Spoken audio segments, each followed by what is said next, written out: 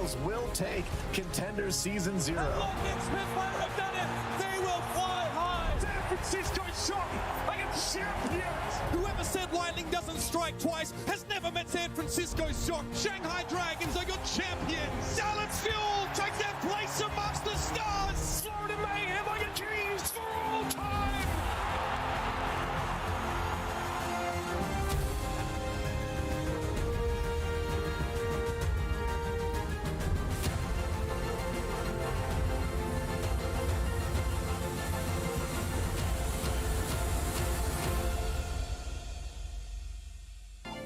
Hello everybody and welcome to the Stage 1 main event. It is day number 3. Danny Lim here, joined by Jake and Johnny. Guys. Hi, Danny. Hi. How are you doing, Johnny? I'm good. How are you? I'm good. Oh, great. Thank you for asking. I'm excited. I'm very excited. Jake, how are you doing I'm today? having a wonderful morning, you guys. God. So happy to be here. Isn't life swell? So much great Overwatch coming our way. So it's a joyful day. We love Overwatch. We love being here. And we also love... Drops? Oh, drops? Drops? Did someone say drops? Yes, guys. Link your accounts so that you guys can get all these goodies. Overwatch spray, icon, Diva winter name card. What does that say, Johnny? On the Diva name card? Hotteok. Yep, Korean dessert. Very good. And Overwatch Kiriko skins as well. Not only that, everybody, please follow OWCS socials as well, because there's a lot of games being played, a lot of important matches coming up. You see all of those. Follow all of them. We're on YouTube, Instagram, Twitch, X, Discord. A lot of good memes being posted. I've been keeping track. Yeah, we're seeing a lot of memes being posted on Twitter. We're seeing some outtakes, some clips. Yesterday, we discussed coffee beans. That clip was on Instagram. Right. I gave it a quick little story at. And by the way, just quickly, I was right about the cat thing. Yeah. It's I one was of the most hoping you wouldn't bring it up, expensive. but you were right. You were right. You have Something an expensive taste. Kopi Luwak or something? I think that was. That sounds right. You have an expensive taste, Danny. But it's not from my cats. It's some. You got a special breed special of cat, cats. right? Like, Yeah. I said my cats. I don't even have a cat. But coffee from your cats? Get a cat. I'm not interested. Get a cat, Danny. I'm not interested. Become a cat person. Then would you take my cat's coffee? No. I don't want I'm that. more of a I don't dog want that. person. You know, I've actually developed a cat allergy. It's very sad. Because I grew up with cats. I love cats, but I have a slight allergy now. That is sad, Jake. Anyway. I'll need to get a dog. Yeah. All right. While we talk about cats and coffees, what's important is the brackets and everything, right? So this whole tournament, what is it about, Jake? Knockouts, baby. We're getting rid of some of these lower level teams. Not getting rid of them, but they're scoring some points, and we're going to see who's on top. We're reaching the final 2 days here of the tournament. We get to see we're now playing for these top 4 slots, where the points, it really adds up, right? Every win is getting you more points, getting you closer to these big majors, and getting you a nice little pretty penny in your pocket, something to take home. It's 75K on the line as well. Not bad, not bad. Yeah, that's good. But you know what, Danny? If you missed out on Stage 1, right? All these circuit points right here, if you missed out on that, they double in Stage 2, Danny. That is right. They double. Yeah. So if you missed out on Stage 1, sign up for Stage 2, right? don't worry. Sign up for Stage 2, and you can get even more points to qualify for DreamHack Dallas or DreamHack Starcom later this year. And Johnny, not only that, if you don't want to compete, you can still be part of this whole event. How? Purchase those tickets. Purchase tickets? Purchase tickets. There To you Dallas? go. Get your DreamHack Dallas tickets now. bit.ly DH Dallas SOW. Danny's going to walk there. He's walking to Dallas. From LA. Yeah. From LA. Yeah. Is it walkable? I think you can. I mean, How long would it That take? would be like a pilgrimage. Walkable. It would be like You'd have to start walking now. maybe you could. Was that like a year? Probably less than a year. No, I don't think it would be a year. I think Walk you to no, Dallas. I'm pretty sure you can walk to New York in a year. That's a No, big you have to walk. like run. That's you have to a like big run. walk. A year. Yeah. A year? 365 days. Okay. Somebody From map LA, it out for us. I bet you could do 30-mile days. Someone Google Maps. Take some training, but you could do 30-mile days. How long is it there?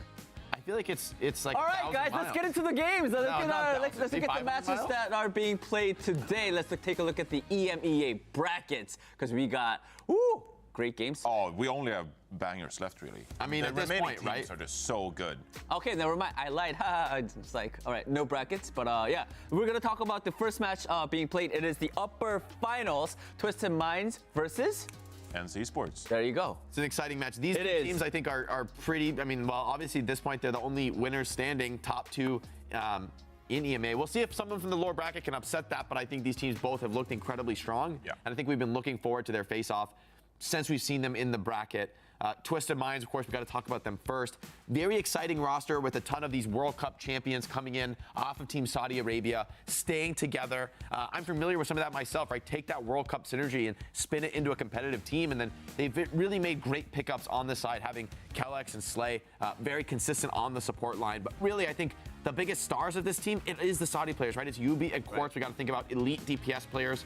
Quartz, one of the best hit scans. A lot of people are putting respect on his name.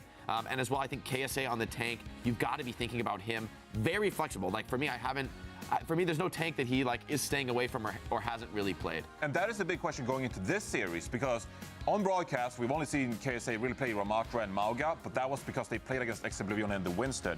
Whereas NC Esports, Vestola played a lot of Orisa so far. We've kind of seen this team settle in to just supporting Kevster on the Echo, the Tracer, the Genji. That's what he does best. Kai has done a phenomenal job on the hit scan so far. And this team has been all about playing to your strengths and setting up your damage players to have enormous amounts of impact. So in this series, is Vestola going to stick to this Orisa? Will we see KSA flex over to the Orisa as well? Will we see a mirror? Or do either of these teams have something cooked up for this very unique, special winner bracket finals match? Yeah, I would say KSA are the team, or rather KSA is the player I would expect to see, more interesting comps from. They were playing a ton of Mauga the last time we saw them on the main broadcast. Whereas in NA, it felt like the meta was trending more and more and more towards the Orisa. Things were really solidifying. The comp looks very flexible, very strong. And Sojourn Tracer Mirror, I mean, really, I think both teams are in their comfort zone, right? I think UB and Quartz, Kai and Kevster, there's Kai and Kevster really well-known, well-established players in the pro scene, with UB and Quartz more on the come-up. This really is kind of the story of the whole event, is these lesser-known players getting a chance on the big stage versus some of the biggest names. I mean, both of the teams, they have great players, and they got their own thing going on. But I mean, looking at the maps, we're going to Lijiang. We've seen a lot of Lijiang, and this one was for today. It was picked by Twisted Minds. What do you think? What are they thinking about? I think Lijiang is pretty default for both these teams, because both teams excel with their traditional off-tank style, playing the Orisas, for example. You don't want to go to Ilios because the tank matchups get pretty weird there. For example, if Esports is relying on Vestola. So I think both teams are pretty comfortable on Lijiang. I think interestingly for us, the second map, Blizzard World, is more interesting in that regard, because I think both teams maybe in that regard would have been comfortable on King's Row, but instead NC Esports picks Blizzard World. I'm curious to see how the comps develop throughout the series as this series goes on. I'm just telling you right now, Danny, I'm expecting a map 5 banger.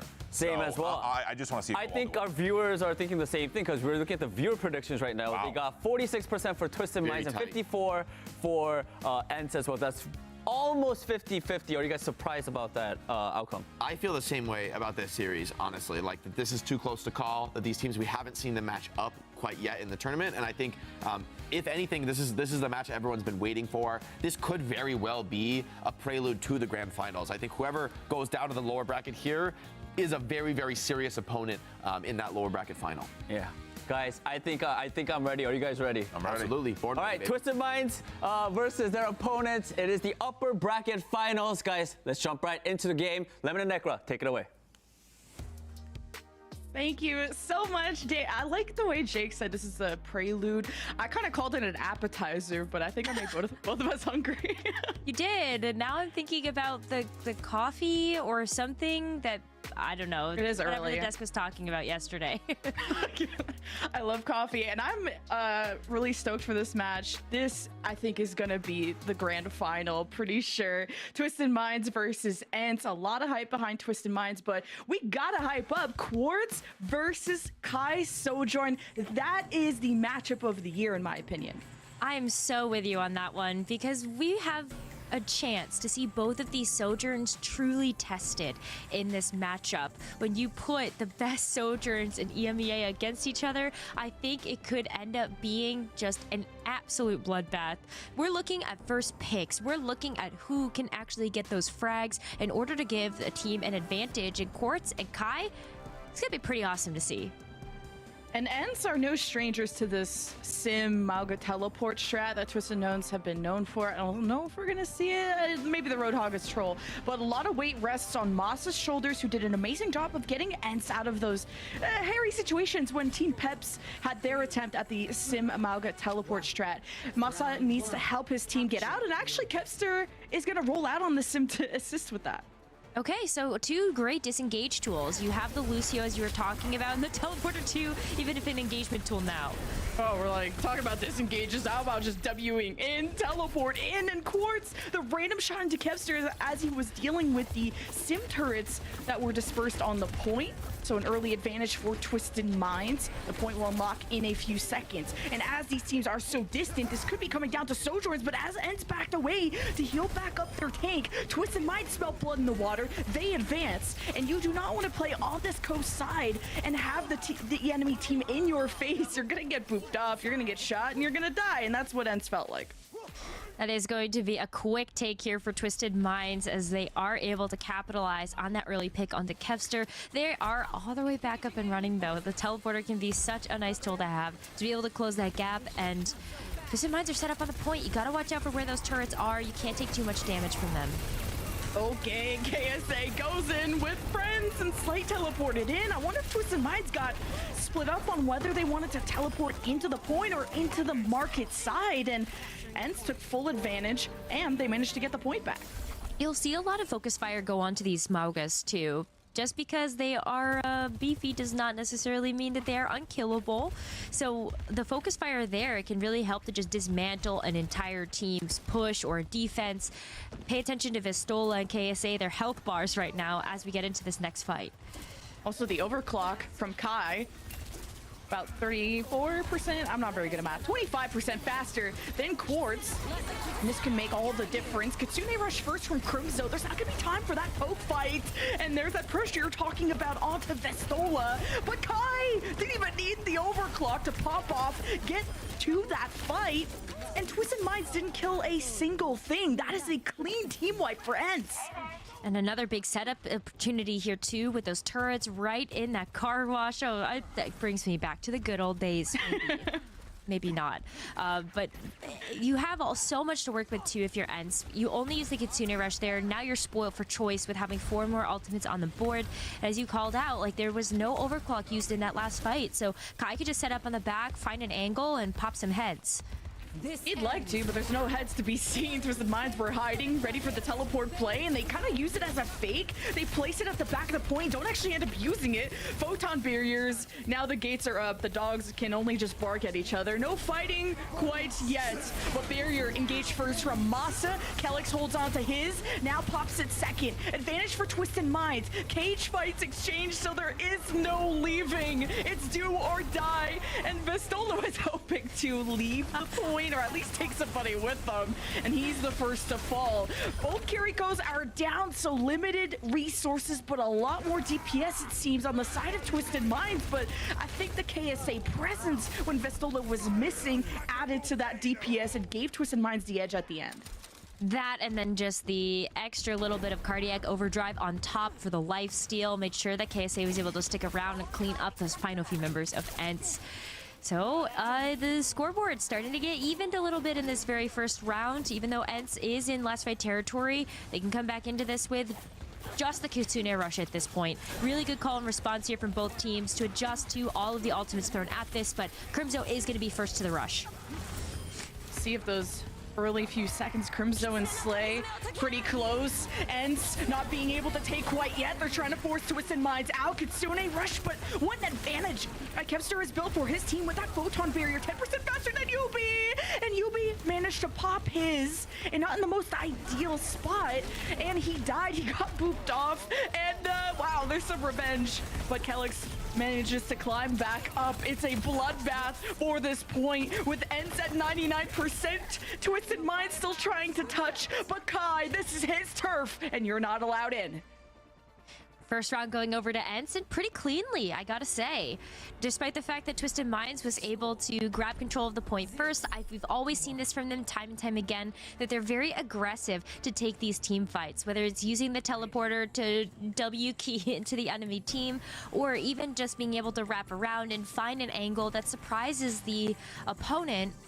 I think that Twisted Minds, you can always depend on them to start to set the pace of all of these fights. And that's where your point comes in from earlier, right, Jen? Ends with the teleporter usage from Kevster, or even just Masa's ability to recognize those spots and get the team of Ents to disengage with those just amp it ups and the speed. It feels really good to see how Ents is adapting to this pressure that Twisted Minds is putting on them. Like they're first to the point too at Twisted Minds. Yeah, and with the quality of players on Ents, it's no surprise that they tried the mirror on the last round and bested Twisted Minds at their own game. But this is a different game, but Kevster landing all those stickies on the Yubi. That is such a squishy character, and that's a first blood for Ents. But that's not all, because the point will unlock in a few seconds. Quartz and friends of Twisted Minds are going to be leaving to not give up any more ult charge to the other team. Yeah, they can't, because what they're looking for too is just some poke. Twisted Minds, they can start to build up ults of their own if they're able to just stay a little bit away from that line of fire. But look at that, they're gonna wrap around. Ooh. Tank. Yeah, UB and friends teleported and surrounded them. Kai had the lineup as soon as Twisted Minds dropped in. He said, "Where are we dropping, boys?" Well, off a cliff, I guess. Vestola with 3, and Ents will keep control for now. The POI is now Dojo, I guess.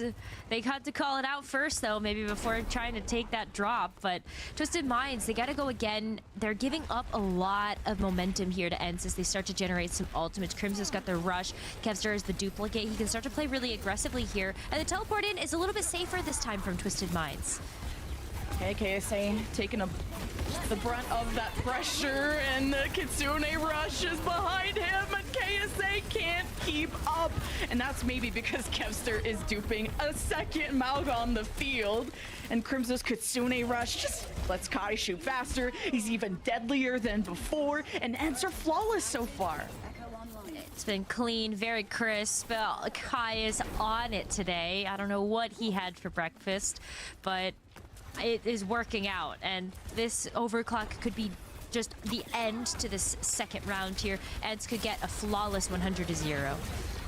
See, Kai not even needing the overclock to hit heads and do damage, but he's gonna pop it anyway. Terra Surge, Vestola's trying to line up the pins, and Kai with 2, make it 3, and he is a menace, and Quartz needs to hang. I hyped up this matchup, do not disappoint me now, but Ents seconds away from having a flawless round 2, and they're going to touch the spawn room doors. That's when you know you're in trouble.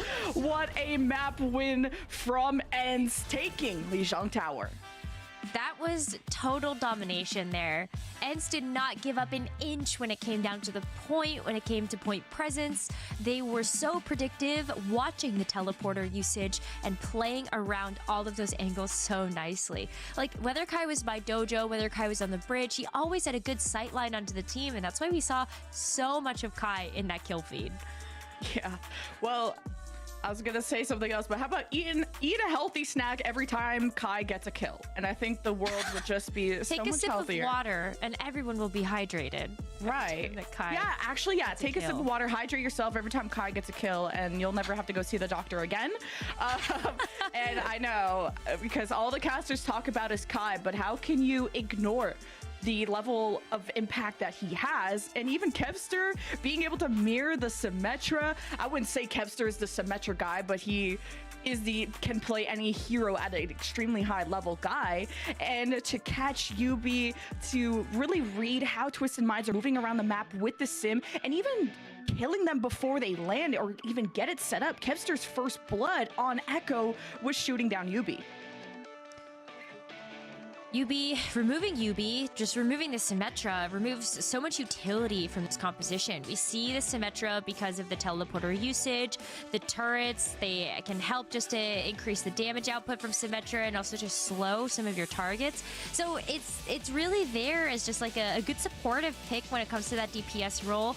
And if you're able to get her charged up, she is going to be dishing out a lot of damage as well. So it makes a lot of sense here that Yubi is going to be a lot of the focus for Ents when it comes to this Symmetra Mauga composition we're seeing out of Twisted Minds, and it's working out. It's cutting off all of their avenues to disengage, and where's the photon barriers as a response mechanism to something like the overclock? and Vestola on the Orisa, like, I think it was able to damage and mitigate quite well. This was a more one-sided second round, to say the least. I think, and that's also ENCE playing on their comfort comp. So they're winning very easily on their comfort comp, and they're winning on someone else's, I wouldn't say someone else, I would say Twisted Minds really innovated in that regard. So ENCE truly are probably the most one of the flexible teams, most flexible teams in OWCS. I totally agree with that. You heard the desk talk about this as well. Kevster just having that flexibility to be able to play so many different DPS, and ENCE were locked in today. They didn't falter. They didn't stutter when it came to the compositions that they picked right out of the gate and whether they were going to be the key to success. We're going to see that a lot today, I think, as ENCE is warmed up and ready and have started to figure out what all of these teams left in EMEA OWCS want to do. And that's kind of what happens when you've got an extra 24 hours to start to figure out the meta. I like the way, like, yeah, that's the key word. Twisted Minds stuttered. Were they silent or were they silenced? And I think ENCE did especially that on round 2. Round 1, I think both teams had a really good understanding of the macro around the Symmetra teleports, and being able to give up space, let the team walk in, and then kind of react afterwards. But ENCE will be ahead in this series. But how will we go after this? We're going to go to a break. When we return, map 2.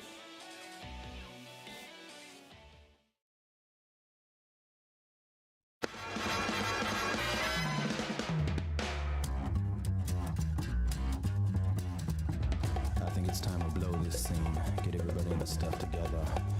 Okay, 3, 2, 1, let's jam.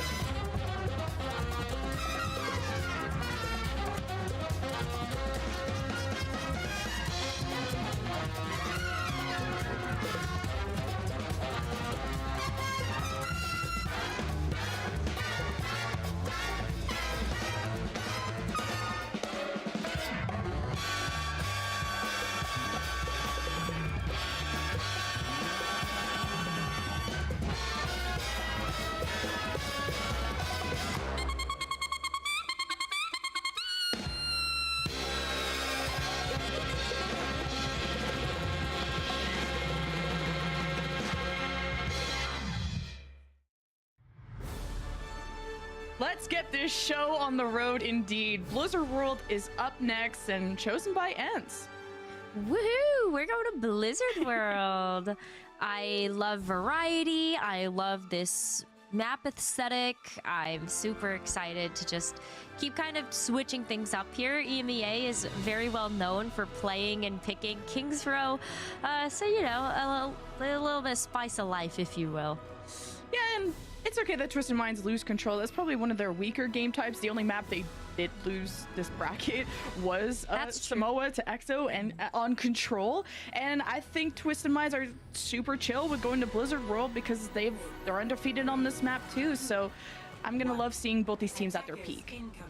It's going to be more of the Malca composition from Twisted Minds. They haven't decided to change anything up yet when it comes to the 5 hero picks that they have on the squad, but it's once again, like, they've got the Orisa, they've got the Echo, and Echo here can be just such a devastating hero to try to take down.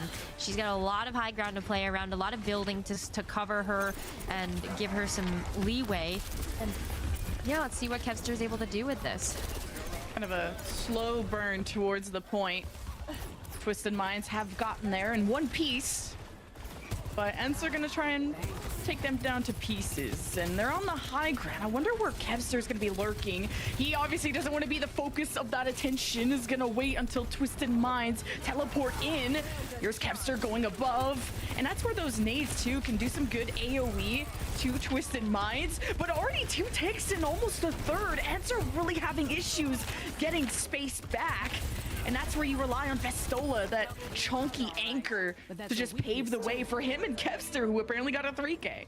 You gotta wait for those cooldowns to come online as well if you're the Orisa. One of the ways she is survivable is when she's able to hit that fortify and those spear spins, right? So if she doesn't have those, it's very difficult for her to get into the action and make sure she's able to take on something like the Malga that can like burn or burst her down and so on and so forth. So you gotta give a little to get a little. It's all about winning the whole war at the end of this, not just this battle. And Kai is off to a great start. Ooh, Vestola was getting focused, a little bit isolated, but I think Orisa can hold her own very well. And look, even spears down Yubi. And that is, again, Yubi needing to be more careful how close he gets, and he's trying to go unnoticed to build up that symmetric charge and build up that DPS. And Twisted Minds all jump off the map too to not give any more ult charge. It's pretty smart. Yeah, but the Symmetra can be a little bit slow sometimes to be able to build up that charge to where she is able to deal that maximum amount of DPS. And if you don't have that survivability or that sustain, then she isn't going to be able to get up to that peak. It doesn't mean that she's not effective, right? But maybe the sound barrier is going to be what they need in order to get in there and just make sure that the Symmetra is alive long enough to be able to get that DPS online. Twisted Minds, sound barrier to sound barrier, and the overclock by Kai, and he deals with KSA, but shifts over to Yubi. He slides past the photon barrier. Giga Chad, Kai is insane, but here is Kai, finally ready to best him. For once this series, it's awesome to see Quartz alive and well with the 3K. That overclock coming on time in the nick of time, and then you also have the photon barrier as this giant shield, so easy for you to stay well and defended. Now Twisted Minds get this payload unlocked, so the work that they were able to do to get those 2/3 of the pie does pay out. But now it's all high ground control here for Ents. And how do Twisted Minds get into this one? They can play around the cart here. They're a little bit vulnerable to the sticky bombs and focus beam from Kevster, but you do have this cage fight. But I don't know if you want to use it anymore. Also, where was it?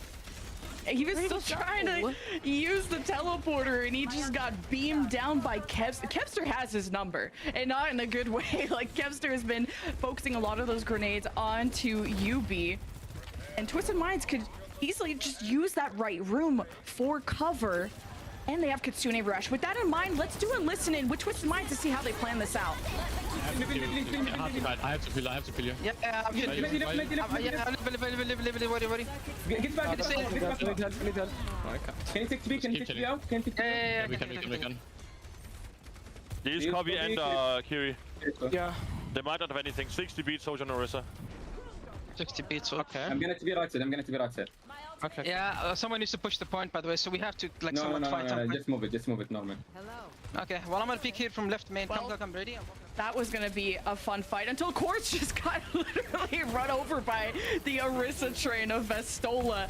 I love how Ents are taking the initiative, though. Twisted Minds, they stay focused, they stay calm. You hear it in the comms that they have.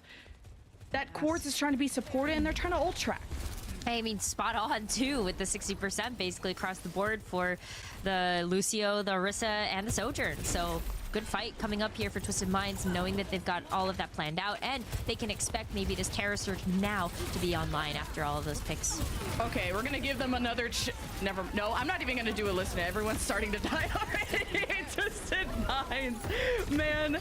At least somebody from the DPS line is always getting rolled for some reason. Yubi or Quartz. Like, Vestola is so aggressive. KSA is missing, and it's almost C9 that you almost had to add to your counter in that moment. Terra Surge forcing out the Suzu. Soundbear from Calyx. This is a hectic fight. Twisted Minds started off losing a few members. It didn't look good when Yubi was missing, but Quartz hits 3 this fight to save the day.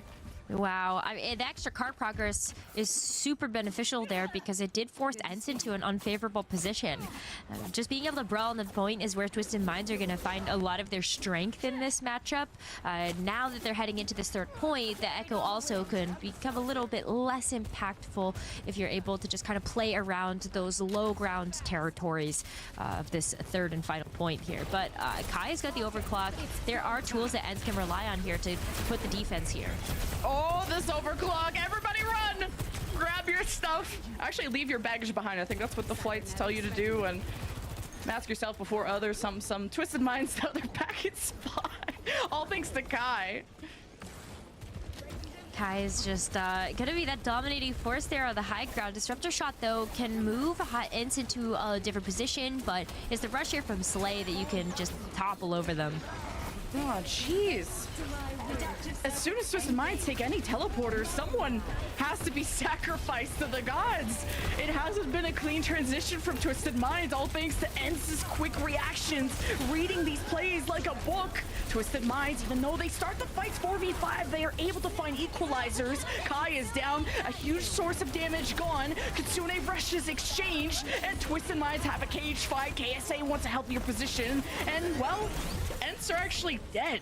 Even with the sound barrier being used, and Kelix being able to conserve that for the next fight is big for the final push. Great Kitsune rush there from Slay. It was good placement in order to find some value there for Twisted Minds for every member. And now that we're on this final point, you've got that cage fight you can just lay down here. Well, let's hear the final moments of Twisted Minds as they look to cap. Fight. Use your trolling. Nice team. Nice, let's go. Soldier. Guys, I swear, I don't know what's wrong with us. We're not talking. Like, it's like we fucking gave up. No one knows what to do. Hard focus. I can't play the game. Okay, not so composed, but maybe winning will help alleviate some of those feelings. It is important to keep communicating, and Twisted Minds, 27 seconds on the time fake is pretty solid.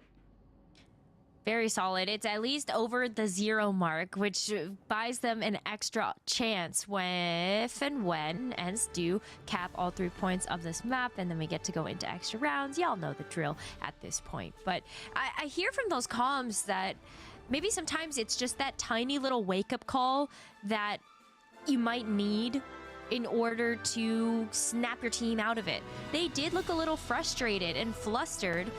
Every single first pick that came through onto a DPS meant that they were lacking so much in that damage department that it would be very difficult to outfrag any of these fights.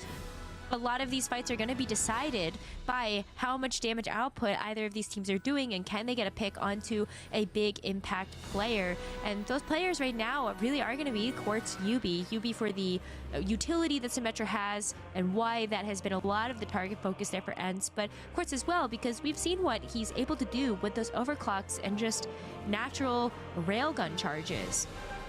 And I hear about this discourse online, not only in this game and others, of just this competitive nature brings out so much passion, frustration. But what I note from those comms is that there's someone trying to bring everyone's head back in the game. And that tells me that Twisted Minds really want to win, and they do not want to beat themselves up. ENCE is going to be the ultimate challenge, and they are heading towards the point. ENCE on the left side. Kevster already has 30% charge. His grenades have been marking Yubi. He has to watch his back, and I think that's why Yubi is surrounding himself with his team, so he's a harder target to hit, and ENCE can play this dance all night long. But Twisted Minds are the ones that have to watch their back, because you never know who's going to be at an off angle or up and above. Kevster always finds his moment to shine, and ENCE will be able to get the first and second take. I'm not sure if there's a recontest possible. I don't think so. Not when KSA is going to go down that late in that fight, because even if you do have the teleporter back, you're not getting there in time if you're that Mauga. So there we go. Point unlocked here for ENCE. Payload gets a chance to start moving, and Twisted Minds, they kind of continue this pattern of those picks. Just Kevster getting free reign and real estate in the back line, and that real estate's ain't cheap, you know? Yeah, I see Kai looking a lot towards KSA, ENCE fighting for the high ground using the dupe of Kevster, and he flies back to safety. Kevster always measures his aggression well. He doesn't go in without his team at least taking the attention at a different side. Twisted Minds teleport right to the cart and use the Kitsune rush. Beautiful speed out of Masa. That is their only option of disengage, and we have talked about his role on this team, and to get out scot-free from that. Yeah, it's like they could see that the Kitsune rush was coming, so may as well just disengage from that and now go in with your own. That is going to force Twisted Minds back so much. Look at the space now that ENCE gets a chance to take. And Yubi teleported them out, so he gets a golden shiny sticker too, the same one Masa got. This is quite literally a chess match of how you move these pods, and the teleport placed by Yubi to get them out of the Vestola Terra Surge, and he committed to that, and Masa committed the barrier to save Vestola in that moment, and it didn't work out for ENCE in that moment. Twisted Minds now halfway to B. Yeah, Sound Barrier was just a little too late there to save Vestola's life, but it, you know, sometimes you get booped away or something, and it does prolong how much airtime you get before you land back down with the beat. Twisted Minds are gonna go touch the spawn doors, so new achievement unlocked for them. But they are playing way better together as a team. And with this close hold that they have, it is going to be difficult for ENCE to assail that position. They have to go in with some big ultimates here. Kevster with a duplicate is a good way to unlock that checkpoint for them, as you look at something like duplicating the Malga once again, which has been a lot of DPS. And KSA went to touch the spawn room doors to get that last 10% for his cage fight, and Twisted Minds were hoping to teleport onto ENCE and force that cage fight, using the Photon Barrier to protect their backline. And Twisted Minds have already gotten that first pick onto Vestola, who's getting so much of that Quartz attention, all of the DPS attention. So Twisted Minds have stabilized. Well, you see how where Twisted Minds took that fight too? Kai was struggling to find any sort of meaningful damage when Twisted Minds were playing underneath the pylon. So it is a good awareness of where Kai might want to take those angles and not leaving yourself vulnerable to that type of damage. There's also way more focus fire being put onto Vestola right now, and once your main tank is down, what kind of push do you have? Twisted Minds just want to play faster than ENCE. This is going to be a big fight. This time, let's go and listen in to the ENCE comms on how they're going to plan this out. Final point. Has real. Make them drop. So you know E, so you know E. Might drop on me. They're gonna drop on me. I can get top, man. DP behind. Fuck me. 3, 2, 1. Fuck me. Don't trade.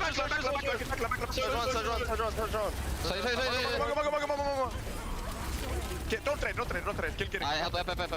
So team. Oh my god, turret. Oh my god. 3 on. Yeah.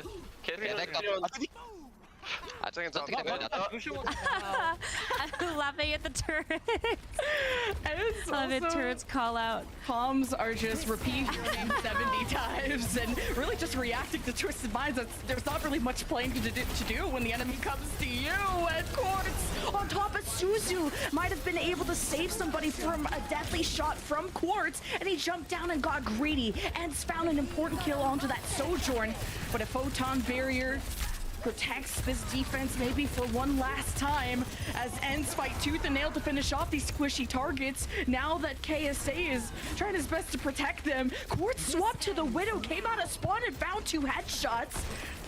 And now he doesn't have to build up that Sojourn charge. He wanted to get kills as fast as possible. God, Quartz got 3 this fight, I think. No and way. We're so close to capping, and it came down to just one Lucio and ENCE clutch up at the end. Wow, that is absolutely insane.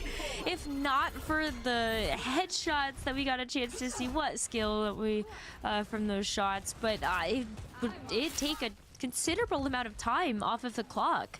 You're now evening the score a little bit when it comes to those time banks. Well, Twisted Minds are already losing 1, trying to go for a spawn camp, kind of the same way they did it towards the initial point to get a kill onto Vestola and surprise them, but Twisted Minds then didn't disengage, decided, well, let's all die on the point, and you take off a good 5 seconds in exchange of probably a lot of volt charge for ENCE, because they built up 3 from that. That's a lot to work around. I think the Terror Surge as well, when you're starting to round this final corner, hold on to that ultimate. What can Twisted Minds do except to plant themselves on that point and potentially have to play into the Terror Surge itself? And Kelix doesn't have the sound barrier yet. Kitsune rush available. Kevster. Oh, force out the cage fight of KSA. No one from ENCE got trapped in that. Now just trying to break it down. Kevster out of his form, and KSA was low, and the focusing beam from Kevster came out at the perfect time. Jake talked about the importance of Akko and her strength against Mauga teams, and Kevster is on full display, a masterclass of how that's done. Yeah, did you see how quickly the Mauga got deleted with the focusing beam? Holy moly, melted. Now, there's where the Terror Surge can really start to come in as we see Vestola walk into the back line. KSA got one last touch, but Vestola's in spawn got a full ripped Terror Surge on UB. And Twisted Minds won't have that photon barrier for a few more seconds, and it's just clean kills out of ENCE to not let reinforcements stall this out any longer. And only a 7-second difference separates these two teams. That speaks volumes to the defense that Twisted Minds had on that second point. I was almost a little worried that ENCE wasn't going to be able to make it past that second checkpoint and get themselves to this third. But evening up the time banks like this means that both teams are on a fairly even playing field when it comes to who is going to generate ultimates, who might get an advantage in that regard. One thing that we know though for sure is that ENCE had a fast take of that very first point, and Twisted Minds struggled a little bit to get out the gates. I still think that this was just as close as Lijiang Tower, and ENCE don't even have to go for the mirror. They're going for counters instead, and that's Kevster's whole motto of he can literally play anything. He can play the counter and beat you. He can play the mirror and beat you. Now, I wouldn't say that they're winning decisively on the ENCE side, as you said. The point B was a struggle of a time, but you love to see the aggression out of ENCE, especially Vestola, because yes, Javelin Spin, eat damage, go burr, but also the Javelin Spin gives you an increase of move speed, and he's using that to close the gap between him and Quartz. And Quartz is calling for help, and you kind of sense the frustration in his voice, and maybe from the whole team in the comms we heard earlier. And whether it's Quartz or even Slay in those final moments, you shut off such a big source of healing from your team when you're able to lock them closer to the spawn. They can't get out and actually make sure that that defense can hold strong. So here is Twisted Minds on the attack. They've really got one shot at this to see if they can make it work. You're right. One chance, one opportunity. And the teleport is kind of a fake to the high ground. So ENCE descend down the stairs. Twisted Minds were good at getting 2 takes pretty much for free. It's the ENCE retake you gotta worry about, and KSA extended around the corner and got bursted, probably from this echo. And wow, Kevster brought down to 30, and Yubi goes for a risky teleport play to the flank to finish off Kevster. Twisted Minds need to take risks like that because ENCE are so good in their macro. Twisted Minds with that 1 minute will at the very least get the point cap. That was awesome though too, because look how much damage that UP was putting onto the back line of ENCE. Full beam charges, just absolutely mowing down the supports, the damage lineup. Kevster didn't stand a chance in those moments, especially if you are looking for that cooldown going offline of just him being able to fly up into the sky. So really good recognition there by Twisted Minds. A big fake from the teleporter too, but now it's time to get as much distance as possible, and it's overtime now. They can't get off the cart. Ooh, 4v4, Kitsune rush advantage. Crypto is 10% behind, and ENCE can maybe just save this for the next fight. It's really too little too late. ENCE are playing from behind, and Kaya charged up rail, focusing on just getting KSA low. ENCE are going to return to the high ground. Twisted Mind's going to stack 3 on to maximize their distance. This is overtime, and barrier from Kelix will be exchanged with Crimzo very soon, and ENCE will have to jump on them once respawns come back.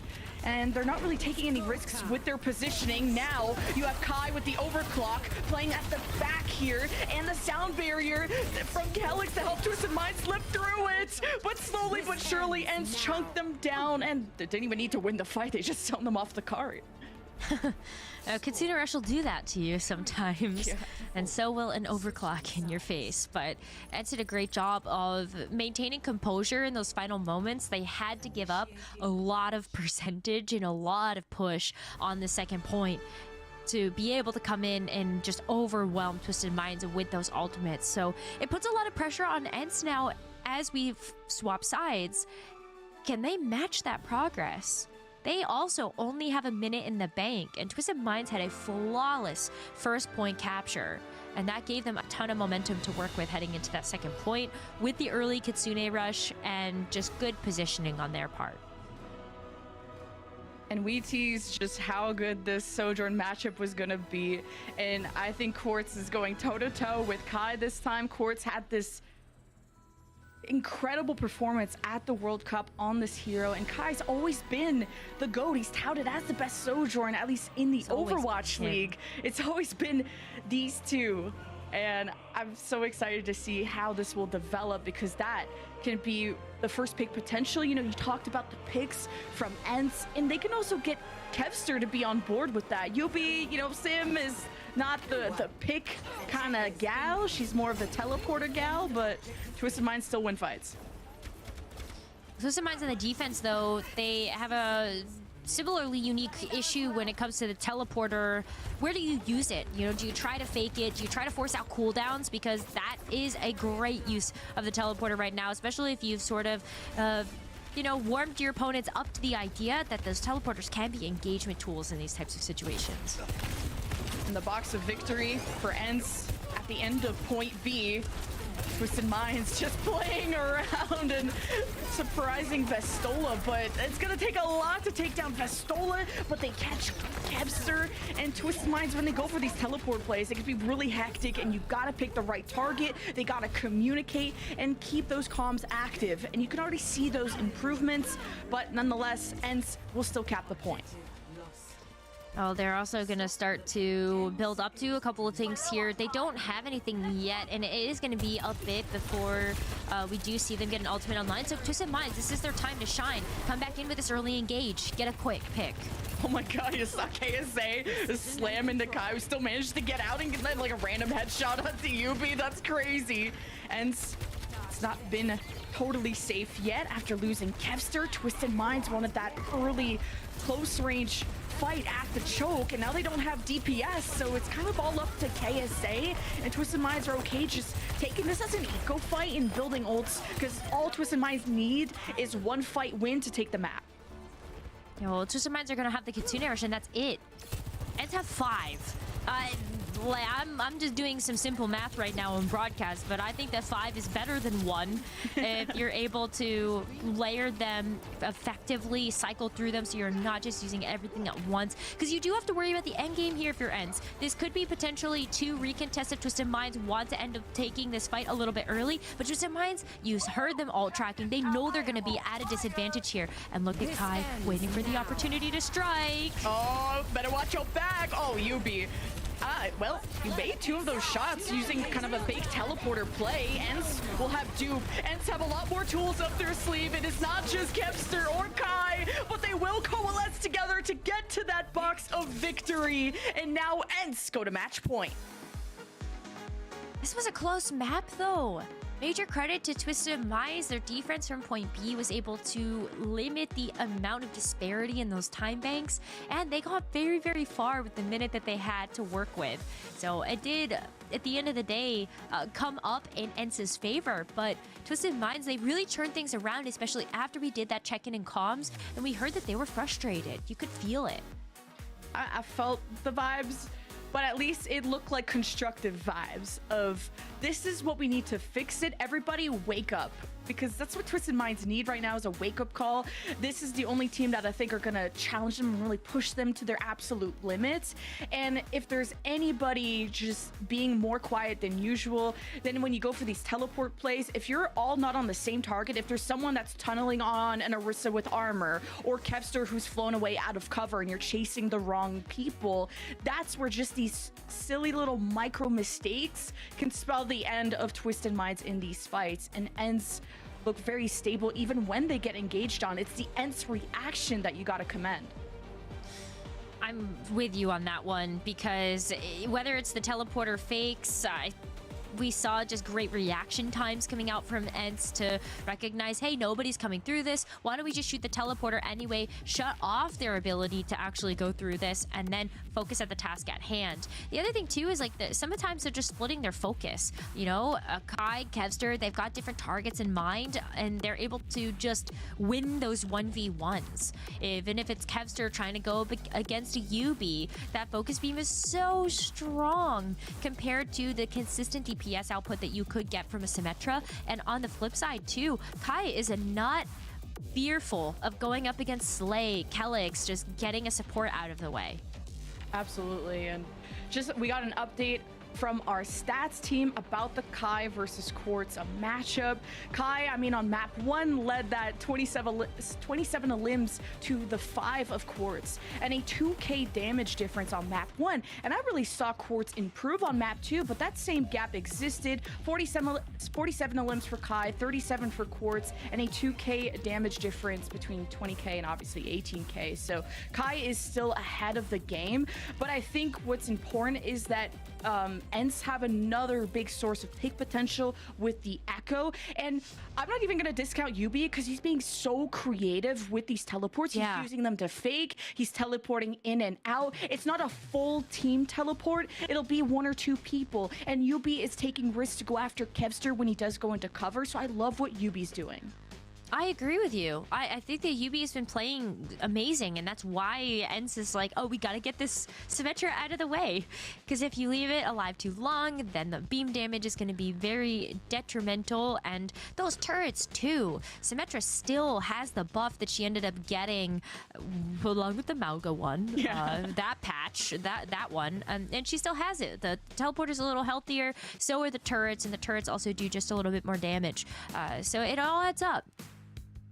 And when the fight just moves all around, it's hard to get the turrets always in the right place at the right time, but maybe this is the right place that Twisted Minds can go to. Colosseo is their choice for push, and this could be their final shot to really shake up ENCE. One more chance. Colosseo, I see this being kind of another chapter in the same book of the Mauga versus the Orisa, and the Orisa is just getting the better of the Mauga. So many different counters to the Mauga in the front line, whether it's Kevster's focusing beam, the sticky bombs as well, to just make sure that a target is a little bit easier for Kai to pick off. Clinical play coming out from ENCE. They've really worked out this matchup, and they've prepped for this. And both these teams are undefeated on push. I mean, obviously, when such a small sample size and these teams just barely have a scratch in their armor, but I think this is still a pretty close match. I mean, the round 1 of Lijiang Tower went 99-99, and then even this push on Blizzard World was a 7-second difference between the two teams. But that 7-second difference also dictates who is attacking first and where that box of victory is going to be. And ENCE just only getting to point B, I thought was still very commendable and still pretty far with only 1 minute that they had and then the overtime that happened. But ENCE just were able to beat them out in the end. ENCE really had their number.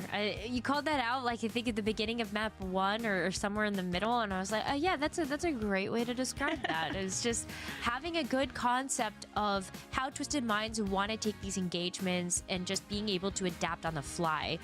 I think that, like, the way that Twisted Minds has played, they've always played very aggressive.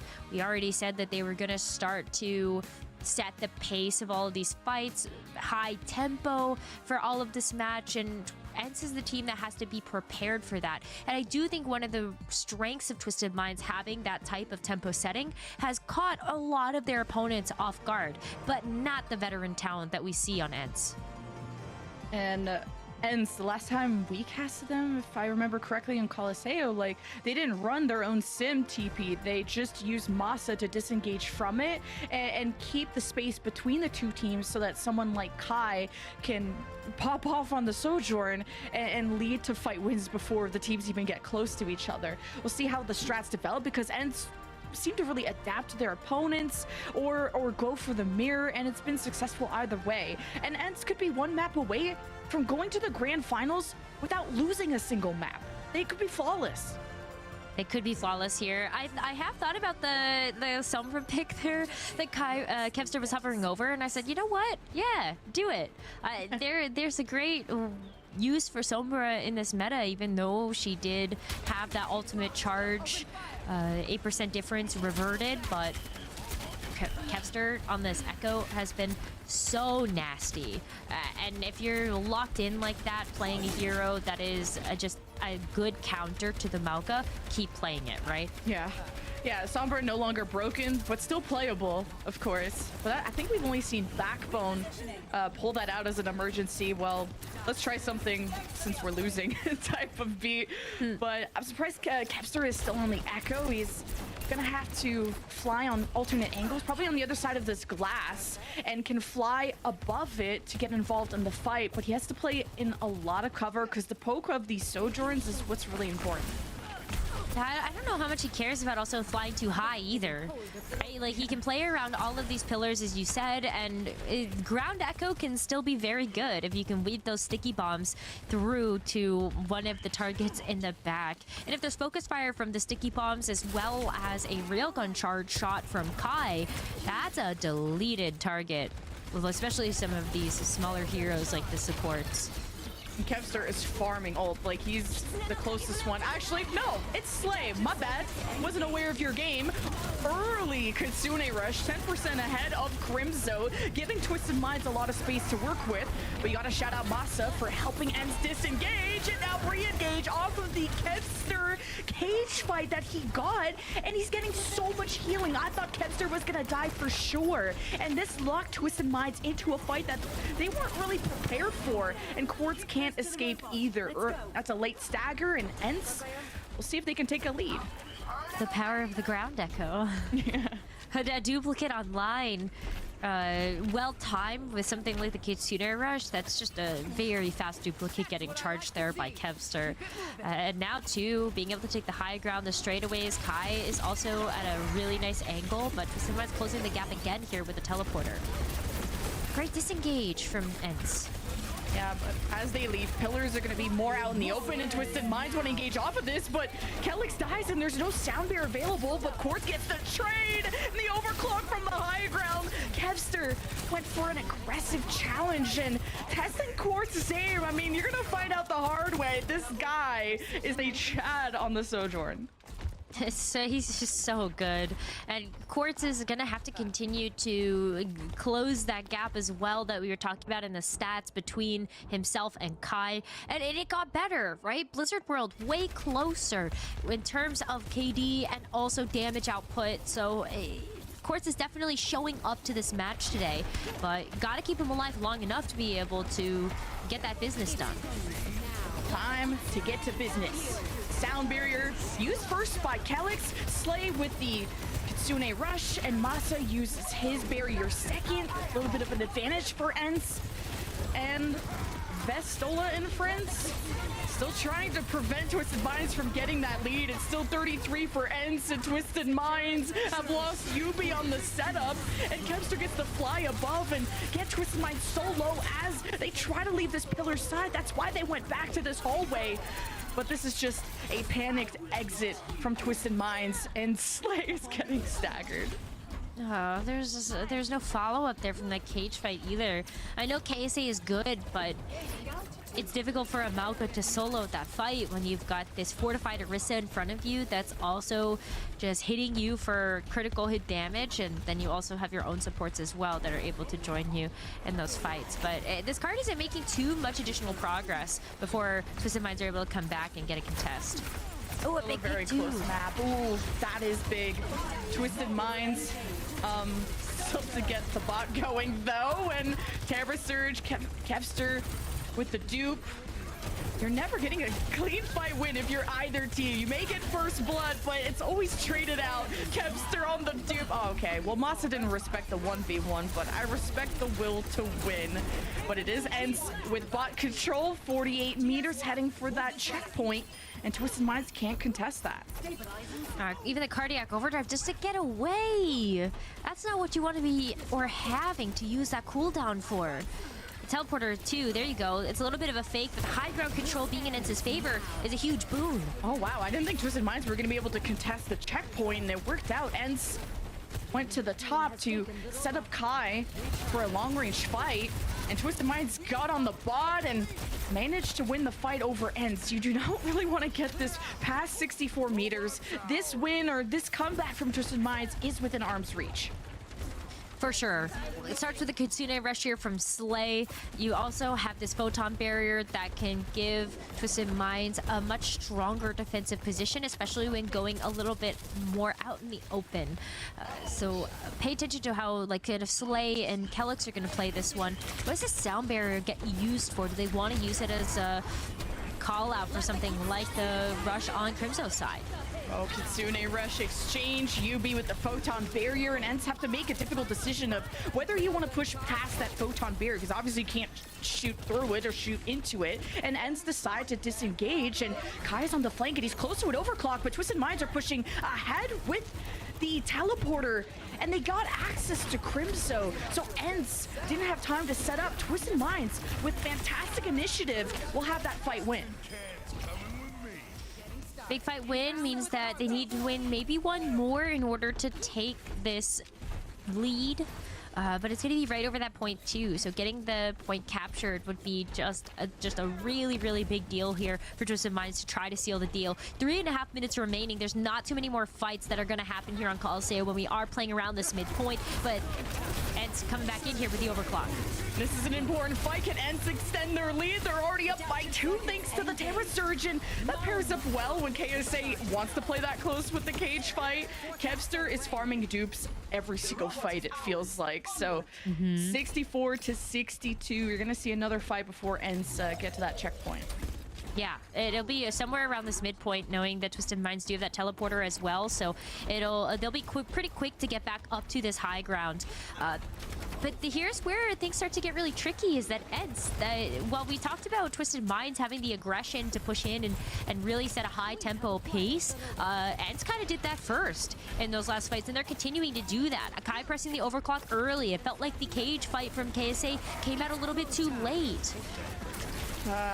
Gotta pop your ults when you can in these crazy fights. Sound Barrier from Masa versus Kelix using his second. Quartz with the overclock has too much health to chunk through.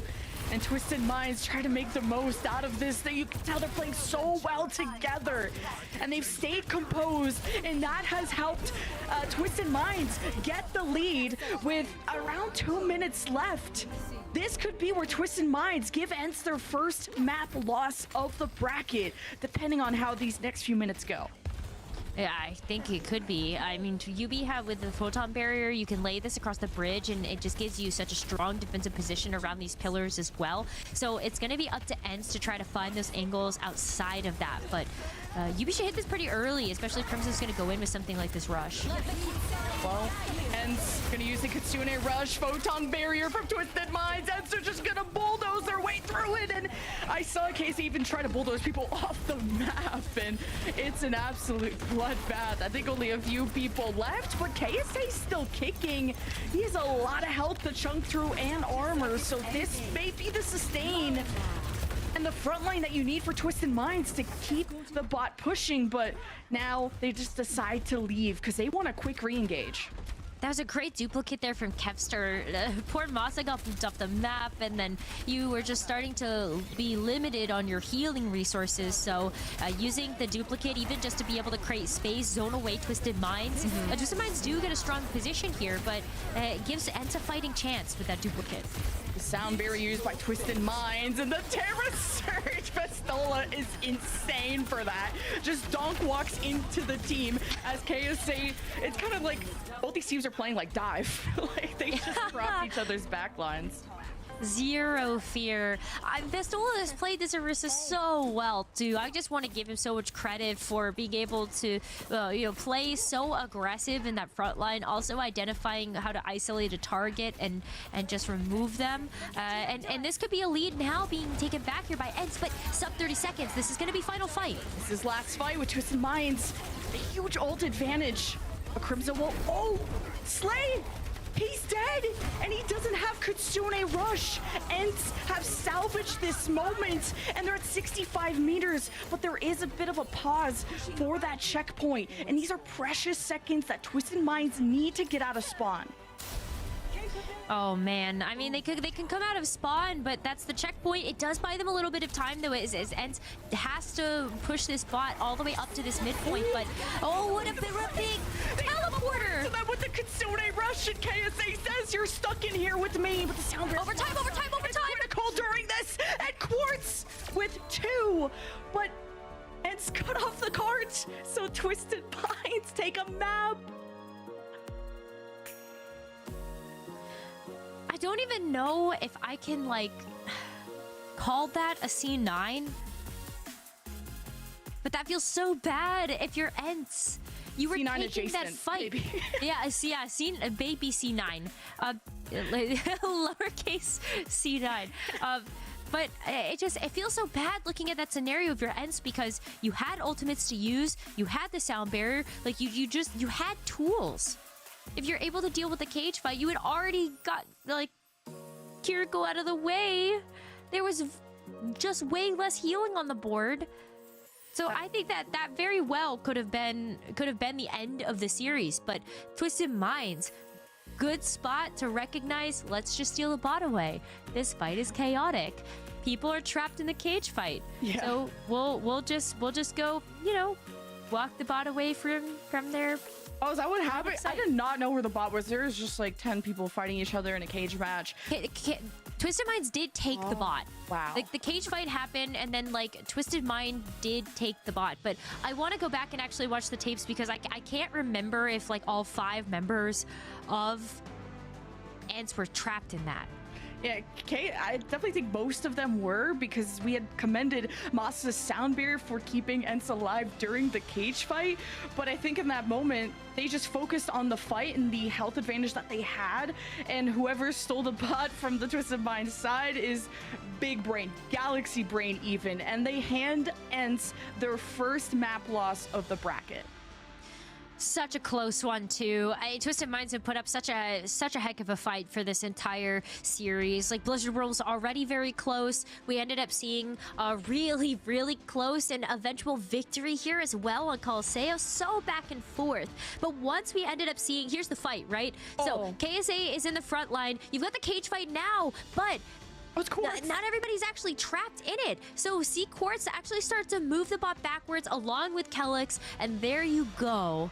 That I don't know. I gotta give it to Ents fumbled that one.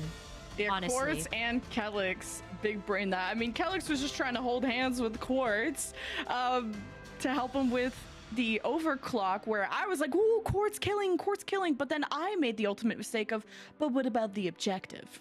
And that's where you had the eyes to notice the bot actually left, and that's why I didn't even notice it. Wow. I was like, that's why I was like, overtime. I'm scarred, Jen. It's every time. Yeah, every time. My jaw was on the floor because I didn't know if that was a C9, but Twisted Minds are happy about that. They will not be swept. And this was Twisted Minds' this was their map choice. And Twisted Minds had to make like, what, a 20 meters something comeback, which isn't insurmountable, but man, Twisted Minds really clutched up. It really can be tough though when it's Colosseo and you're doing so much in the mid game, but and just around that neutral. But I hear we've got a telestrator from Johnny to break down that final fight just a little bit more, because it was so chaotic. We really got to see step by step. Yeah, that was really chaotic, Nekra. Thank you for throwing it over to me. So, yeah, coming down to the last fight here in overtime. And this is actually a really winnable fight on the side of Ents. You know, you got the sound barrier, you got the Kitsune rush, you're about to trade with Slay here. So you're trying to keep this sight angle onto the bridge so you can see the defender spawn here. But as we go ahead and play this out, you'll see that Kevster and Crimso, they're obviously pushing the bot here in overtime. You got to stay next to the bot. But KSA is going to come in here, drop the cage fight thanks to Yubi's teleporter. And even though you get the ultimates, you're alive, all and well, you see the bot being stolen right here. It's being stolen by Kelix and Quartz from this off angle. And because of the cage fight, they're just not able to touch the point. I mean, I'm calling that a C9. I think that's one of the sickest kinds of C9 we've ever seen. So I'm just saying it right now. If you had any doubts, next round 11, it's a C9. That's what it was. Well, I was worried about calling it because, you know, there's always people in chat that are like, that's not a C9. But no, that was like, so thank you, Johnny, for confirming that. Yeah, that's what we really needed, Johnny, to confirm the C9. Now you guys can't argue against someone who's like 6'9", okay? So, I would never want to argue with somebody that tall. Dude, we're both like 5 foot. We could actually get kicked. So, Surabasa is next. That's Ence's choice. And I wonder if they're going to be able to close out the series. It is just so close between these two teams. It really is. I think the Mauga plays a little bit nicer on Surabasa too. Sadly, if you're Ents, you kind of have to pick your poison of Flashpoint map, and neither one feels great to have to face against a Mauga. But here you go. And so close to call. And this next point for Flashpoint is all about mobility. You're just running around like a crazy person. And that's where Twisted Minds, their understanding of macro around the sim and the Lucio can really help them take different spots around a point and ideally try to catch Ents off guard. That too, but you look at the flip side with Masa, that has also been really great at recognizing when to disengage and when to use those amp it ups to also re-engage.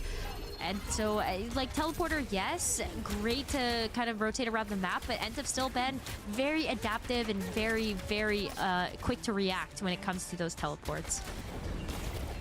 Like that Vestola is sticking to the Orisa. That's been Ence's style. And he can use the Javelin Spin to close the gap. And, well, Kai creates a gap in UB's forehead. And he just... I would love to see the stats between Kai first... final blows and then versus UB. That guy must be so pissed trying to set up a teleporter play. And it's just not possible, it feels like. Well... not a whole lot that you can do if you get hit by a sticky bomb and then just like hit in the head, right? It's a little tough to have to contend with, but Twisted Minds, the teleporter now comes in very handy to try to wrap around the team and just make things a little bit more chaotic. Vestola's isolated too.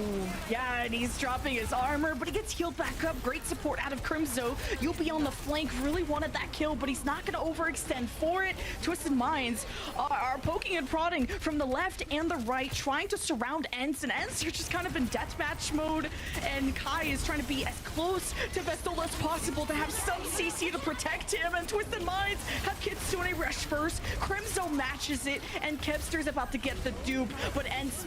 Ooh, maybe actually won't be needing it because Kevster is dead, but this is back and forth. Only one tank remaining though on the field, and it's Vestola. He's gonna focus on just winning the point because they don't have to worry about Twisted Minds because they don't have a tank, but the Soundware re-engage from Calyx is big. Masa uses his second, and the Terror Surge from Vestola forces Twisted Minds out of the points. But an overclock from Kai. Quartz gets shut down before he could use his, and this is feeling like an Ents point cap. Ents point capture, so many ultimates out of Twisted Mind's pocket as well. That Soundbeer being the most critical. Ents had to use a lot though in order to keep control of that point. So Twisted Minds coming into this next flashpoint does have that ultimate economy, but this one's so tiny. We're going to tiny flashpoint. The smallest one on this map with ruins. This is where the Mauga can really shine, as well as this photon barrier, overclock combo, put the shield up, keep Quartz very safe. Ideally, Twisted Minds would like to cap this in the next 3 seconds before Ents really force them out, and sometimes it's bait to play on the point. Ents' comp is all about poking and prodding around them than playing necessarily up close and personal, and Ents wanted to prevent the cap and expose themselves to close range damage, and Kai and Kevster dying there gives Twisted Minds access to them and also access to the point. Maybe a little bit of a bait to lull Ents into a false sense of security so that Quartz could find an off angle and just delete those DPS. No ultimates used there either from Twisted Minds, so with a clean team fight win, they get to keep that ult advantage. Big into this next fight. Twisted Minds have a lot of ults. They're usually good at taking the initiative, but they're relying on Quartz to just take the time to get picks. As Kevster wants to be elusive, they're going to take a different angle. Ents having Vestola lead the charge, who isolates himself but gets back to the team before he drops. Ents are so low. Crypto needs to take the time to heal them, but Quartz won't let them stand much longer, kneecapping 3 in that fight. There's so many great angles that Sojourn can take from that defensive position. Like this point, while it's really small, it has a lot of windows. So where is Quartz actually going to pop his head out from? You could never really be too sure. So Twisted Minds, flawless second flashpoint now to tie up the score on Suravasa. And we're going to head over to Palace for this next one. Crimso ready with the Kitsune Rush. Slay has one as well to respond, but now the ult advantage is to Ents. So can they end up actually capturing this flashpoint first? They are willing to give up some percentage of flashpoints if it means that they know they can win the victory in the end, the long battle. So let's see what they got. Teleporter play from UB available to try and contest that high ground, because that high ground is a power position because of how much shelter it has for vulnerable people like Kai. But he always is never playing by himself. He's playing with a team, but Twisted Minds actually teleport onto the point and are using this, well, very sturdy fountain as protection. And it's gonna drop down to contest the capture. And this is gonna come down to a war to see who will cap this first. Every ultimate debate coming out, but Ents get thrown out using that sound barrier, and Kitsune Rush didn't even have time to really benefit from it. No, I mean, the photon barrier makes it so difficult because you have to walk forward or disengage, and it didn't look like Ents were quite on the same page of how to do that in order to back away from that damage or even try to actually use that Kitsune Rush. So photon barrier is now out. They do have a sound barrier for Twisted Minds. Will be good to be able to get some extra sustainability, but Kai first here with the overclock. The teleporter right in his face. Kai just got run over by the whole squad. Oh my god. Crimso's dead too. This fight is toast for Ents. Twisted Minds getting to 70% plus. Masa, you're a demon. Could mean that Twisted Minds could go to map point. Ents are around the corner for the re-engage, but no ultimates. Twisted Minds deciding to let Ents maybe retake this for free. No, a recontest comes in right before the cap, and Ents maybe just depending on Kevster to get the dupe, and Twisted Minds plan a re-engage. Twisted Minds have already bought themselves a lot to work with. Like 99%, they just have to win one more fight. Kai's gonna shut down this re-engage just like that.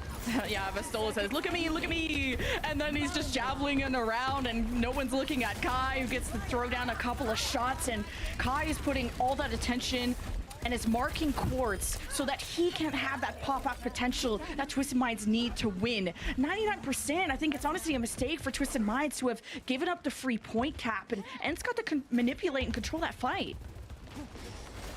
It's tough too because like the re-engage tools here for Twisted Minds are a little bit limited outside of that teleporter, and it is going to be Kitsune Rush too that forced them to back away, rotate. And teleporting out, Twisted Minds dodged a Kitsune Rush, the sound barrier from Masa. Kelix is still pretty far away from his, but Twisted Minds may not even need it. They just danced around the photon barrier and used that as an advantage. And Kai is not being able to have as much space as he has before. Twisted Minds will take that point and go to map point here on Suravasa. All right, where are we heading next? There's only 2 more locations left. It does look like we are heading towards Gardens as this next one. And Twisted Minds, they've been able to make some strong plays on this flashpoint in particular with the Symmetra. Look at the teleporter placements that you get a chance to have. It makes it so difficult for Ents to try to get the engage here because you're already taking damage as soon as you move in. Disruptor shot as well, already needing to force out some of that major sources of healing from the team. And they do know, though, Vestola has spotted those turrets. Kai with the overclock, the sound barrier from Kelix may have just saved the day, and Quartz shuts down the Kai overclock. Twisted Minds are 1 point away from sending us to game 5, and one step closer to a reverse sweep. Quartz is feeling it. Well, if there was any team that I think could reverse sweep ENCE, it's Twisted Minds. They are the type of team that is so resilient. They're not going to be giving up here, and they have maintained ultimate advantage for most of this map. ENCE have not had a chance to actually find any value out of their ultimates because Twisted Minds has had the perfect answer for every single one.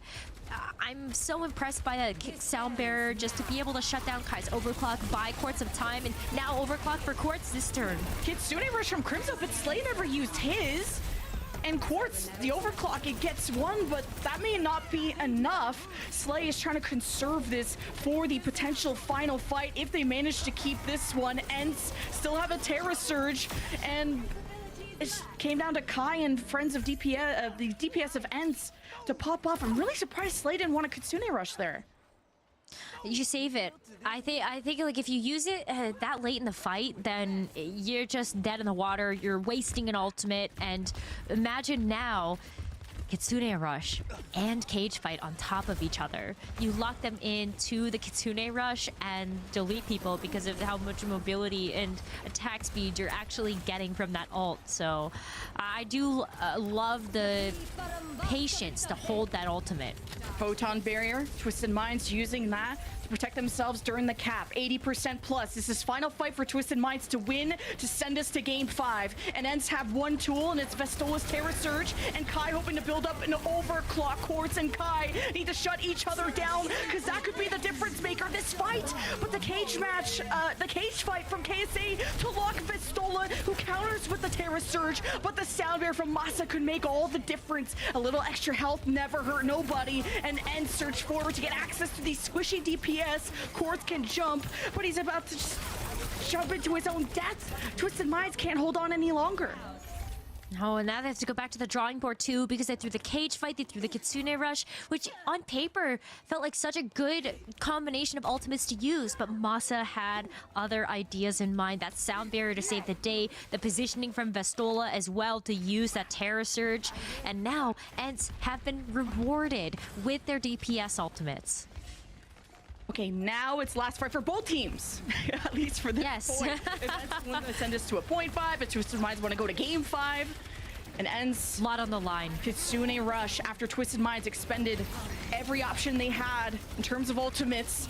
ENCE managed to get the point. Vestola at the front is going to try and prevent Twisted Minds from touching. Sound barrier re-engaged from Kelix. UB is getting into the line of fire, and that sound barrier is gone. That advantage is gone for Twisted Minds, and KSA needs to make space, but he's taking so much damage, and Twisted Minds could not get the trades. ENCE will send us to a deciding point on Suravasa, the end-all be-all. ENCE, wow, what a comeback. That point was looking doomed after Twisted Minds were able to get that point capture first, but it all comes down to this one. We're gonna be heading over to Temple to finish everything off, and oh my goodness.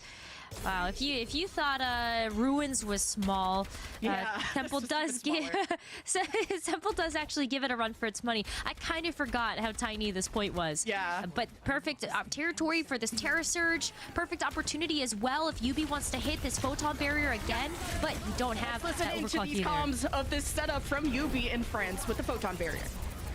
Oh, there's one, there's one. What is it? Should I go resist? They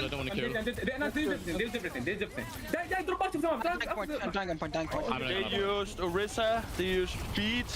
Yeah, they have nothing. Close could be maybe. So let's support Kiriko. Sounds good. Well, they sometimes you don't even have time to plan, but they focus on the next fight. They don't complain, and it looks like they're a lot more calm than before. They are calm, they're collected, and so that's a very good thing. I want to know what they're going to be doing in this next fight, though, because at least they have the rush this time. All right, Kitsune Rush from Slay, Twisted Minds.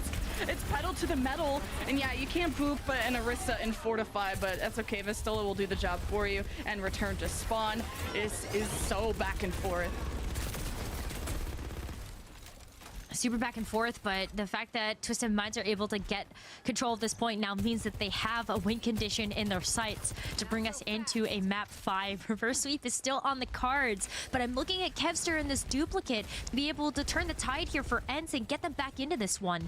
You also have a couple of other ultimates here for ENCE, so it's the onus is on Twisted Minds here to figure out how they're going to deal with this Mauga dupe.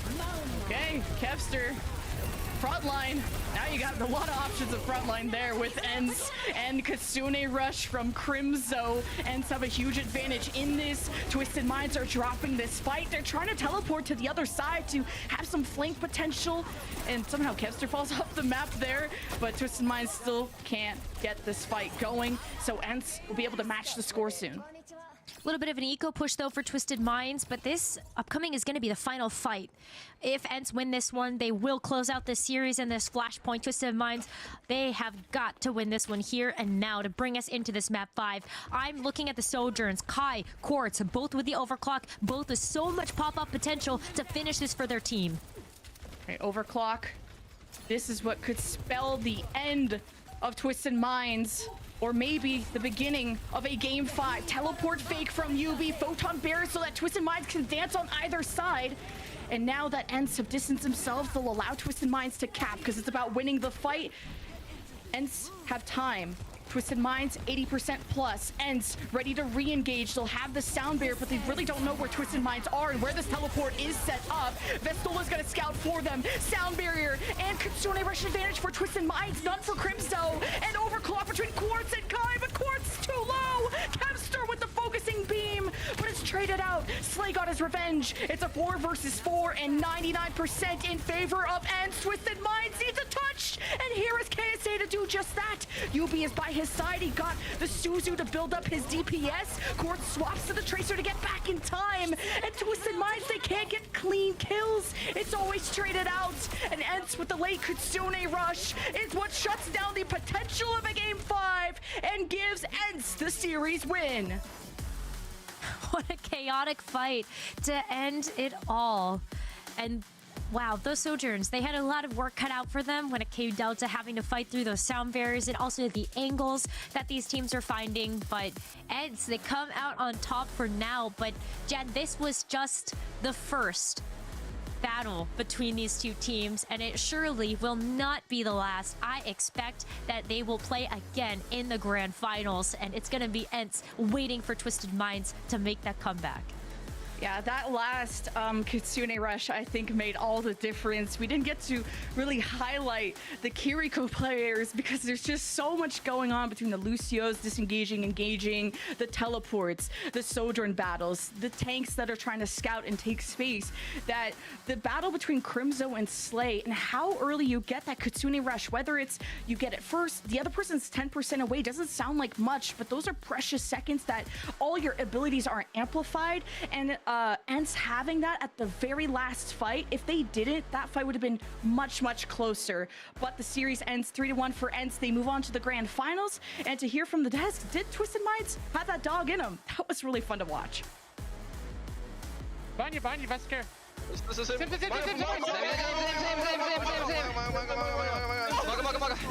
Same.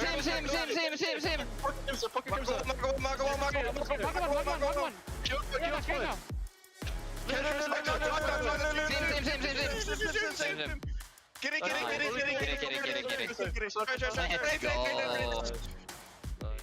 There you have it, guys. ENCE beating Twisted Minds and goes up to the grand finals for tomorrow. I gotta say, I don't know what you guys think, but that was some crazy good Overwatch. It was a banger. It's one of the closest series I think we've had in EU so far. And honestly, I wouldn't have thought so. The first two maps, I just felt, okay, maybe ENCE, they've got this figured out. The Echo is too explosive. The Sim, it's just too hard to make it work with the Mauga. But Twisted Minds, they made me a believer by the end. I thought we would go to a map 5. Incredible team fight execution from both teams. Right. Gotta highlight that. As much as we're hyping up, you know, Kai and Quartz, I really feel like UB, it's a rough role playing Sim into that. So many uncontested heroes fighting against you, but you need the Sim, you need the teleporter, you need the Sim wall. You're kind of a utility hero, but honestly, props to them making it work, putting all their practice into this. Me too. Like every time I see the Twisted Mind using the sim teleporter, I was just so surprised how fast they were moving. I was like, they're in there already. It was like a jump scare. Yeah, it was you like, saw the teleporter come down, and then there's just 4 or 5 people in front of you. Yeah, it was definitely a jump scare. I mean, it was impressive to see Kevster come out on the Echo. It's something we've seen before. You know, that's how they beat Space Station Gaming when they played the Mauga composition. So no surprises when it came to the compositions. But really, it was dominant. Kai here on the Sojourn did phenomenal work, especially early on. Found so many picks with the railgun and the overclock. So it felt like a bit of a comp differential. But as we got towards like Colosseo, we got to Flashpoint, like Cervasa, those maps, it really did feel like the Mauga and the Sim Teleporter, it just gave Twisted Minds a chance. And really, we were just a couple of team fights away from a potential map 5, Jake. Yeah, it's shades of London Spitfire of the past, right? Playing a comp that no one else really still believes in. They feel like they're forcing it, and yet still making it look very threatening. I feel like it's easy to think watching this, like, wow, this Sim Mauga is so strong, but I think the execution difficulty is so high on this comp. There is zero room for error. One player booped off the TP. Your fight can just be done in that moment, right? We saw when Kai was finding some of those opening picks, the comp looks toothless. But when it is executing perfectly, right, when the TP bombs are hitting, man, that Mauga comes out running, and it is just terrifying. We've seen from Kai's POV that one fight on Suravasa, it looked absurd, right? He just gets instantly popped off the TP. So well played by Twisted Minds. It is Ensto going on to the grand final. Huge for this squad. We heard from the interview before that, like, you know, they weren't sure how they do against Twisted Minds. They had some mental block against this team, but, well, surely that's cleared now. And makes me wonder, like, will Twisted Minds, you know, the way the series went, it's like I could totally understand them committing on this comp, still believing that they can execute better and make it work. But also, could that be a bait, right? Like, could they be they could end up being the only team playing the Mauga and the Sim? Is it really the best comp when you're going up against players like Kevster on the Echo? It's scary to not have a true hero to match Kevster. Yeah.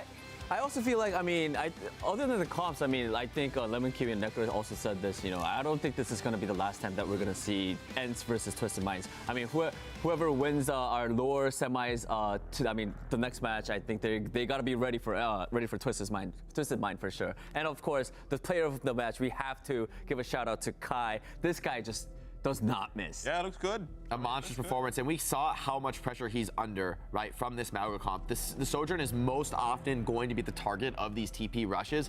She's really the most vulnerable hero in the comp, right? Like Lucio and Kiriko, so slippery. Echo's constantly flying. And so as Sojourn, you have to make these instant snap decisions. Where do I go when that TP bomb comes in? And time again, Kai was slipping away. You know, not every time. I mean, no one can do that every time, right? When the 5-man rush comes your way. But Kai's consistency, how calm he is in the clutch, it really is an asset in this type of a match. Yeah, I do want to say that as well. That I do think that, you know, Kai is a veteran of the sport. You know, I believe this is like his 5th, maybe 6th season now where he's played at like a top level. And I really do think that he's playing some of the best Overwatch he's played in a really long time, because his time on the Gladiators, you know, met with disappointment. The LA Gladiators in the Overwatch League last year didn't qualify for the playoffs. It felt like Kai struggled a little bit. He wasn't as reliable as Jake said you need to be. If you're a main hitscan player and you just play hitscan, you need to be super reliable, consistently just racking up all these kills. Kai is doing that. Like, Kai is a presence in the server at all times. So I think Kai is playing some of the best Overwatch he's played in a long time. Also, I feel like Vestola was playing some great Overwatch. Are you just saying that because... No, I believe... He's watching you. He's watching you. No, because I'm a tank player as well. I think tank players are the most important. I just said it. Very biased. Vestola is on the line with us for a post-match interview. Vestola, big congratulations on getting the win. How are you feeling right now? Oh, thank you. I feel very, very good. This is the match I really wanted to win, and 3-1 is not too bad. Yeah, I mean, of course, because this is the upper bracket finals, I'm pretty sure that is why you wanted to win. Was there another reason why you wanted to beat Twisted Minds? Yeah, I've had like a rivalry with him for like the last 1.5 years. I've just keep losing with the same players, Quartz, KSA, UB. I don't think I beat him. I haven't beat him in so long, and I lose to them in Contenders, World Cup, even Saudi League, and now I get the win. It feels really good, and I hope we can keep winning. Yeah. I want to ask you about your personal journey, Vestola. You know, we've seen you in and out from the Overwatch League, and then you stick with it, you keep competing, and then in the World Cup last year, with Team Finland, all the success Team Finland had. Like, a lot of people were surprised, just like, wow, that was so impressive. You came out and played really, really good Overwatch, and now you're here with NC Esports, and now you're qualified for the finals tomorrow. What has this journey been like from you? You know, grinding in the Overwatch League, trying to find some success in the Overwatch League, sticking with it, Team Finland. These past 6 months must have just been so good for you personally as a player. Yeah, my season with Paris in 2022, it kind of like it made me sad, even though I felt like I was still like a good player, but I just couldn't adapt enough and we did bad. And then I was already ready to quit like after World Cup, but I did so well that I decided to keep playing, and I'm glad people see that I'm like a good player now, and I hope I can keep proving how good I actually am. Yeah, man, that's awesome. You know, you're finally rewarded for all the hard work and commitment you put in. So it's been awesome to see you succeed, Vistola. It really has. Okay. Yeah, Vistola, I've been excited to see you play as well. I think this is a meta where I feel like these tank players who are so dynamic and so high individually skilled, we're really seeing like the dividends paid from that, especially with like the Orisa coming out, so many of these opening plays, you know, breaking apart the fight. Really, I'm seeing coming out from you. So I'm wondering, how does it feel, you know, to be in this meta where I feel like your mechanics are really highlighted, your individual grind is paying off maybe more than it might in some of these like more like deathmatchy or more brawly metas, right, where an individual doesn't shine so much. Yeah, it means a lot, especially because the meta like changed so many times last few days, and we decided to like play the Orisa comp like 2 days ago or something, and it's really like helps a lot that I'm able to adapt fast. I'm already good at these heroes. It doesn't take me too long to learn, because most teams, I don't think they can do that on the same level, and that's why they're stuck playing the Mauga comp still. Yeah, I think that skill has proven more and more valuable as time goes on in Overwatch 2, where we're seeing so many different heroes play. Like we saw, I mean, someone with the Florida Mayhem, right, playing 10 different heroes in the grand finals, right? That skill is so much more meaningful than it's been in the past. So it's been super fun to watch tank players as flexible as you, Vistola, like bringing the heat, bringing these individual playmaking in these games. Something that keeps me really excited about. I think this is a very fun meta to watch, at least personally from the mechanical execution perspective. All right, Vistola, that is it for the interview. Thank you so much for your time, and get some rest. We will see you for the grand finals tomorrow. Yeah, see you tomorrow. All right. Thank you, Vistola. Thank you, Vistola. Yeah. Yeah, so happy for that guy. I mean, there's been so many like European players as well who's been grinding for so long, and now finally, you know, seeing some success. Yeah. Also, like, I think one of the answers that really hit me was like he said that, you know, he was sort of thinking about giving up, like moving on after the World Cup, because that sort of worked out for him. You know, if that didn't work out, Vistola wouldn't be here, and you know, he wouldn't be competing in the OWCS. He wouldn't be in front of all of you guys, all the fans as well. So I think it's just like it worked out, right? And also, I think not only as we do also have to give credit to Twisted Mind for giving us a great game. And Jake, I heard that there was this like specific fight that you wanted to highlight. Yeah, so I wanted to do a illustration to talk about a certain moment in this game, especially on Flashpoint, the deciding map in the series. For me, this was really the high-level Overwatch that I'm always really excited for. And here, of course, in the upper bracket finals, both teams are incredibly good, right? You're not going to see sloppy plays really from anybody. And so when you win, it means something pretty impressive. It's not usually coming from individuals, it's coming from the group. So here we're in a spot where Twisted Minds, right, up 2 points on Flashpoint, 3 crucial team fighting ultimates, very, very hard to control the space against these, and they're at 80%. I mean, this can very well be the end of the map, sending us to map 5. I thought that's where this would go.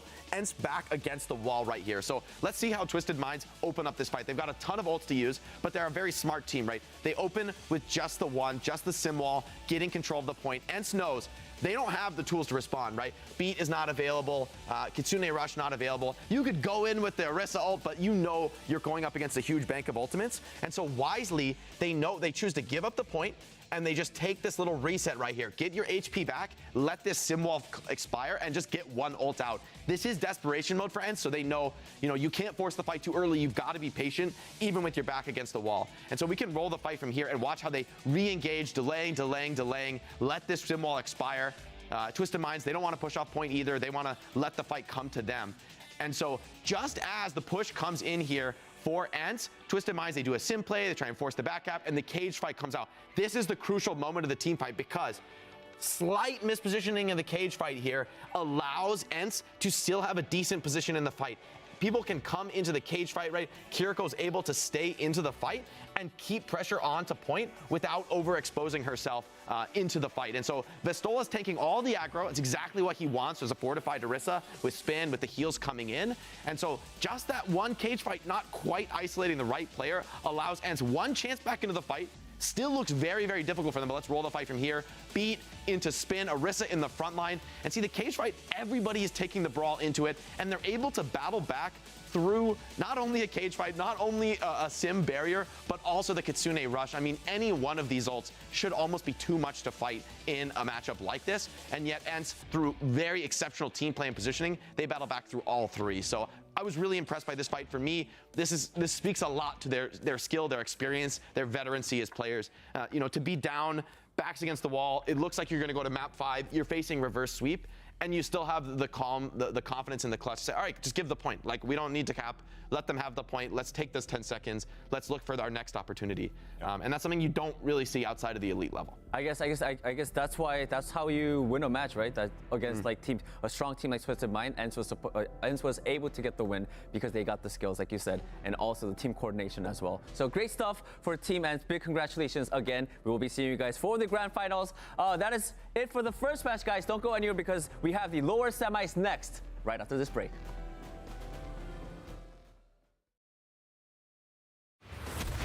Enemy in sight.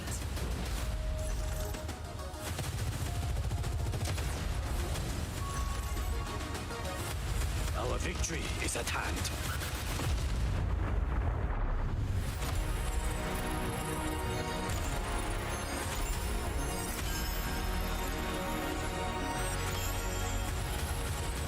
Ashes to ashes. Die, die, die.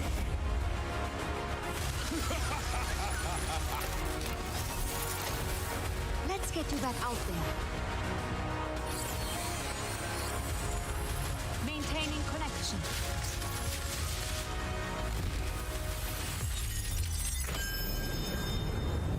I'm getting readings of a cosmic disturbance in these ruins.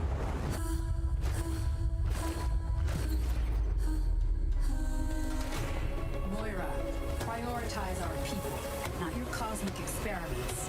That's an order. Accept my gifts, and all will be yours. Your ally has descended into darkness.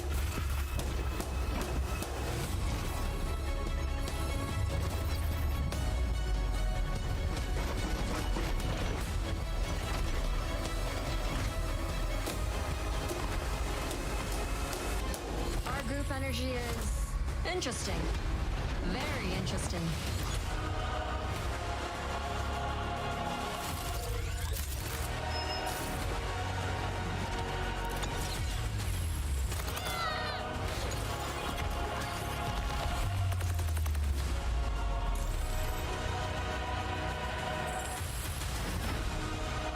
Check this out.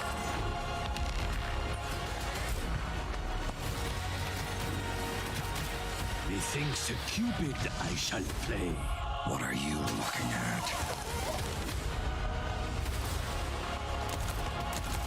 Keep moving forward. Best of luck to you all.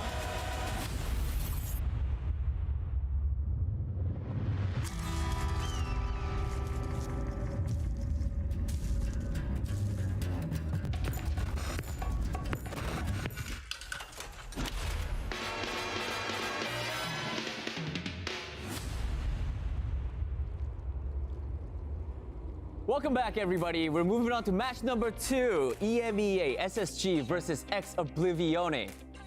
I feel like this is also going to be a close one as well. Yeah, I mean, I think we're going to get map I think 5 there's a bangers more all clear day underdog long, to me. but, For me, SSG is the more clear favorite than we had in the last match. Okay. I just feel like, you know, there's so much veterancy and name value on this team. even though Twisted Minds, a lot of those players haven't played in the Overwatch League, they do have veteran like Kelix. You know, they've got players coming off a World Cup championship. Whereas these guys, all vets, you know, like a lot of the London roster from last year, adding in Psycho for flexibility, Funny Astro, one of the best Lucios in the world, if not the best. And so this team looks like tooled up, very, very ready to go. They did take a beating from ENCE, but no one else has really done that to them. And, you know, ENCE is potentially in a category of their own. Yeah, so favorite right now after beating Twisted Minds, right? So yeah. So for EXO, I mean, they've got their work cut out for them. There is going to be some very aggressive plays, and I think ENCE, they've had, SSG, they've had a second to think. They've had a day to kind of update their strategies, and we'll see what they end up going with here. We've seen a ton of Winston from them, but I sort of wonder if that's going to last against these top-tier teams. I think even EXO also played Winston. I mean, who knows? We could get a monkey mirror here. Anything's possible. We could. Nice. Because that is what Ex Oblivione has kind of delivered to us so far. And we saw when Ex Oblivione, when they played the Twisted Minds, Chase, their young tank player, he was sitting on Winston a lot, trying to play Winston into these Maga compositions, trying to find picks around. And that can sometimes work when you have really good Sojourn players. You can find these wide angles. But for the most part, it just hasn't been a great tank matchup. Now, going up against Peps here, playing Orisa against Winston, that's my favorite, like, you know, pleasure after the broadcast. I just go home and play Orisa into Winston. That's great fun. But it is going to be an interesting tank matchup, I feel like, here, because as you say, Jake, while Space Station Gaming, you'd think, okay, Space Station Gaming, Brawl, Hadi on Mauga, which we have seen a little bit. They have flexed a lot over to the Winston, subbing in Psycho to play the Echo instead of Backbone sitting on that Symmetra instead. We are going to see Lijiang for our first map, and we did see Backbone in the starting lineup. So I think we'll see some Mauga compositions come out here. Seeing Backbone on the Symmetra, he's one of the best Mei and Symmetra players in the world, right? But it's more about Ex Oblivione. Are we going to see the Orisa? Are we going to see Winston composition? I don't think they're going to match the Mauga, and so it's going to be an uphill battle in my mind. Yeah, Lijiang, such a good map for Mauga. I can't help but feel that this is going to be kind of a comfort spot for SSG. It's no surprise they start the series off here on Lijiang Tower. All right, it is definitely going to be an exciting match. I think the match is ready to start. Let's jump right in. Casters, take it away. Thank you so much, Danny and the desk. Yeah, that was an exciting match, but this next one has a bit more on the line because this is the lower bracket semifinal between EXO and Space Station, and loser is out. Loser is out. They have sadly got to wait until stage 2 of the OWCS to try to make a comeback. But, you know, they're not going home without some money and also some circuit points as well. So there's a little bit there, but you don't want just the consolation prize. You want the victory.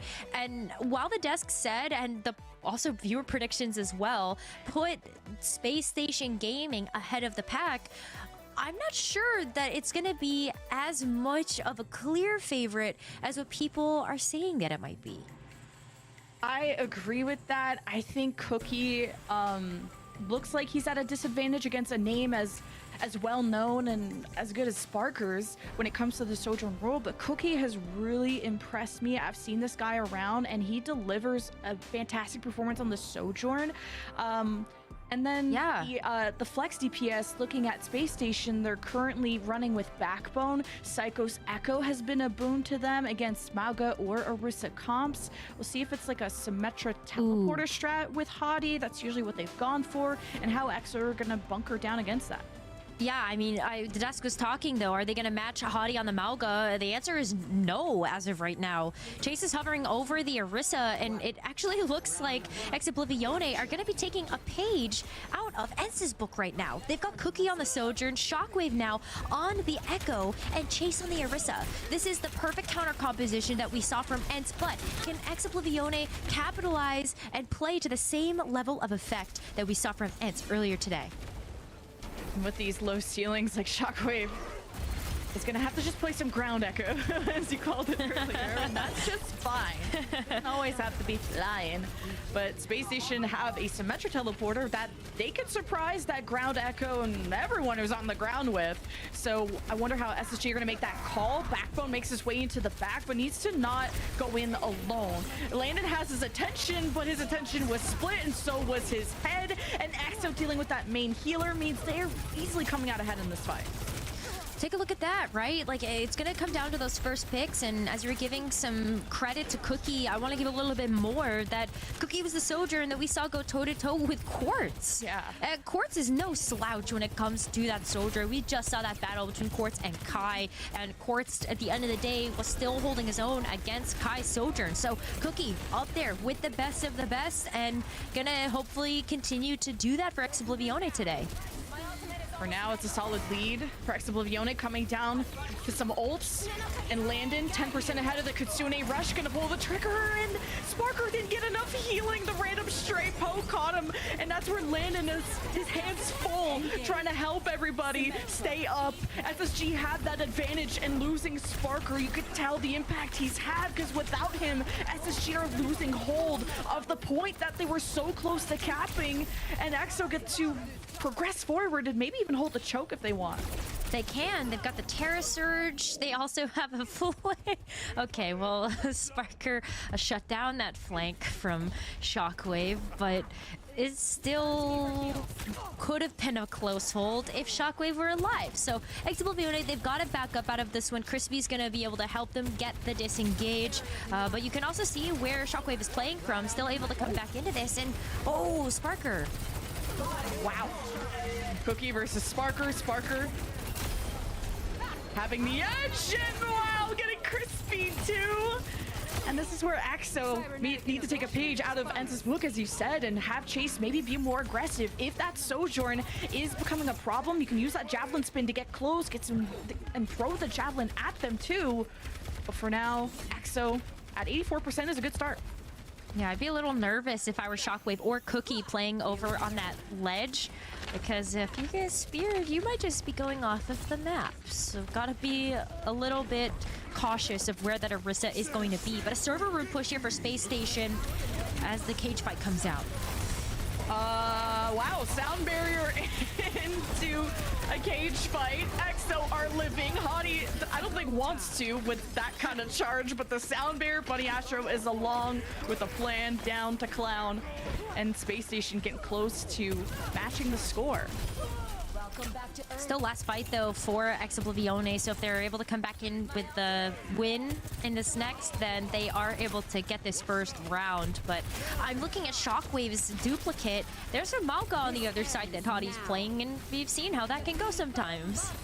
Oh, Exo still trying to protect, still trying to retake the point. They were close to with that Photon Bear from Backbone. Exo smart to disengage. As Jake explained on the desk, you need the right tools to fight through a Photon Barrier fight, and Exo go forward with the Kitsune Rush as soon as that expires.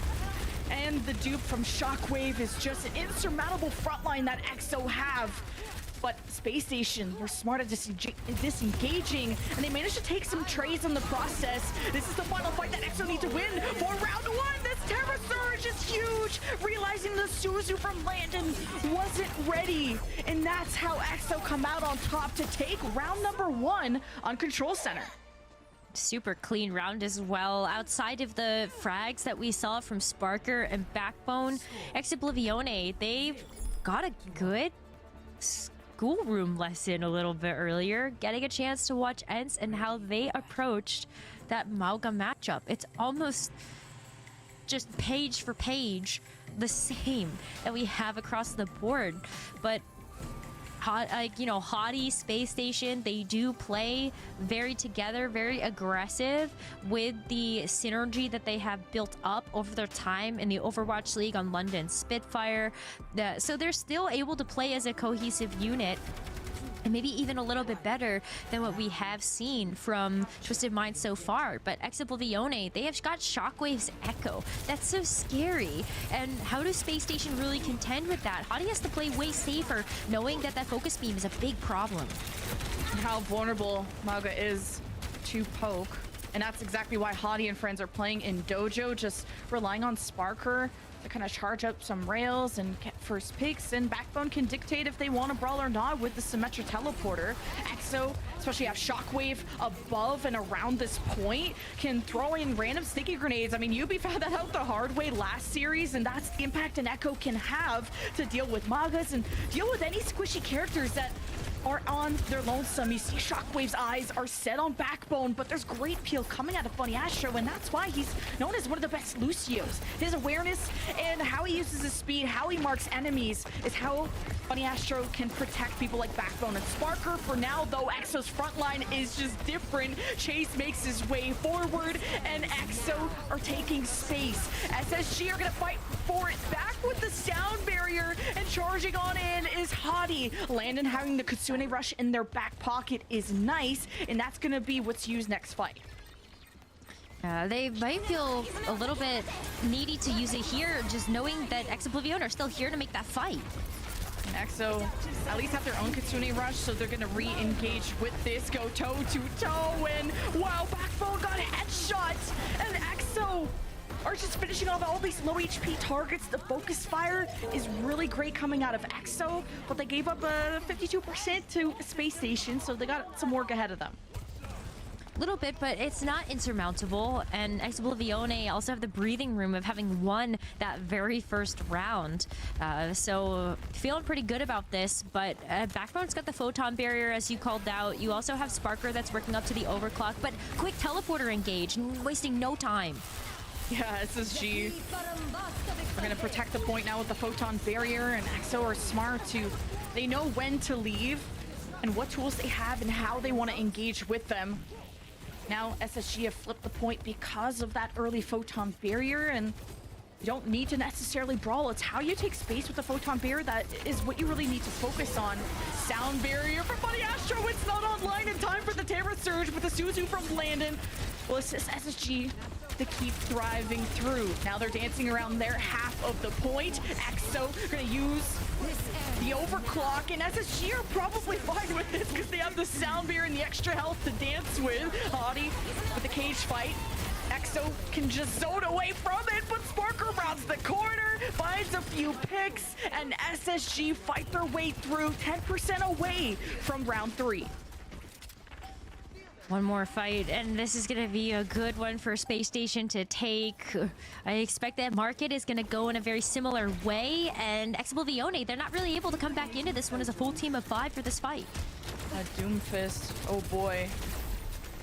Not a lot of CC on SSG's side to make him worry too much, to lock him down, and it's just come down to the poke that SSG have on the back of Sparker, and Shockwave tries to do his best impression, but no final blows come through. EXO don't have the space, Shockwave has the touch, it's overtime for SSG, and it's just all going their way. EXO don't really have the tools to break them apart, so we go to our deciding round on Lijiang Tower. Oblivion, they're gonna have a bit of a tough time playing against Space Station when they do have this, they do have the fight around the point. Where does the Echo come in from? There's only so many angles that the Echo can access the team. And you also have the Sojourn with a similar problem. Space Station with the teleporter usage. We have seen just how sneaky they can really be, utilizing a strategy with that alongside the Reinhardt in their Overwatch League days. And Backbone is so clean with it. Whether it's the tracking from the beam or even just knowing the spots to actually use that teleporter, it feels really great to watch that. Yeah, EXO's macro understanding was really good that round. Like you said, dodging the teleporters as much as they can. But do SSG just want to go straight to the point? Do they want to engage into EXO? The Doomfist is going to stick from Chase, which is at least the first for me to see. And how comfortable he is. This is such a huge distance between the two, so Chase doesn't want to feed his brains out trying to get close. And there's the teleporter. Is such an interesting point too. Not going to be fighting on the point just yet, but yeah, Chase, how does he actually engage this? I'm very interested to see who his target's going to be. And this is a great point for the Doomfist. Lots of close walls, and if you do play on the point, you could try to punch people off the map. But for now, SSG have capped first. They're giving up so much percentage here. If you're EXO, you're just waiting for this setup to happen, and it's not really coming through. Yeah, EXO, managed to get behind, force out the Suzu from Landon. That's an important cooldown to get rid of. But EXO aiming to flip the point, but playing on the outskirts. They want to draw SSG close to them so that Chase can actually get value. And Hadi is so close, and he gets punched by Chase. The perfect execution on EXO when they smell blood in the water. And the Kitsune rush was a risk from Landon to salvage the fight, but Chase has been let loose.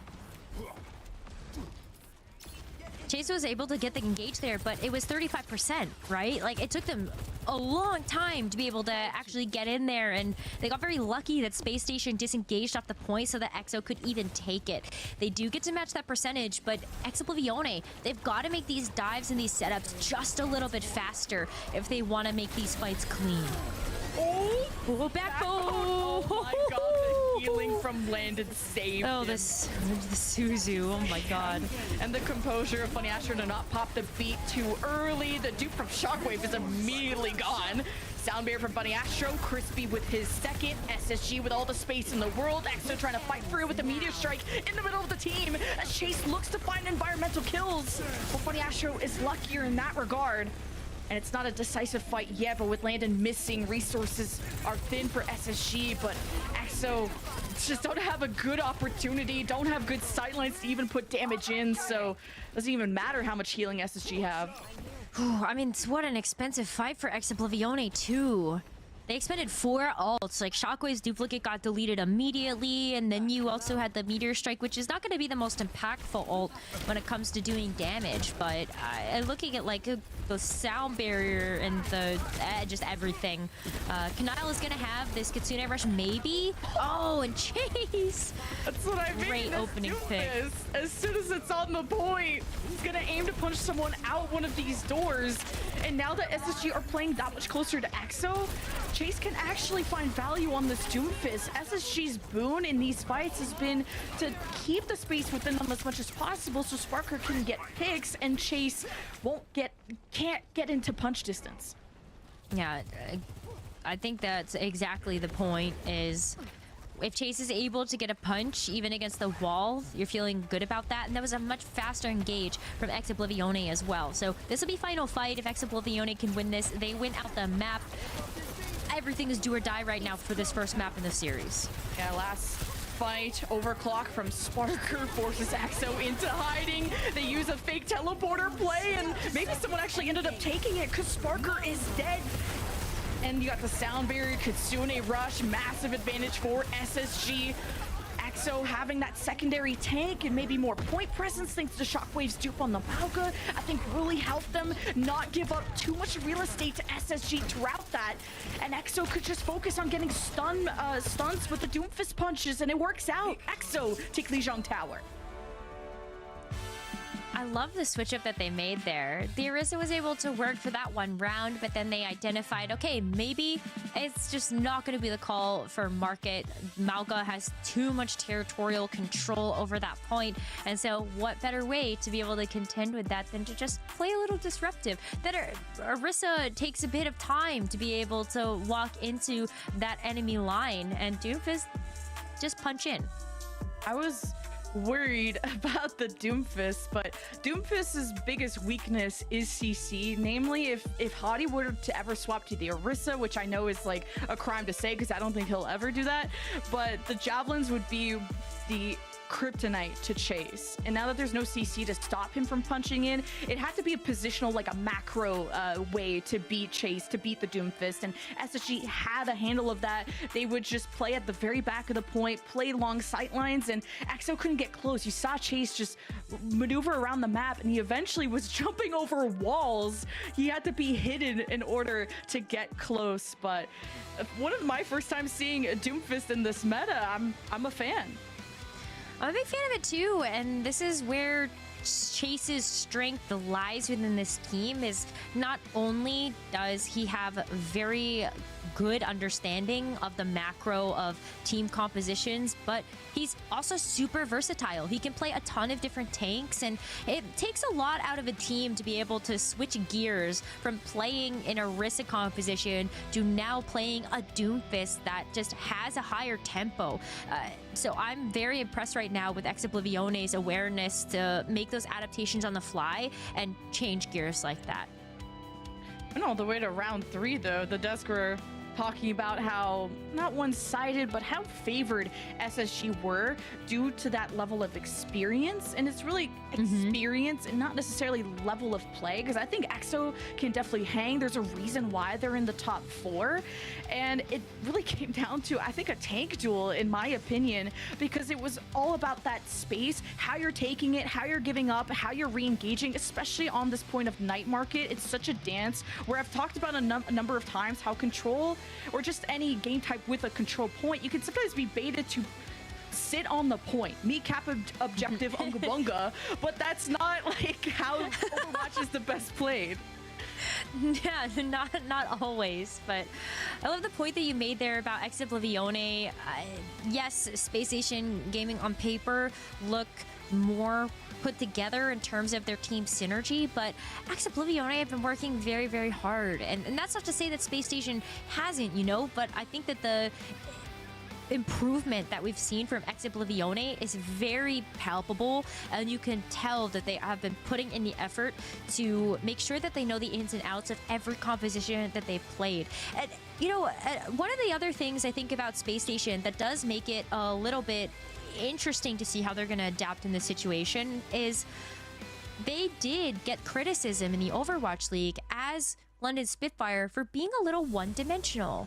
So can they actually bring something else out that may be able to disrupt the flow of Ex Oblivione, when we have seen EXO be one of the few teams in EMEA so far to make adjustments on the fly, kind of like what we saw from Team Peps.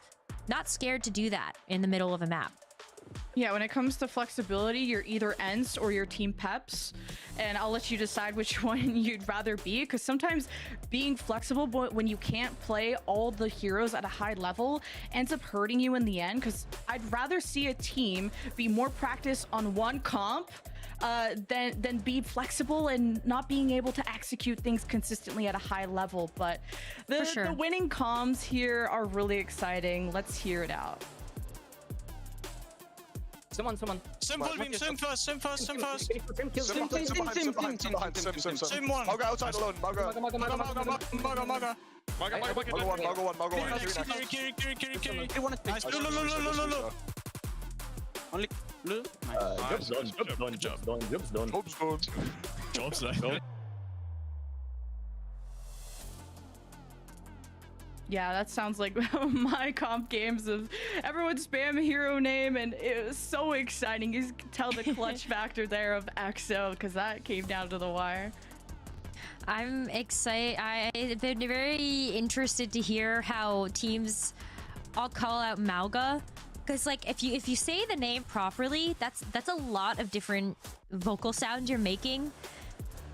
Like you don't say that quickly if you're trying to call out the Mauga over and over again. So I think I heard from ENCE like ma's, like, so maybe just to keep that in mind in your ranked games. Ooh, Psycho's in. Okay, so backbone coming out. We don't see that super often. Yeah, I think Psycho comes in for that Tracer and the Echo. Sparker remains in. Another roster update is Shockwave coming in over Cookie, which, you know, you talked about the flexibility that Shockwave had in the past. Yeah, we did see Shockwave. It's Cloud that's going to be taking that spot, and Cloud does come in to play the Tracer. So maybe just leaning a little bit more heavily on a dive for both of these teams, right? Because we have seen that one of the other looks that Space Station has that's very, very strong is their Winston dive, and the desk alluded to this, especially going over to Blizzard World. Dive has always been such a staple composition on a map like this, and while we ended up seeing the Mauga versus the Orisa on the ENCE Twisted Minds matchup, I think the Widow, sorry, I was like, whoa, Widow? The Winston makes a lot of sense here for Space Station to rely upon. And there was actually quite a difference in the stats when it came to the Sojourns, very surprisingly. Cookie had more damage than Sparker by 6,000 and had 11 more limbs than Sparker. So we talked about how Cookie is very underrated as a Sojourn player, and EXO, like a lot of people kind of predict them to be in the top 4, but at least ending in that 4th place spot. But the importance of having a good Sojourn on these large maps can be what begins and ends a fight very quickly. Pedal strat. Lifeweaver pedal strat. Widowmaker sees nothing. All right. That is now 10 seconds off the clock here for Space Station. But it's always worth a shot, because if you do get that random first pick, that is just usually a point capture there for that attacking team. But Oblivione, they're here to prove, I think, the doubters wrong in a way that they are going to end up in that 4th spot. And they have the opportunity to do that with Cloud on this Tracer, generically being kind of like a Tracer one trick. And then Shockwave with the Ashe has just been always so good with it when we've seen those hit scans from him in the past. SSG have to depend on this dive to pressure the high ground, so Hadi's established there, but with Orisa, you can play the point comfortably and just play the contest game because Orisa is just such a good anchor tank. She can hold space for much longer than most tanks. And Hadi and the Winston, this is his kryptonite. The Orisa can be aggressive in the bubble and actually force Hadi to jump out instead of go further in. So Hadi's had issues with Orisa players in the past, and we'll see if the experience that Chase has on the hero will be good for his team. Psycho's so low. Oh, Sparker's so low. Everybody's so low at Space Station. Yeah, this is hectic for SSG to try and divide and conquer Oblivione's comp that will Chase and Shockwave get to play together. Well, it doesn't matter. When you have headshots from Landon come out like that and the sound barrier allowed them to just keep W keying into EXO despite them rounding the corner. So that'll be a full take from SSG. Hey, we know the type of mechanical skill that Landon has of showing off the Baptiste as one of his best heroes. Now the Kiriko as well, being able to get a lot of work done that way. Didn't even have to use the Kitsune rush there either, even though he did have that online to invest into that fight. But yeah, you really don't need to if you do just get those kunai headshots. Crispy though, what a pick from the Lucio. Huh. These Lucios can be little demons sometimes. I don't expect it out of someone like Crispy though, but Axo stopping that momentum from SSG is big. Super big here because they also have the ultimate advantage. You can use kind of anything here, and I think you're feeling pretty confident in the success rate of that. Whoa, Chase is a little deep though. I'd be a little worried about overstaying your welcome, yeah. But well, he had Fortify and he managed to get out in time. Yeah, he had a second too late and Chase could have fell, but the Kitsune Rush was there to help Oblivione if that were to be a worse situation. So this is such a good choke for an Orisa team to hold. Yeah, and then you expended the Bob, but you know, it just is kind of there to help you whittle away a bit more at that time bank. That Ashe Dynamite though, look at how much pressure that's putting on Space Station. Oh, Buddy Asher almost brought that pulse to someone else, but a big pick for Cloud.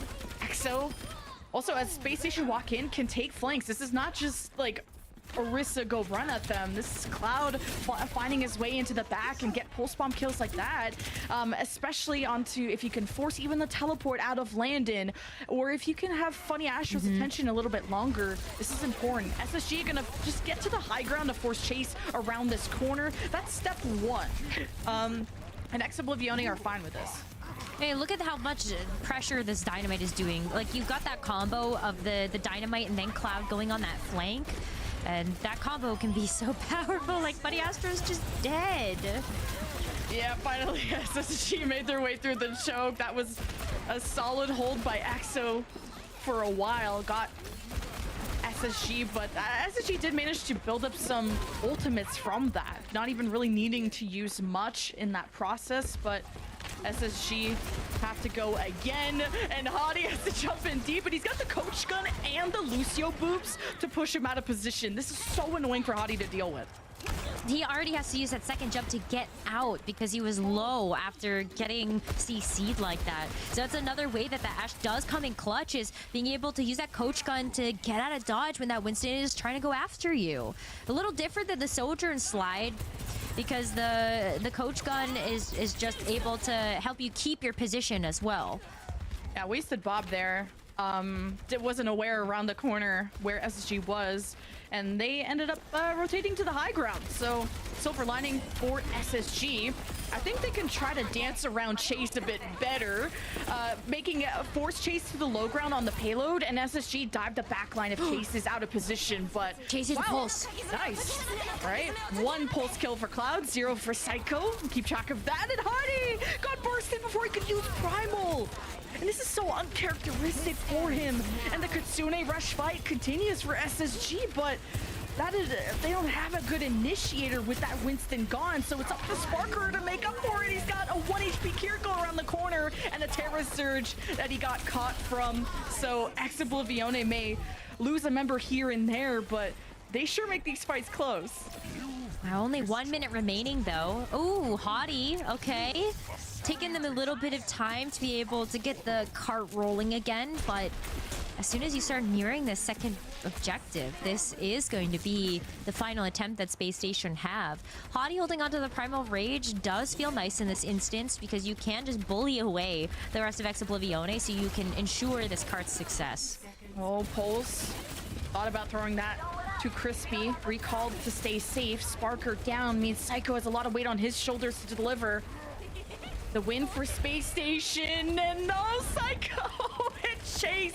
And I think Haughty with the Primal made Chase low enough for that to be a final blow. So SSG really close, 4 meters away, 8 seconds. This is not a far enough push, but the re-engage from the sound barrier is huge. But Funny Astro is able to match it. So both ults neutralized. It's an all-out brawl. And now that Bob is on the point, Exo don't have to worry about contesting. But it's been shredded, all thanks to Sparker. And the Kitsune Rush is the difference maker in this fight for SSG. Despite Chase getting good stuns with the punch, it's not enough to lock down SSG for much longer. And they will be capping point B. Good stall though, because now you are left with that minimum time bank heading into the 3rd point, and you also got Space Station to expend a ton of critical ultimates. So Oblivione, yeah, they had to throw a little bit at that, but with this Kitsune Rush, you have a good engagement tool for this next fight, and Space Station do have limited time to work with, so you can get a lot done in this moment if you're Exo to take back control of this defense. No ults to worry about on SSG side. Needing to use the Kitsune Rush for point B means Exo have that advantage to work with. Cloud marking Cycle on the Tracer. Make sure that SSG can't get any flanks. Exo can just contest the cart, and that's the beauty of running an Orisa, is you have to be removed by force in order for the attacking team to get any progress going. And now Exo get themselves in position for Kitsune Rush, and it's a beautiful lane set up. SSG ready with the speed, thanks to Funny Astro. And if you would have had sound barrier, there could have been maybe a re-engage there, but SSG are going around. You've got one more attempt. You want to have as many ultimates as you can at this one because it's going to be an uphill battle otherwise. So good to have this Kitsune Rush to be able to go back in. And oh, the coach gun. Sparker's so low. You saw Cloud try to jump on that immediately. Landon is playing 52 pickup, just trying to keep his team alive. Kitsune Rush from Landon, and what a good fortify from Chase to stop the bot from going too deep into his team. SSG still have a sound barrier. Crispy's about to have his. Cloud will be back from spawn soon, and that respawn advantage is for Exo. Barriers exchange around the same time. Terra Surge to try and shred that overhead down. SSG have their own Terra Surge and no barrier to work with. Hoping to catch that Lucio at 1. Psycho gets the finish. Now you shred the armor from Haughty thanks to that pull spot from Cloud. But Sparker has all the space in the world to take down every member of Exo, and SSG will cap in overtime. Space Station is showing us too that they can also play the Orisa. Orisa was such a good gap closer in this final point, and it's always going to be a little bit difficult to get those Winston jumps and keep yourself safe when you have so many different corridors that the enemy team can hide around. So I love being able to see this from Space Station. They've got a great coach and Christopher to help put them on the right path to success, and somebody who also knows this team inside and out. I love to be able to see those strategies come through, and that was the little bit of extra je ne sais quoi, I guess, to be able to get that car over the line. But we have some team comms we're going to be listening into as we get ready for this side swap. Ash 1. Ash no coach. Result. Yeah, I have. Don't worry about me. I point. Lulu in the corner. Push me, guys. Push me. One in the back. The one. Ori, one. Cam stuck. Cammy just pocket me. Ash 1. Nice. That was such a good Terra Surge out of Chase because it almost forced the C9 out of SSG, and you heard it in the comms that Hadi said, I got it, jumped in, and kept the drive going, and SSG capped because of that. That's how important communication is, and SSG have the synergy to deal in those hectic moments. The synergy, but also the confidence. You have to be able to trust your main tank in these situations because they are the ones that are leading the charge. Maybe not always necessarily making those shot calls, but you got to know that they are able to hold down that front line for you. And we are going to get these side swaps now, and it is going to be a Hadi on the Orisa for the defense and Chase on the Winston. Once again, we see this battle between the monkey and the horse, and the monkey may be loose in the jungle right now. Yeah, like, Winston is a good gap closer, but doesn't hold space as well as an Orisa, hence why Hadi, I think, is running this on the defense. We never get to see Hadi swap to something like this, so SSG have to rely on him, and he doesn't have any armor, but they got some good javelins and good enough damage for someone like Psycho to go in and clean up all the kills, so what a retake out of SSG. Good disengage and then re-engage there. Funny Astro, again, one of the best Lucios in the world, has been such a huge boon to this team. Just to make sure that all of those comms are going to be clear and the game plan is easily executed. Almost having this sound barrier too, by the way. So not only is he helping in terms of the healing, but also the damage output from Funny Astro is insane to have that online already. SSG just need to have Hadi drop to contest that. I don't think anyone else really needs to, and well, who cares? Because Sparker's just gonna get first picks like that. Shockwave isn't as lucky with his sight lines, so EXO are gonna have to reset, and that pick on the Funny Astro doesn't matter too much. EXO are losing a lot more bodies in this fight, and SSG just has to burn 2 more minutes. And with no ultimates used either. How nice is that? That they were able to get that with just a very neutral fight. Now they have a lot with the half time bank that Exoblione have. So Space Station, like, they should be able to convert here, knowing that Psycho does have this pulse bomb. He's been really good at being able to just be sneaky in the back line. Maybe not necessarily always landing those, but I think you're feeling okay.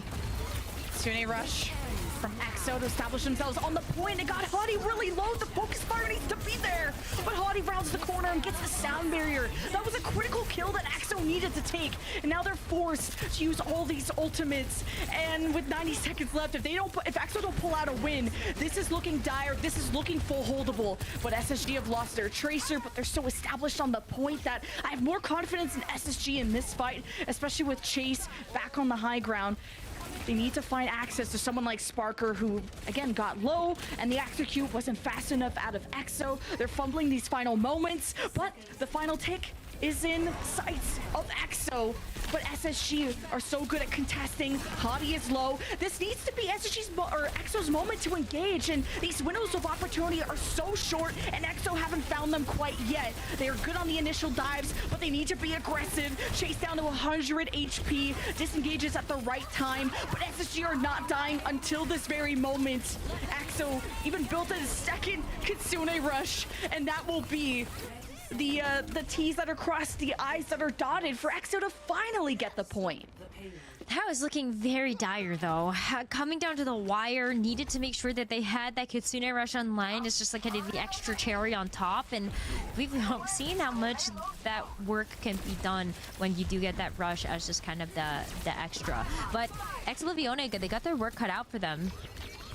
They still have to make it through the second phase. They have an opportunity to maybe finish out this map with more than a minute, which is the win condition that they're looking for, but they've got to make these dives flawless. This is where the win state becomes even more impactful on the second point when you get a chance to play it around Pylon, but Space Station is wrapped around the team. This is looking so cooked for EXO. Like, their Winston is nowhere near this team. EXO are very split. Maybe that's a strategy. Maybe it's an int. And Sound Barrier from Space Station keeps them up as they figure out what the plan is from EXO. But this late barrier from Crispy versus the Kitsune Rush of Landon. Primal Rage from Chase. A lot of ults from EXO are being used, just like last fight. And it didn't net them a single kill. EXO are already at a time bank disadvantage, and it's taking them forever to get anything done. Oh, that is one of the risks you run playing the dive is you could get, like, that's a stagger, but like one of the risks running the dive is, we've seen this from Oblivione, that it took them a little bit.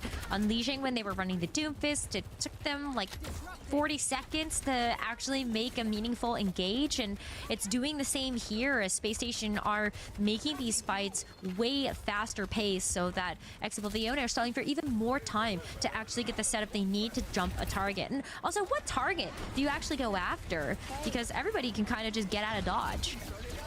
That's why I think it's very tough to run a Winston comp and why I'm a Winston hater. Because with an Orisa, you can just play around your Orisa, and you're waiting for the Orisa comp to make a mistake. Maybe like this one. Hadi is 1 HP. Landon, no idea where he is. Maybe dead or teleported out, and that's the opening that EXO needs, but they have less than a minute.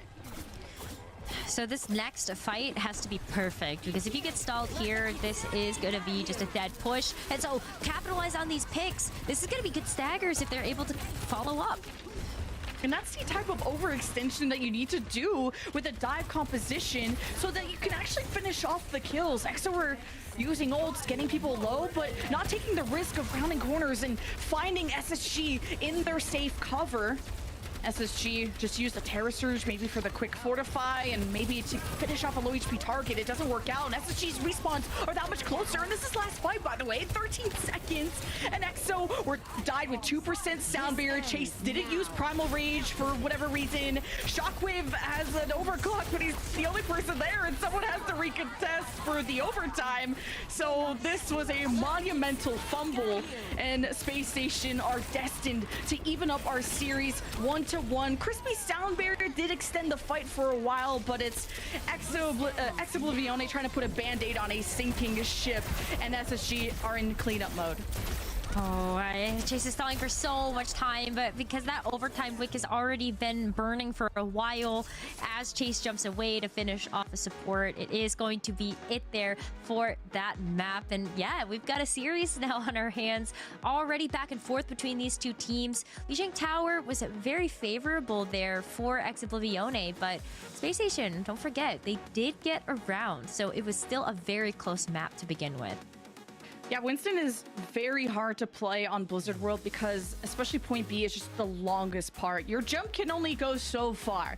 We need Winston to get some leg day going because his gap close is good, but not that good.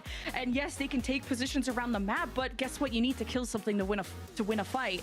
And that's what EXO really lacked, even in the ult fights, even in the vanilla fights. They even got disjointed at moments. There was signs of life out of EXO on point B when they extended all the way into the point C area. And that's the type of eagerness that you need out of a dive comp. Otherwise, the Orisa can bully the Winston out very quickly, and you lose all of that momentum you're trying to generate with the Winston. The dive is also just hard to run if you aren't a team that's playing together. I mean, like, where is the setup? Like, we were talking about how long it can actually take for this dive to actually get off the ground, and if you don't have like Cloud in a position, Shockwave as well, focusing on the same targets as you do for like Sparker and Psycho, then it can be very difficult to actually get this dive to find the success it wants to have as a comp. And two, like Space Station, they're getting so many picks, so many staggers, that it's delaying that setup time even more. And so EXO just ran out of time, frankly.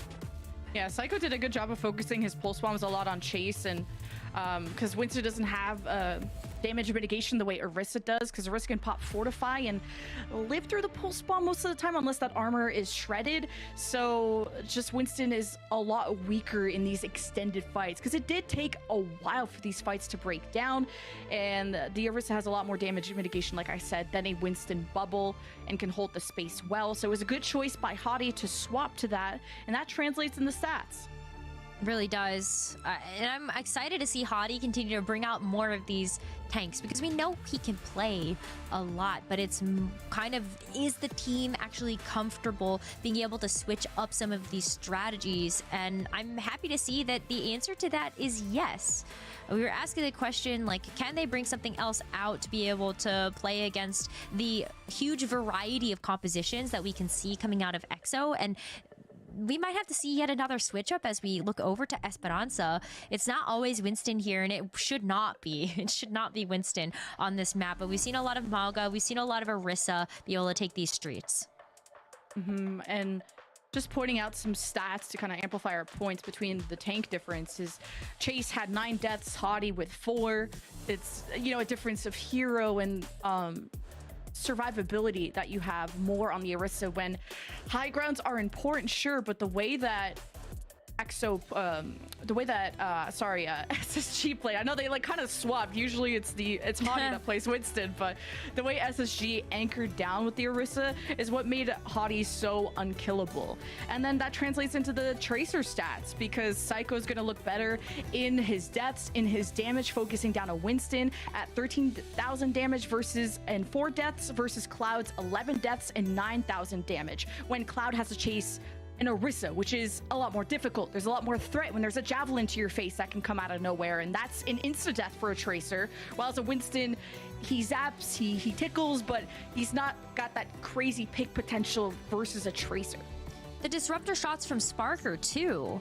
It forces the Tracer into a disadvantageous position. Maybe you're forcing her out of a health pack room or just into the loving arms of someone else's damage on Space Station's side. And so hats off to Sparker too to be able to shut down those corridors that Cloud may have wanted to go in with that Tracer, making it a little bit easier to pick off. But it is going to be more of the Winston here.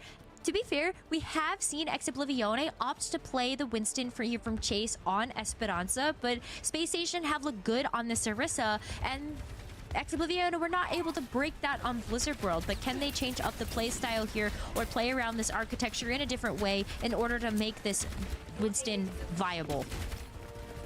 And the Winston's goal here is to make Sparker as uncomfortable as possible. This will be the best target, and obviously the Sojourn's gonna jump out, but once that jump is out, someone like Cloud can chase down that kill, or Shockwave can have a free sightline without worrying about another Sojourn shooting them and marking them in that case. So Chase needs to just force out cooldowns, but then the kills need to follow afterwards. So this may not just all fall on Chase or Winston players in general. It needs to be a unified team effort. For now, EXO are just dancing around, playing with their food, contesting the bot until they see the right opportunity for a dive onto Sparker. Shockwave 2, a little bit low there, does get healed up by Kanile, and that is going to help get this Kitsune Rush online a little bit faster. But it's now, again, Sojourn versus Sojourn, Shockwave versus Sparker. Who can get the leg up in this matchup and open up with a pick? Oh, but it's just such a stalemate.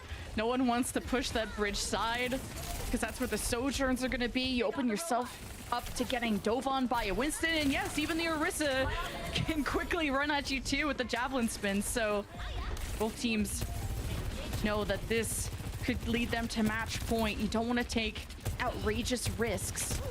As SSG have the Kitsune Rush, EXO are about to get theirs. It's an early pull there by Landon just to take control of this underbridge side and force EXO into that back corner. But it doesn't net them any kills. EXO were in hiding and they popped their Kitsune Rush in response once the other one expired, and it gave EXO an opening to dive in when SSG were close, and Shockwave can let loose as well. Beautiful fight out of EXO. A beautiful, very economic fight at that too. So now Oblivione able to even up the meterage and maybe get just a touch more progress. But I have a feeling we're going to see something very similar to what we saw at our first series of the day, which is Push just being so back and forth, because Space Station can also take really good engagements. But did you see how Shockwave is locking down this tiny room? I would be worried about Space Station making it out of here when you've got the Disruptor shot and a charged railgun as a potential in that space. Yeah, Hadi can be the one who contests the bot, and the rest of SSG can stay hidden, so EXO don't want to get desperate and dive into that room, because it'll be over for them. And Chase is going in and out. SSG are scared to push this bot too, because EXO could be hidden above in these rooms. Now it's the overclock from Shockwave from the top row, but he gets tossed there by a javelin throw.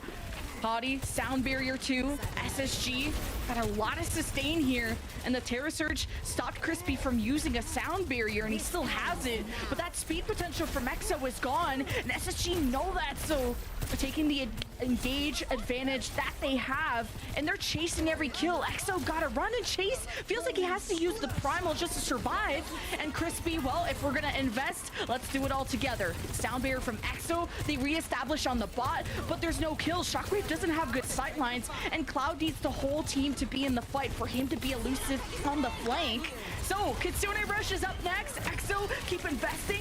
Great pulse bomb out of Cloud, takes care of Landon. Not a lot of heals or damage left from SSG, so these fights take forever, but EXO's patience pays off.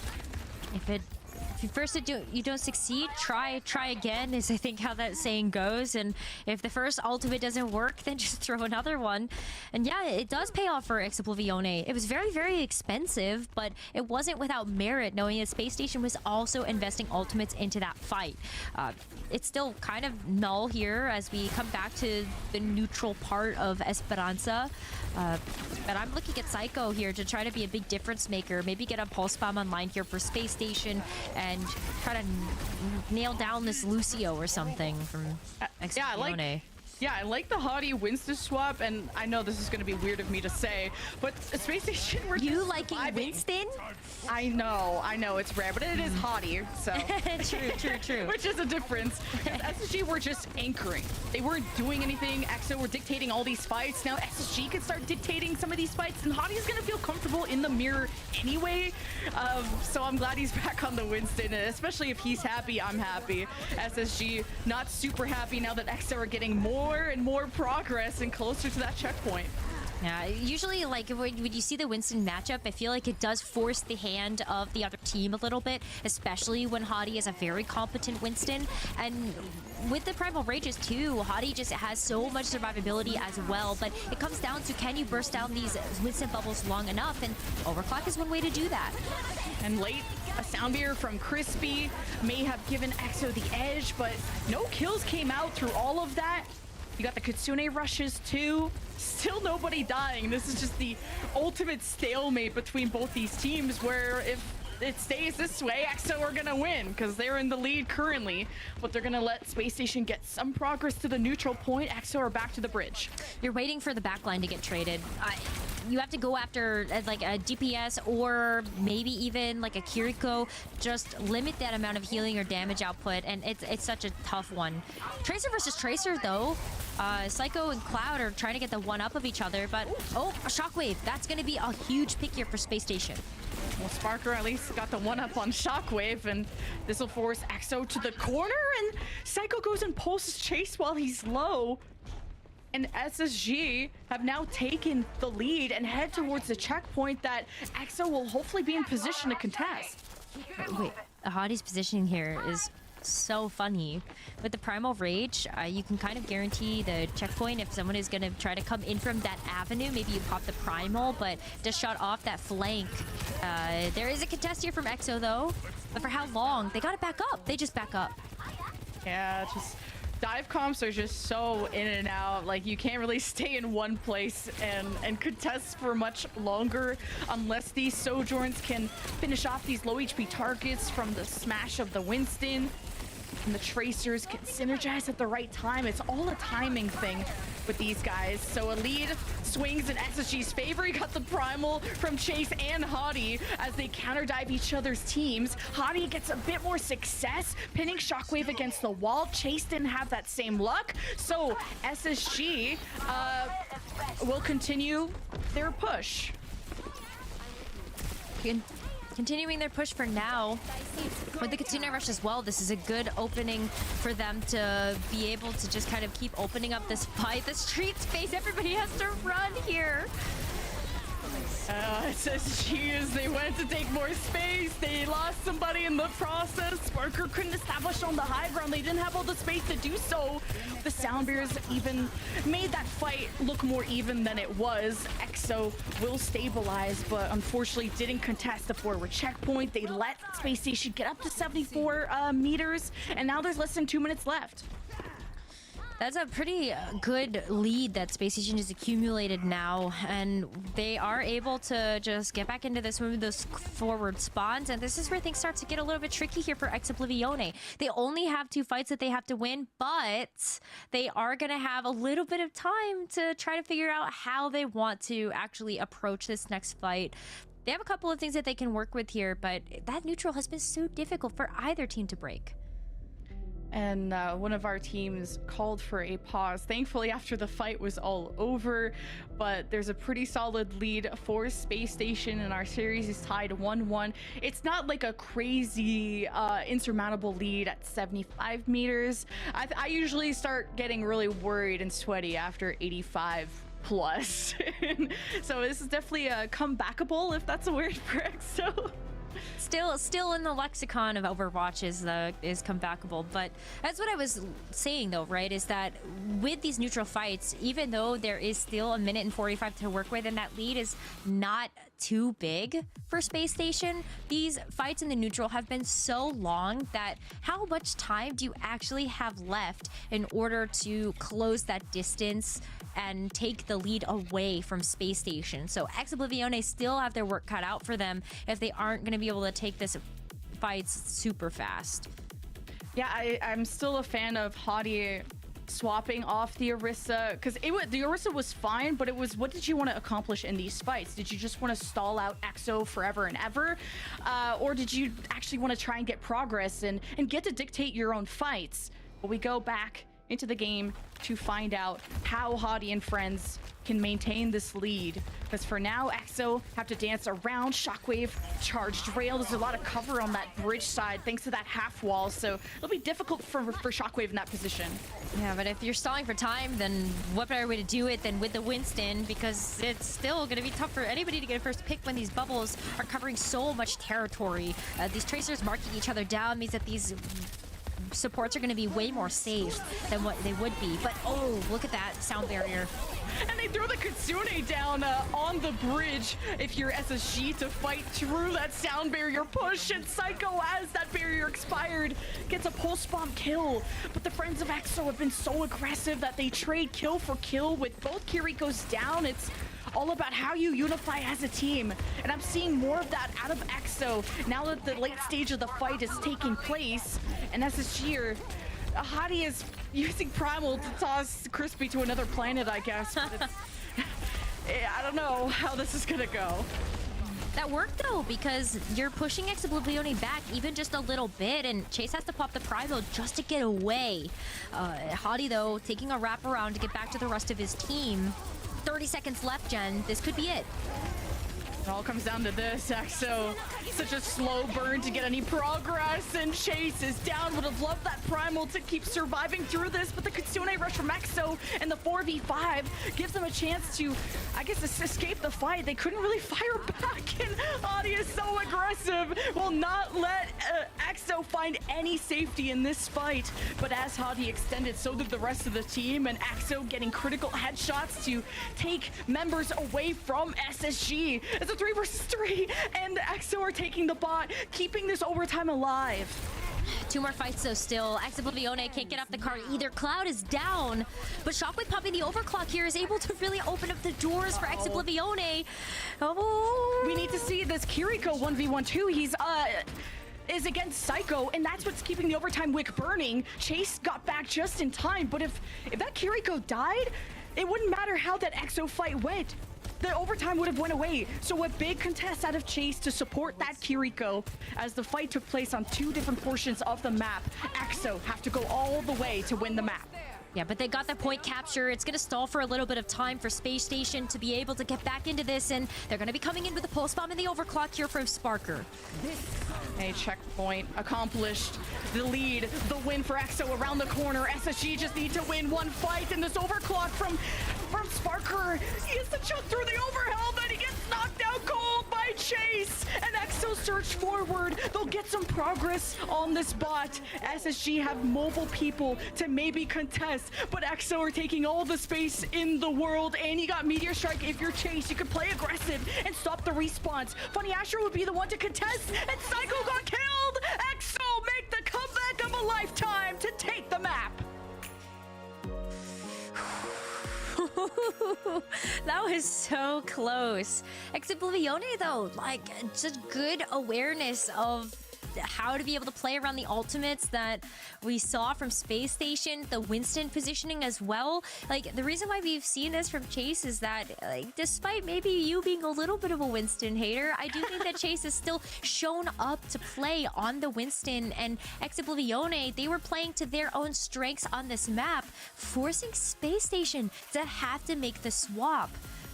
That speaks volumes to know that, like, okay, yeah, like Exoblivione, they're doing a good job with these comps to have to force that switch.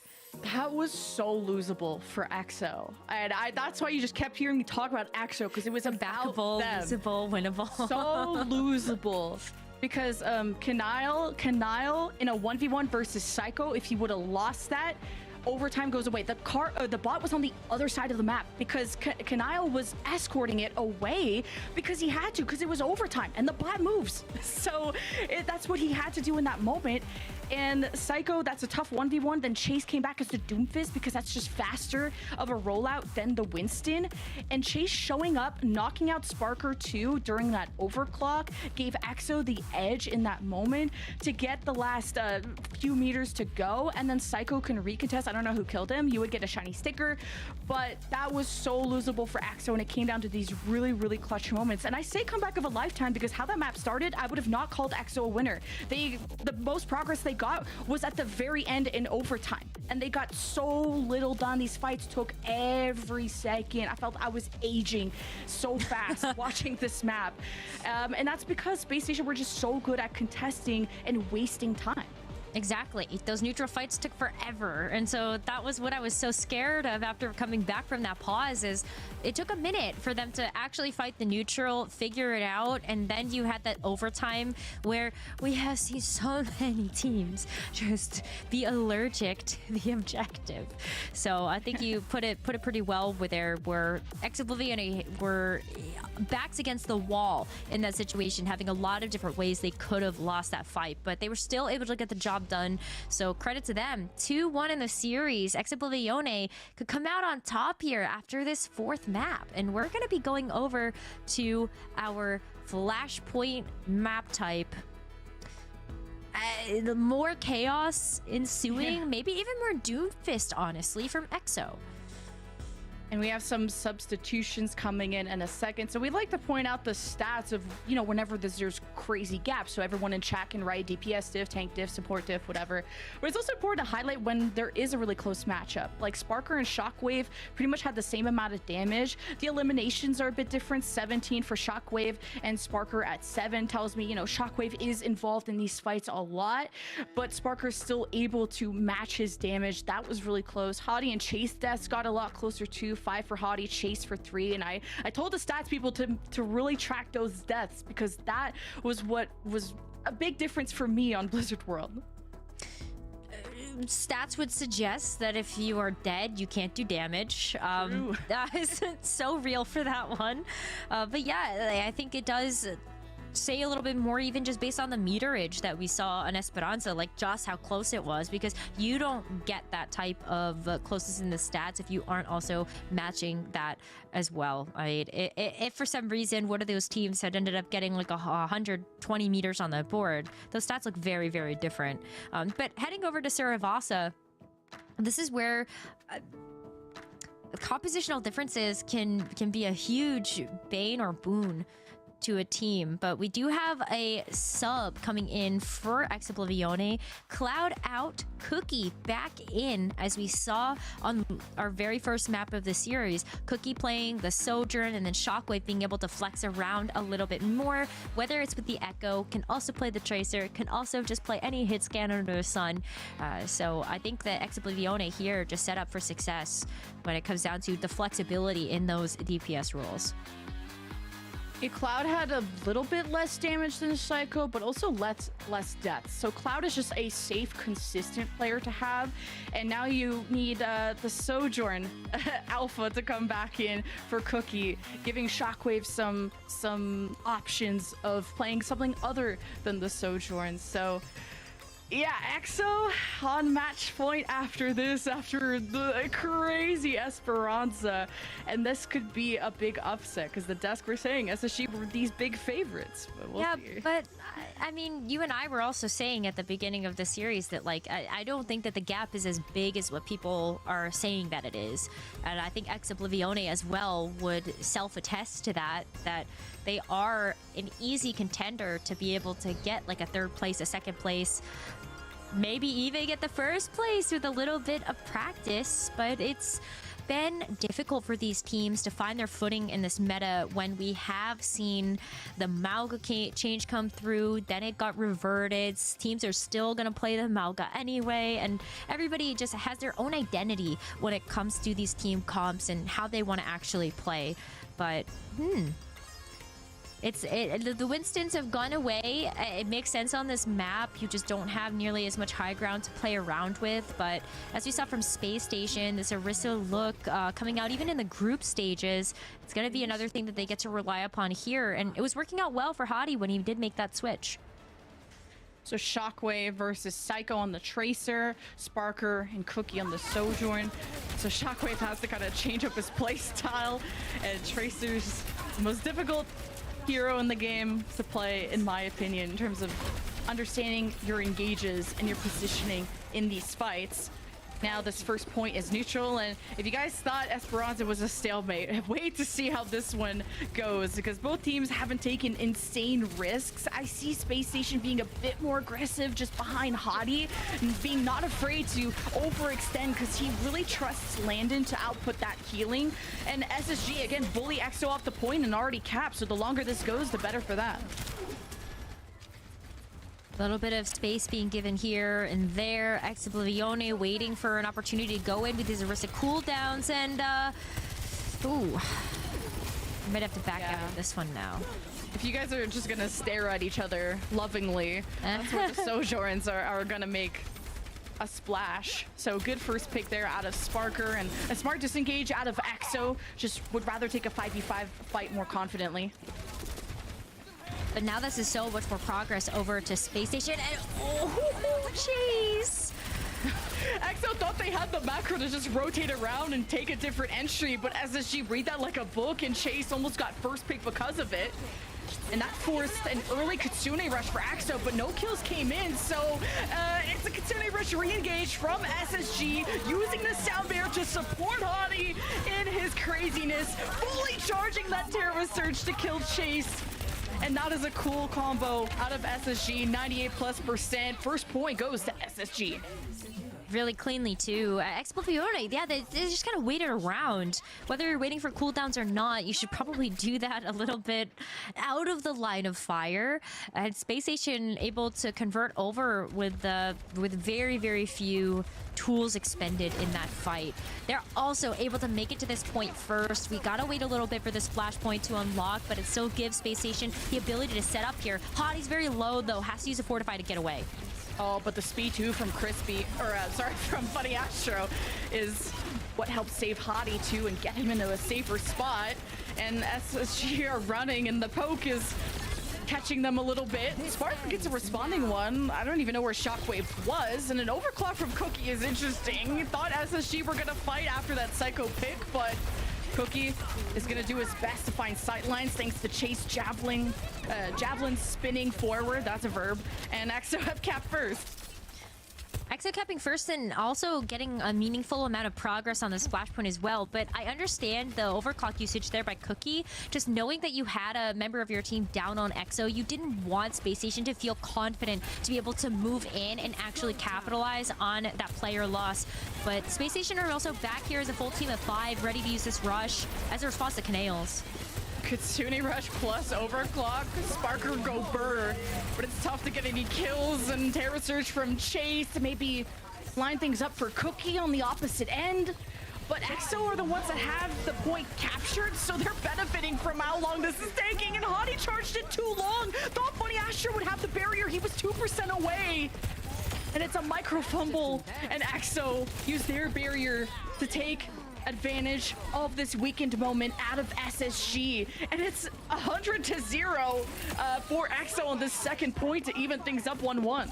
Yeah, Psycho can't even get away from that either. It's not a stagger that particularly matters when you're still going to have to try to rotate to this next flashpoint. But when you look at how Space Station attacked on some of those fights, like they just kept getting held at bay. Once you take control of Gardens, there's only a couple of different ways that you can actually access that point. So Oblivione playing around that very, very smart. But now we're back over to Temple. Very, very tiny little flashpoint with less room to hide. Ooh, try to hide from this pulse bomb. Oh, but Psycho recall, just didn't know where Shockwave recalled too, and they both have pulses, so I like that boop out of Crispy, making sure he can protect Shockwave in that moment. Again, sometimes playing on the point exposes you to a lot of poke as the other team can surround you, and pulse gets thrown right in the fire. Shockwave dispersed SSG in that moment. Kitsune Rush available first out of EXO. Soundbear in response though from Funny Astro, and the cap goes through from SSG. And all this time can benefit them, but they're not even gonna let time for EXO to re-engage as Cookie hopes to protect the team, and the front line was won by EXO. EXO have done a great job at punishing sometimes that over-aggression out of SSG. It just seems like sometimes they aren't on the same page. Going back to the final moments of Gardens, Hadi going in with the Terror Surge, Funny Astro not ready to engage with the sound barrier to keep Hadi alive. It can sometimes happen in the thick of these fights, but Space Station, they are the type of team that isn't going to let that phase them. Come back into this one with a clear game plan like this rush as well as this pulse bomb. EXO still in control. I'm kind of dealing with, as SSG, we're dealing with Shockwave on the flank, and now that he's recalled out, you start the Kitsune Rush.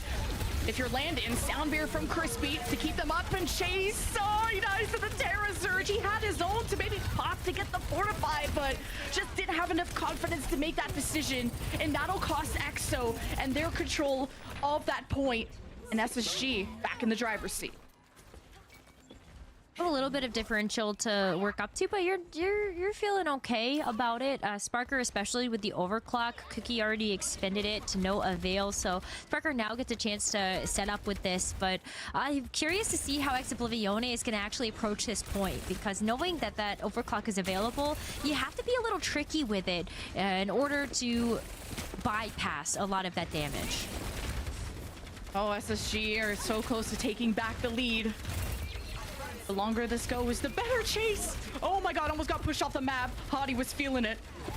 Now both Orissa's cooldowns are out, and these javelins can hurt. Shockwave is lucky he got to even recall in that moment. There wasn't any follow-up from Hadi's javelin's throw. Sparker with an overclock. This is such a tough point to get a good sideline, but this is a cool high ground. This will force EXO into hiding, but now they can't because it's 99% for SSG. The Kitsune Rush helps EXO get a leg up, but Funny Astro gives SSG so much sustain in this fight for the point. And Hadi, both Orissas actually exchanged, so it's coming down to these DPS. Psycho's pulse missed and didn't get the execute, and EXO are running out of gas, running out of tools, and taking advantage of these environmental kills. It's always traded 1-for-1. SSG just need to zone EXO off long enough for overtime to go away. And it's not been clean. 2 versus 1. Shockwave recalls in a 1v2 versus Psycho and Sparker. And he deals with Sparker, but not with Psycho. So Psycho comes out on top, and SSG are on map point of Surabasa. It still would have gone the way of SSG, knowing that Hadi was also right there. I think Crispy went a little bit too deep.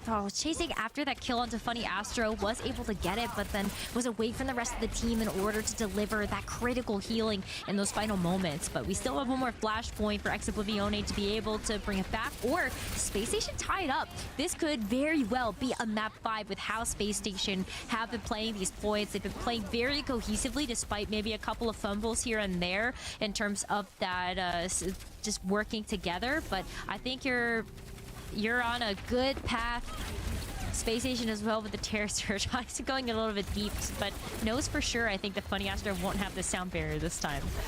Yeah, needs to be careful how he uses that Terra Surge, but SSG 1 point away from forcing game 5. Cookie's overclock, disperses, parts the seas. SSG respecting that, so first cap goes to EXO, and re-engage will be available from EXO 2 with the Kitsune Rush. Will be the overclock from Sparker. Shockwave could try to hunt him down with a pulse bomb, but Sparker seems to have all the space in the world to operate. But now the trickle damage forces him into cover, and SSG don't seem to be able to take advantage of that moment to get on the point and capture it. They're trying, but there's always a good test from either Shockwave or Chase. Kitsune Rush this time from SSG, matched by the sound barrier of Crispy. Haughty, Terra Surge right at the entry. Oh, but the pulse, I think on Suzu or the barrier saved them in time. Terra Surge from Chase just to push them out of the point and zone them off. SSG, man, this fight is taking forever, and they're coming out on top slowly but surely. But because EXO had the early cap, they're basically at 1 fight away from forcing the final point of Surabasa. Yeah, they are. If Exoblivione can win this next one, then they will be going to that final flashpoint of Palace. But Space Station here, they've been so good at being able to just get first picks in a lot of these fights, even if it's taking a little bit long. I mean, Space Station have also been able to be on the receiving end of just this extra sustain in these extra long fights. So now that they have control, let's see a 70% coming out of them, I think, before we do see a full engage from EXO. Yeah, eco fight. EXO used everything. Everybody used everything last fight. Psycho with a pulse bomb, though. Very soon. Yeah. Pulse bombs are so hit or miss, literally, because it's so hard to Zoning hit. pulse bomb. True, and the Suzus have been on point from these Kirikos, so... Oh, Shockwave won't get to use his, so Psycho will have all the freedom in the world. Kitsune Rush from EXO to make up for this 4v5. But no kills really follow up. They may just capture the point, but no, SSG re-engage off of Haughty, jumping in, having the barrier, have the Kitsune Rush, and SSG have the ults built up in time. They forced EXO off. There is no other options for EXO except the heroic performance out of Shockwave. It's at Sparker's feet, but it wasn't a stick. He didn't even need to jump out. And who is jumping out is EXO. SSG seconds away from taking Surabasa and sending us to a map 5. And there's no more contest left. SSG forced the deciding map. Final map number 5. Great series. We've had some good Overwatch today, Lemon Kiwi. It's been already hitting the ground running with that Twisted Minds as an Ents matchup, and now we've got a map 5. I'm so pumped. These fights are making me age in real time. Like, you're taking so long, but that's a good thing for them because they know how to just play this chess match of going in, going out, and respecting the other ultimates being used. And instead of just mirroring the ultimates all the time, they take the more guaranteed fight afterwards. That's why this has been so back and forth. But our next map has already been chosen: Shambhala Monastery by Space Station. Going back to some of the moments within this game, I think like one of the ways that Space Station are just really good at these control and chaotic oriented maps is that they take no prisoners when it comes to chasing down some of these picks. Like you saw Haughty just being able to go mark down a couple of the squishy targets there with Psycho. Psycho does a good job of being able to close the distance on a lot of those low health targets and follow up on those picks, and Linden as well. Those Suzus were so beautiful, and that is how Kiriko is able to find that value in these compositions, is making sure that the team is going to stay alive even when like Haughty, Sparker are very low. Linden always coming in to make sure that he can save the day. It goes back to what we used to see from him in those immortality field timings. So clean with it. What a fun map that was. Game 5. Who would have thought? I thought the Game 5 would have, if there were to be one today, would have came out of Ents and Twisted Minds. But this one is a nail biter with EXO aiming for the upset, if you want to call it that, and SSG trying to find the right composition, whether it's the Winston Mirror or falling back to some Orisa. Orisa's very meta on Suravasa, and maybe that's why SSG choose to go to Shambali, because it is a very Orisa-friendly map. It is. Maybe we can also see some Sigma too. I don't know. It's all up in the air because I think these two teams have two different minds and very different ways that they like to approach this meta. And it does feel like these teams have really started to figure it out. Only one way to find out, though, what they're going to run, and that's going to be after the short break. And we'll get into map 5, the final map of the series.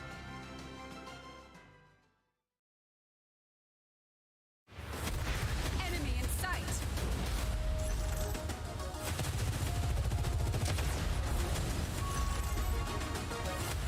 Our victory is at hand.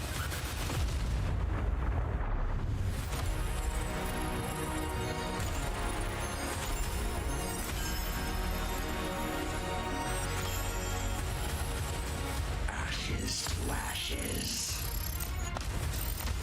Die, die, die.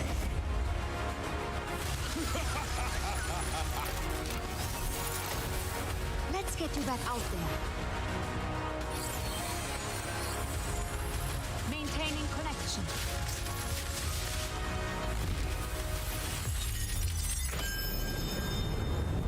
I'm getting readings of a cosmic disturbance in these ruins.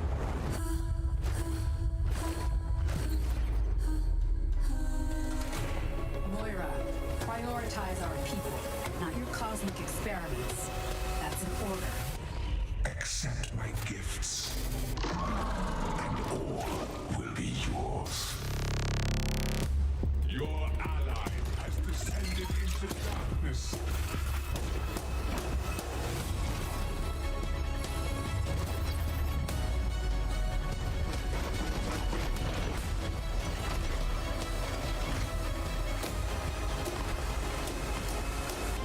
Our group energy is interesting. Very interesting.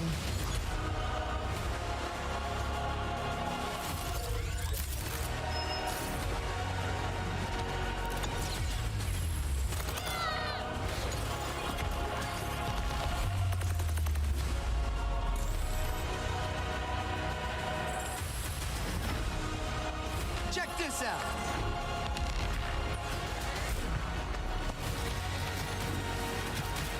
Methinks a Cupid I shall play.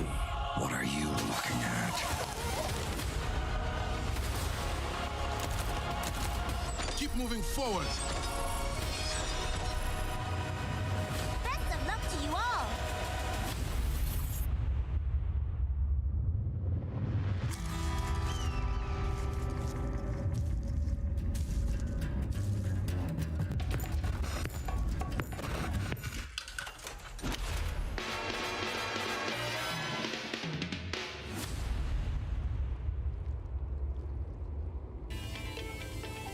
Hope you got your popcorn ready, because this is gonna be a banger. The fight for top 3 is decided now between SSG and EXO, and that is a difference of like $3,000 and 25 circuit points, and that can make all the difference at the end of the road. It really can, because those circuit points are going to be so valuable in order to have an extra shot at making it to the big event we have coming up at DreamHack Dallas. But Exoblivione, they're making one final substitution to close out this series, and that's going to be Cloud now coming in for Cookie as we head over to Shambali Monastery. So no more Sojourn play coming up from Cookie, but Cloud almost certainly coming in to play that Tracer once again. Yeah, Cookie and Sparker were so close in damage. Less than 600, I think, separated the two on Suravasa. What I thought was interesting is actually the Tracer duel. So Shockwave actually had to change from Sojourn to Tracer, obviously with all the subs happening. But Psycho has been comfortable on this hero forever. He's the Tracer guy for his team. And you saw that in the stats. Psycho beat Shockwave by about 2,000 damage, but Psycho only had 1 death versus the 7 from Shockwave, which I thought was very surprising considering, how close that map was.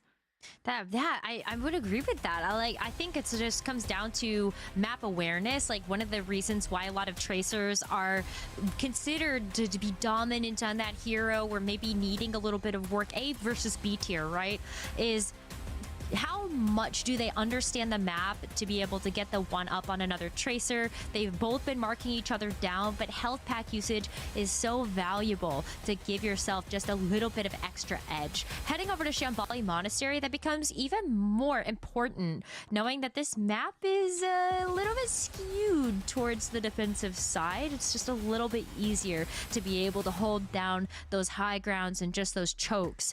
Tracer is a little bit more difficult.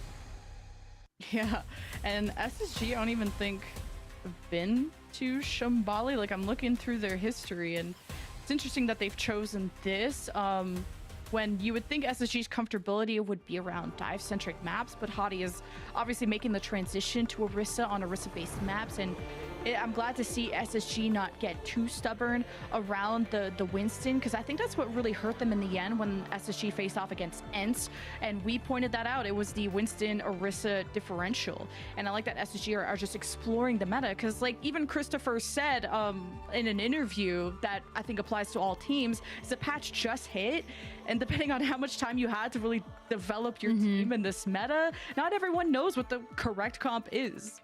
I think Shambali Monastery is just a map that teams have scrimmed on a little bit more, and when I take a look at the rest of the Escort map pool for the main event, we've got Circuit Royale, which is Sigma, Dorado and Rialto, and I think Rialto too is a map that a lot of teams have started to avoid, just as it's a little bit harder and more difficult to try to find those compositions that really work out. So I think Shambali Monastery is a good pick here for either of these teams, and as Oblivione come out of the gates, it is going to be Chase on that Sigma, but Sigma versus Orisa in this matchup, we usually see the Orisa able to find an advantage of just being able to walk through that Sigma shield. It's also not lasting very long. Look at how quickly PlayStation were able to break that. Yeah, it's hard to call like a clear counter in my point of view, because if you play further away as a Sigma, then the Orisa can't get to you. But if the Sigma plays too close, like you said, the Orisa can run him over, and Sigma can take long range pressure very, very well. One of the best at doing so, and that's why Chase is running it. But then you also need someone to contest the payload and prevent any progress, where Chase and Cloud have to measure that positioning very well and cycle that, because they're the only two who could really do that. So EXO gonna get some initial progress going. Big progress there. The other upside that the Sigma does provide to this composition is Shockwave gets to play a little bit more out in the open, because if you do play around that Sigma shield, you just have better sight lines onto the enemy team instead of having to strafe around a window or a wall or anything like that. So this payload is already going to make its way up to the final part of this point A. Space Station, though, making a swap. It's no longer going to be the Orisa. Hadi has switched back over to the Winston in order to try to get a jump on the back line. Yeah, this is a good swap to try and isolate that Sigma, place a bubble between the Sigma and the rest of the team, and could really hurt them, force a teleport out of the Kiriko. So SSG had a leg up in that fight, all thanks to the Funny Astro sound barrier, but you could see that retaliation from EXO in a little bit with Crispies, but Cloud is missing, so EXO are going to take a second. Don't want to try to go into this one without that final member, just because of how defensively favored this point can be. But Sigma Shield buying a little bit of time, but Hadi's so low. Oh, Gravitic Flux might have just caught Hadi, or at least forced Space Station to disperse, and EXO will finish the job and capture point A. Almost looked like that Suzu actually got stuck on the cart or a shield or something, because Hadi was low for forever and then instantly got taken out there by a flank. But with Oblivione taking this first point, they also buy themselves some time to try to get around this corner. Chase is going to go back to spawn though, so we're going to play another hero roulette in this tank role, as we've seen so much coming up from Oblivione, not shy to make that switch over to the Orisa to try to contest with that Winston. And this is a problem we've run into before with these two teams, is how does the Winston get in on this when the Orisa is so survivable? Yeah, you're so right that this is a very Orisa heavy part of the map. Because of those low ceilings, Hadi's gonna have less of a fun time, especially when Chase lands random javelins into his backline. So Hadi is gonna bubble off the cart and try and split up Exo's resources. And Hadi is very close to Primal, so he doesn't have to jump out. But Cloud has the chase on Psycho, and a Suzu from Landon allows Psycho to get another blink. And Cloud overextended to hunt that kill and got punished. So SSG are up 1 in this fight, and with the Winston, with the Primal, and everything they have at their disposal, SSG are very confident in this fight. SSG are confident now, but I'd really love to hear how Oblivione are going to try to contend with those ults. Knowing that there's this Primal Rage and this Pulse Bomb online, how are Oblivione going to set up to contest this? Let's listen. Yeah. Monkey jump killed and we fuck Monkey, okay? Yeah. I'm going for the Primal last one. I think he's Primal. Yeah. I'm sliding. Oh, yeah. Okay. Are we going? So just play Palm with Kiwi. They're going behind. We gotta hurry up. Coming. Monkey's chasing me, bottom left. This one. Can Monkey behind and bottom. Monkey under us. Walk on him. Yeah, I'm not so sure. Yeah, shoot him out. His one. He's staggering. Nice. Walk up. Yeah, they're coming up all jobs. We need to play slow till I get beat. We're not gonna win without bait. Can you swing this? Yeah, you anchor. You can bait with your ult, Chase. You can use that point, I'll go. Anchor. Hold, no point. They're choked. Yeah. Okay. We need my beat to win this, so just play slow. Yeah. Monkey jump. Monkey right side, monkey. Swing out far left. Nice, forces Primal and go back. Force Primal, go back. I don't think Hadi wants that type of love, but EXO seem to bring so much momentum to point B. And you heard it, how organized they are. They want to punish Hadi and force that Primal out, and so they have. Kitsune Rush to support Hadi in that moment forces the EXO retreat. And then it'll be up to Shockwave to see if he can get a good sight line on this overclock, but against the Funny Astro barrier, it doesn't seem likely. Oh, they're coming back in though. Oblivione know they've got an opportunity here. They gotta take it. The overclock from Sparker forces EXO to jump away, but with the speed of Funny Astro, SSG are chasing them. It's cat and mouse, and it's EXO that are the prey. And it comes down to the final minute for this push. Final minute, and this is where this defense becomes even more powerful. Look at the poke you get to have out of this window, and then you get to disengage back up to the high ground. There are very few avenues that Oblivione can try to get a jump on Space Station's team. Space Station can play really reactively to this dive. Oh, Crispy pounced on by Hadi. SSG are taking the fight elsewhere. This could be a C9, but I guess if they're dead, it's not a C9. But this is forcing a lot of stress out of EXO to maybe run away from a fight and get split up because of that push, but SSG vanquish them in the end. 20 seconds, though, is plenty of time for Oblivione to come back into this as a cohesive team fight. There is a bit of a taxi here for Crispy to go back and pick up the final member, but you have this Kitsune Rush that should be able to get this over the finish line, but they've got to get there. It is 8 seconds left. Go touch the cart.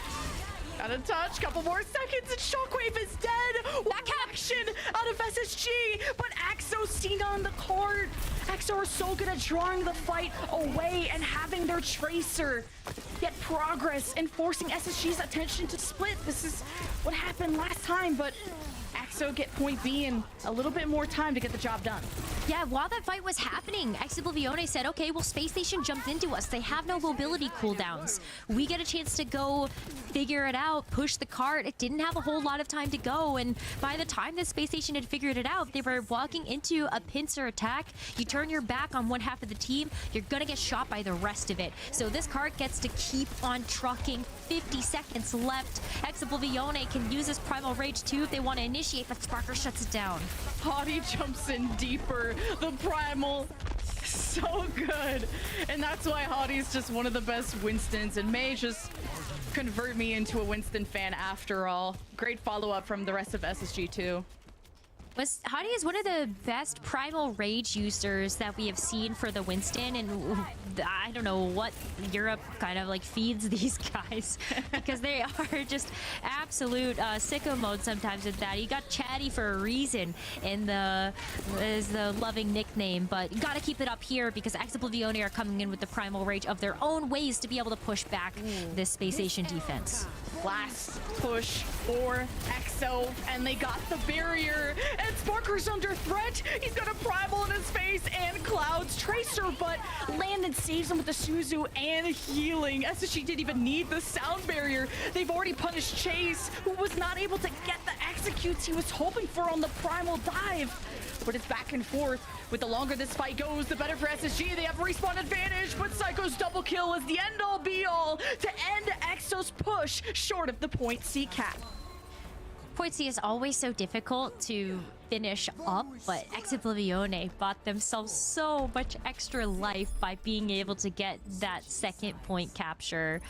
There is a noticeable win condition on the board here for Oblivione. If they're able to just hold strong on that first point defense and whittle away at this time bank, it does limit Space Station's chances of being able to take this victory. Everything is on the line here for this final round swap. Only one can come out on top, and the other is gonna go home. Or stay home, and depending on where you live, that might be a good thing or a bad thing. But EXO, this is still a really good push out of them. Very, very winnable. Like you said, that point C is just so difficult, especially for Winston comms. And I think it was very winnable for EXO when Chase primaled Sparker. Sparker living in that moment gave SSG a leg up. And because EXO were so tunneled on Sojourn, Psycho went into the back and killed 2. So it's these little clutch moments that helped Space Station in the end. It'll be their offense up next. If they expect a Sigma out of Chase again, the Winston will be good at isolating that. So I like that Hottie is most likely going to roll out on this. Sometimes I wonder if you Primal Rage as Winston and you bop the Sojourn up a little too high, if you actually give her better sight lines. Thanks, buddy. Puppies. Maybe Shockwave gets a little lucky on that one too from Hottie, but it is going to be the Ramatra, and you know they don't want to play that. Hottie is an instant go back to spawn moment, try to get this Orisa out of the gates, and yeah, like while you could isolate this Ramatra, if you isolate the Ramatra as you versus that as a Winston, I think you just get punched in the face. Yeah, I like that swap out of Hottie. Like, he thought the Sigma was going to come out, but the Ramatra is going to anchor this cart, so Hottie can javelin this Ramatra away, especially in this form. And the Moira, I mean, there's no anti-heal, so there's so much resources coming out, but no Suzus to stop, like, a pulse bump from Psycho or anything of the sort, or a Terra Surge from Hottie. So we'll see if that sacrifice of utility out of EXO, but the supplement of healing will help out. Oh, Psycho messed up his blink. And EXO's hold on spawn continues. Cloud's May can be a huge difference maker here. Cloud played on Team Finland in the World Cup, and that May was stellar. One of the reasons why Team Finland was even able to get the 3rd place in the World Cup and have such an astounding finish there. But with this close hold too, I mean, you shut off routes of entry here, exit, entry and exit, honestly. Yeah. And he sends the Space Station running all the way back to spawn again. Psycho now on the Echo to try to wrap around this May wall and at least have a little bit better of an exit route. So they do get out of spawn here, but once again, what? Where was Crispy? Shockwave also has better sightlines than Sparker does. Sparker has to like go through these doorways and see what's up. He's got to do a bit of scouting. Of course, there's comms coming from his team, but Shockwave always is gonna have the advantage because he's out and he's waiting for SSG to leave spawn. And EXO keep getting first bloods in these fights. Now you get the overclock. You had the coalescence earlier. EXO have brought this time bank down in half, and this is becoming dire if you're an SSG fan. This is looking like a full hold. Honestly, like if Oblivione can keep this up, someone walks out. Wait, okay, there you go. That's the opening you need. You gotta capitalize on this.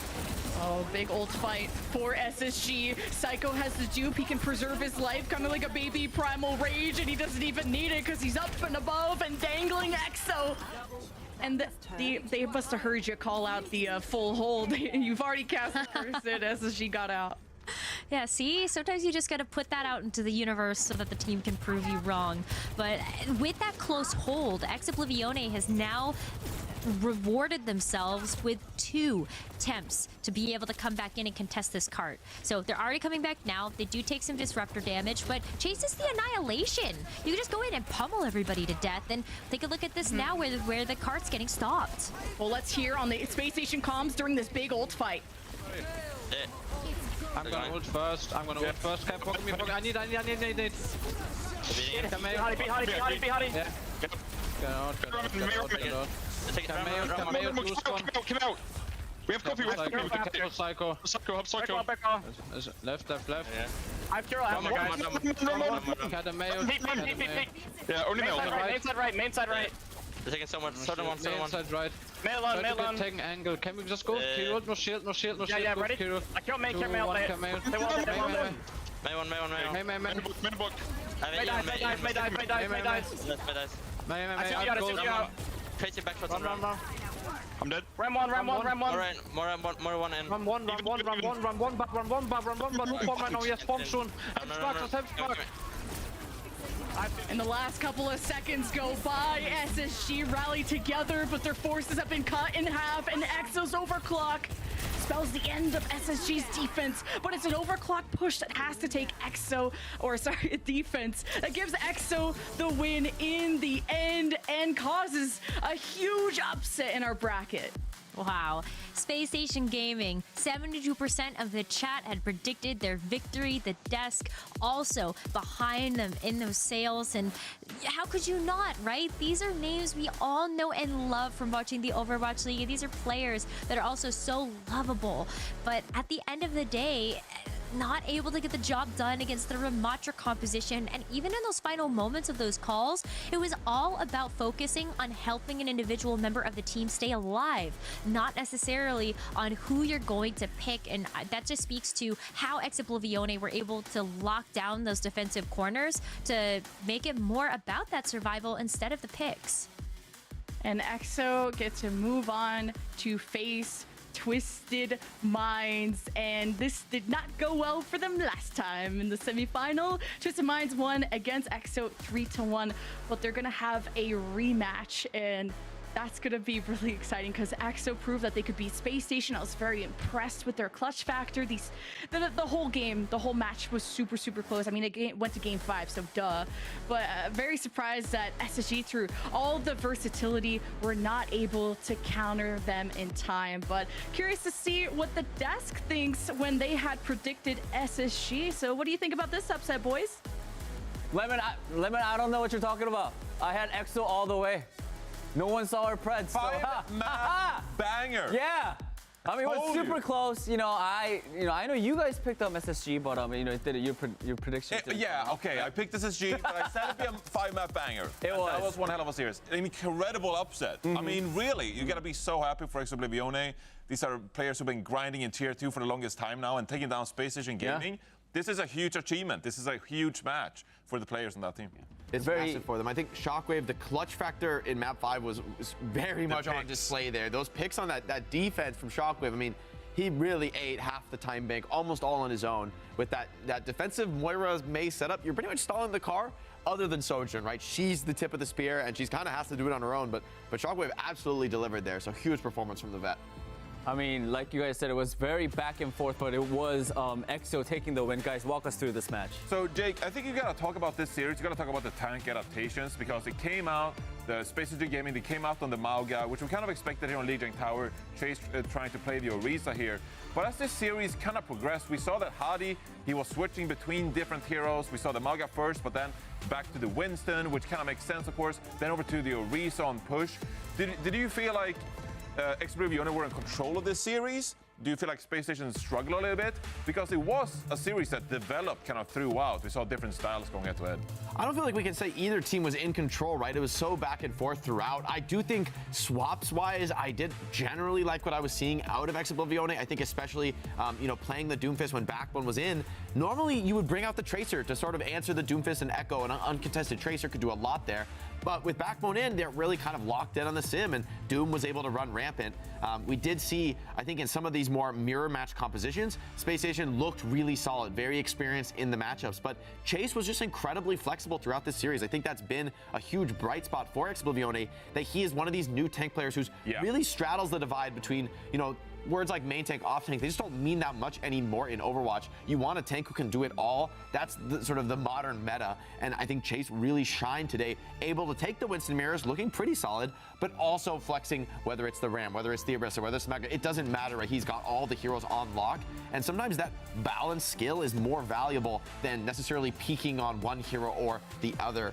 I saw a lot of great things out of Space Station. I mean, so for me, I can't call this like a huge disappointment for them or anything, even though it's an upset for EXO. I do feel like players like Psycho and Funny Astro really, they made their presence felt on the team. They were huge. Yeah, I will say though there were some standout moments, especially from Shockwave, who, again, you know, a bit of a legend of the sport here. You know, spent time on Philadelphia Fusion to kick things off. Vancouver Titans is where he's made his name in the Overwatch League, and now he's been through the grind here as well in European contenders and now OWCS, right? Making a name for himself, playing the hit scan heroes. We saw some Ash come out on Blizzard World. That was exciting. That was a great time, but also the Tracer here. You know, you gotta give credit for Ex-Oblivione. They were clutch throughout this series. There were several 100%. Clutch moments. On push especially, we saw that comeback and push. They had no right to win it there, and just perfect team play, everyone splitting.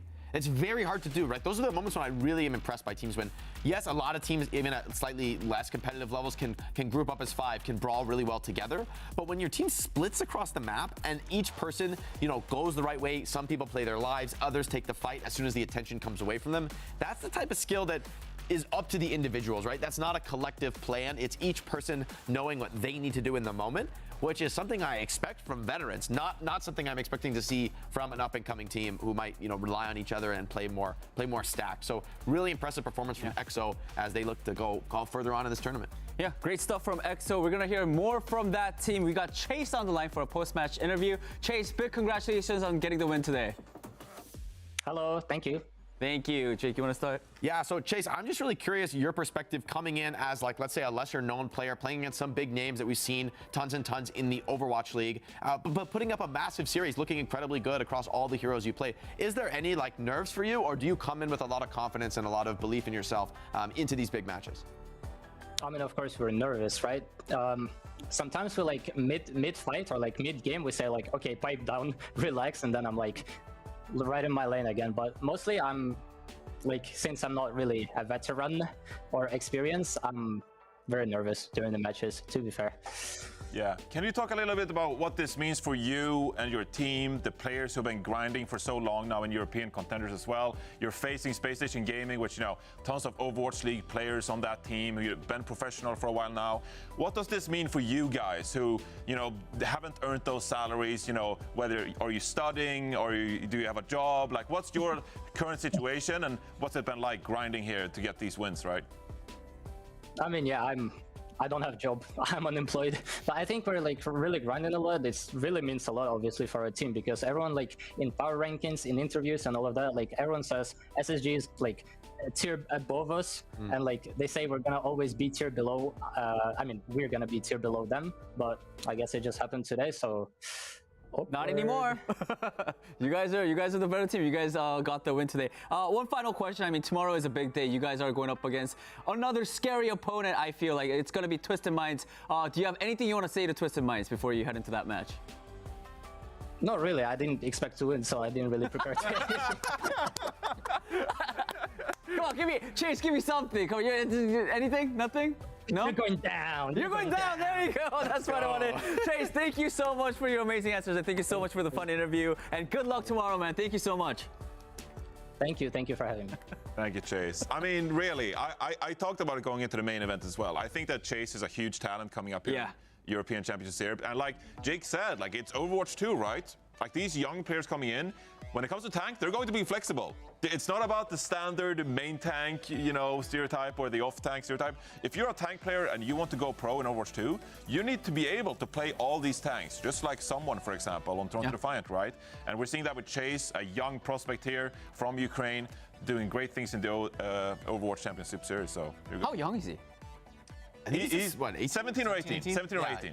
I should know this. I'm a professional. What I loved about Chase's answers, though, in that interview was the humility. You know, like being able to be honest about, like, yes, they're nervous going up against these big name veterans. But I love that one little nugget I got and I really focused on for me was when he said, yeah, he gets nervous, but then somebody in the team will just say, like, hey guys, like, focus up, pipe down, and then he said he's right back in his lane again. And it's totally normal to be nervous. Like honestly, anybody would be in this situation where you're the underdog, you're the up and comer. It looks like maybe you can win. You know, of course your heart is beating, right? That's esports. But for me, like the fact that he can come out of that nervousness and then like refocus over and over again throughout the game, that's all you can ask for in a player in that position, right, coming up. And so honestly, I think that speaks for great things to his potential, that he could turn into one of these big names, right? And I think those are the stories that I'm most excited for here in the Overwatch Champions Series. He's already skilled, but like with his attitude right now, I think, I mean, like players like Chase, they're gonna definitely go far. Yeah, and Chase has a lot of talent, but also I gotta give credit to the backline as well, the supports on that team, because we heard during the listening on Shambhala Monastery when they were preparing for a fight, that Chase was like, as someone in the backline, I think it was Crispy, the Lucio, was like, hey, you're gonna anchor with your Terra Search and you're gonna hold the fort, and then Chase is like going to the cart, and then he's like, no, you push up to the choke, you anchor the choke, right? So you could see that Chase, you know, he was maybe preparing his position for the fight, but then the back line instills confidence, some pre-fight planning, how we're going to position, how we're going to execute. You heard it in a different setup as well. Hey, we're going to use the Kitsune Rush and the Pulse Bomb with slightly more language. But you can see that we're going to carry and go in and have fun with the monkey. The monkey's going down. But there was a lot of great pre-fight planning in that communication. So, you know, Crispy, Canale, these are not like Overwatch League players we've seen before either. So really, it's a team effort. Credit to the whole team, an incredible upset and a huge win for an up-and-coming team in Europe. And as much as I love the up-and-comers, I do have to say though, like Shockwave, that's kind of the exact spot you want your veteran. If you're going to have one vet on the team, having somebody who is on this like hyper carry Sojourn role where, you know, he can just open up the fights, that's what gets you to really believe, I'll say. Like being in these matches, being in an underdog situation, yes, you can be like, your team play can be good, but sometimes you need somebody to be popping off and like actually putting up numbers, cracking open the other team. Because if you're just always playing, okay, we're gonna set up and they're gonna come and we'll respond, you're never opening the fight, you're never just like getting these random kills. That's what snowballs the game and gets everybody confident, even the rookies. So, you know, really well played by Shockwave. Clutch on map 5, absolutely huge performance. You know, I mean, I was. Tomorrow's match, Twisted Mind against, EXO tomorrow. I think that one's also going to be exciting. And talking about that, let's take a quick look at our EMEA brackets one last time. Tomorrow, the big day. And Esports waiting. Yeah, waiting at the top, right? So they do look, you know, fair game to end. They look like the best team right now. But I will say Twisted Minds, despite being the one team that I think really is committing so far, at least to this Mauga sim, they are terrifying on that comp. Like, I wasn't a believer in that comp. I thought going into the series, this is looking like it's just not going to work. But, you know, Twisted Minds is really fearsome in these fights. All right, and also here's a tweet from Crimzo. GG's Twisted Mind 3-1 Grand Finals bound. EC4 ends. I'm getting naked right now. Wait a minute. You do you, bro. Oh, yeah? You do you. It's 2024. Live your life. Yeah, man. Live your life. If it makes you happy, go for it, bro. Man's living. Yeah. It's a new world. I'm going to get naked later at home. Wait a minute. Twisted Minds against EXO? Look, there's a very real reality here. EXO could go to Dallas. This is a lot of circuit points. Chase said that, you know, like when I asked about, what do you think about Twisted Minds? He's like, I don't know, like I didn't expect us to win, right? But I mean, they got here and now they're facing Twisted Minds. I don't know. I feel like EXO has a chance. Yeah, top 3 EMEA. Yeah. I think top 3 is a great result for EXO. I feel though that Twisted Minds is going to be really fearsome in this lower final. I think they're a very, very scary but you want to go to Dallas, you know? Like, no, okay, I mean, don't get me wrong. 3. I mean, even EXO with these points. Jake, anything can happen. It's okay. They could be going to Dallas. I mean, right now they're in top 3 EU, right? All they have to do is maintain. And they'll be going to the major. And honestly, we spent so much time talking up Chase and his versatility in that tank role, right? You know, if you know that Twisted Minds, okay, they're going to play Mauga, Symmetra, can we work around that? It's going to be very hard, but at least there's a plan there, right? There's a recipe for success trying to be Twisted Minds. You look smirky. I'm trying to make the case here, Jake. I'm giving them a chance. I saw Kevster Kai going to the limit to beat Twisted Minds. Can you replicate that? I don't think it's any criticism of a team to say it's very hard to replicate 2 of the best players in the world going to the limit on DPS to outplay the power of these teams. Anything is possible. And it's kind of fun to cheer for the underdog. Yeah, I mean, don't get me wrong. Don't get me wrong. I would love to see EXO making this, like, battling back, maybe even making it to the grand finals. I think it's possible. I just get the sense that Twisted Minds, they looked really clean as a team. Their executions as a group were on fire, and there weren't really many holes in their game. Only, I think, an elite squad could beat them. And will EXO be able to hit that standard? I don't know. But I Twisted Minds, they lost, but they scared me. They are definitely scary, and it'll be really surprising if EXO do manage to beat Twisted Minds. But anyways, I think tomorrow it's going to be a lot of fun. Everybody, don't go too far. We're taking a short break. We'll be right back with NA right after.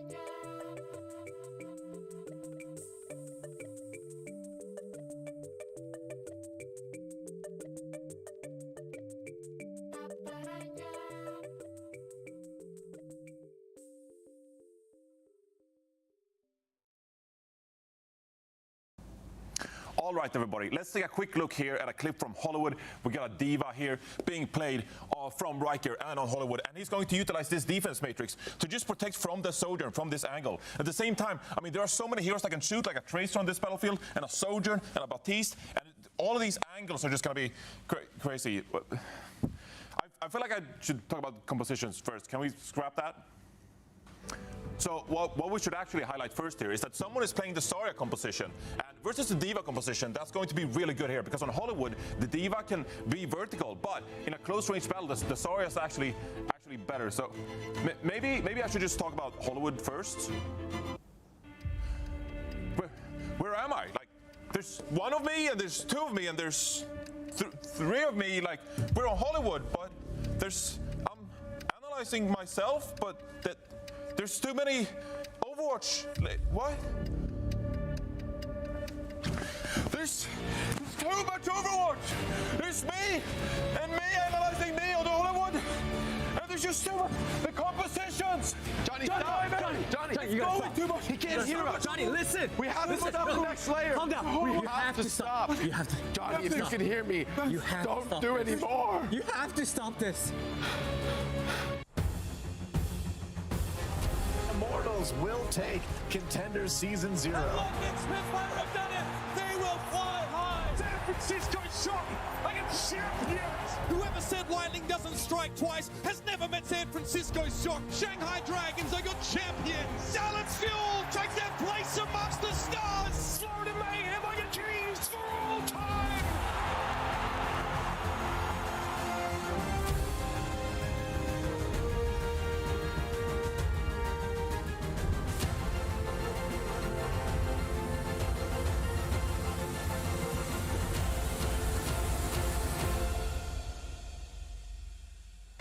Welcome everybody to day 3 main event. Did you guys enjoy the cold open? That was some peak acting from these two gentlemen.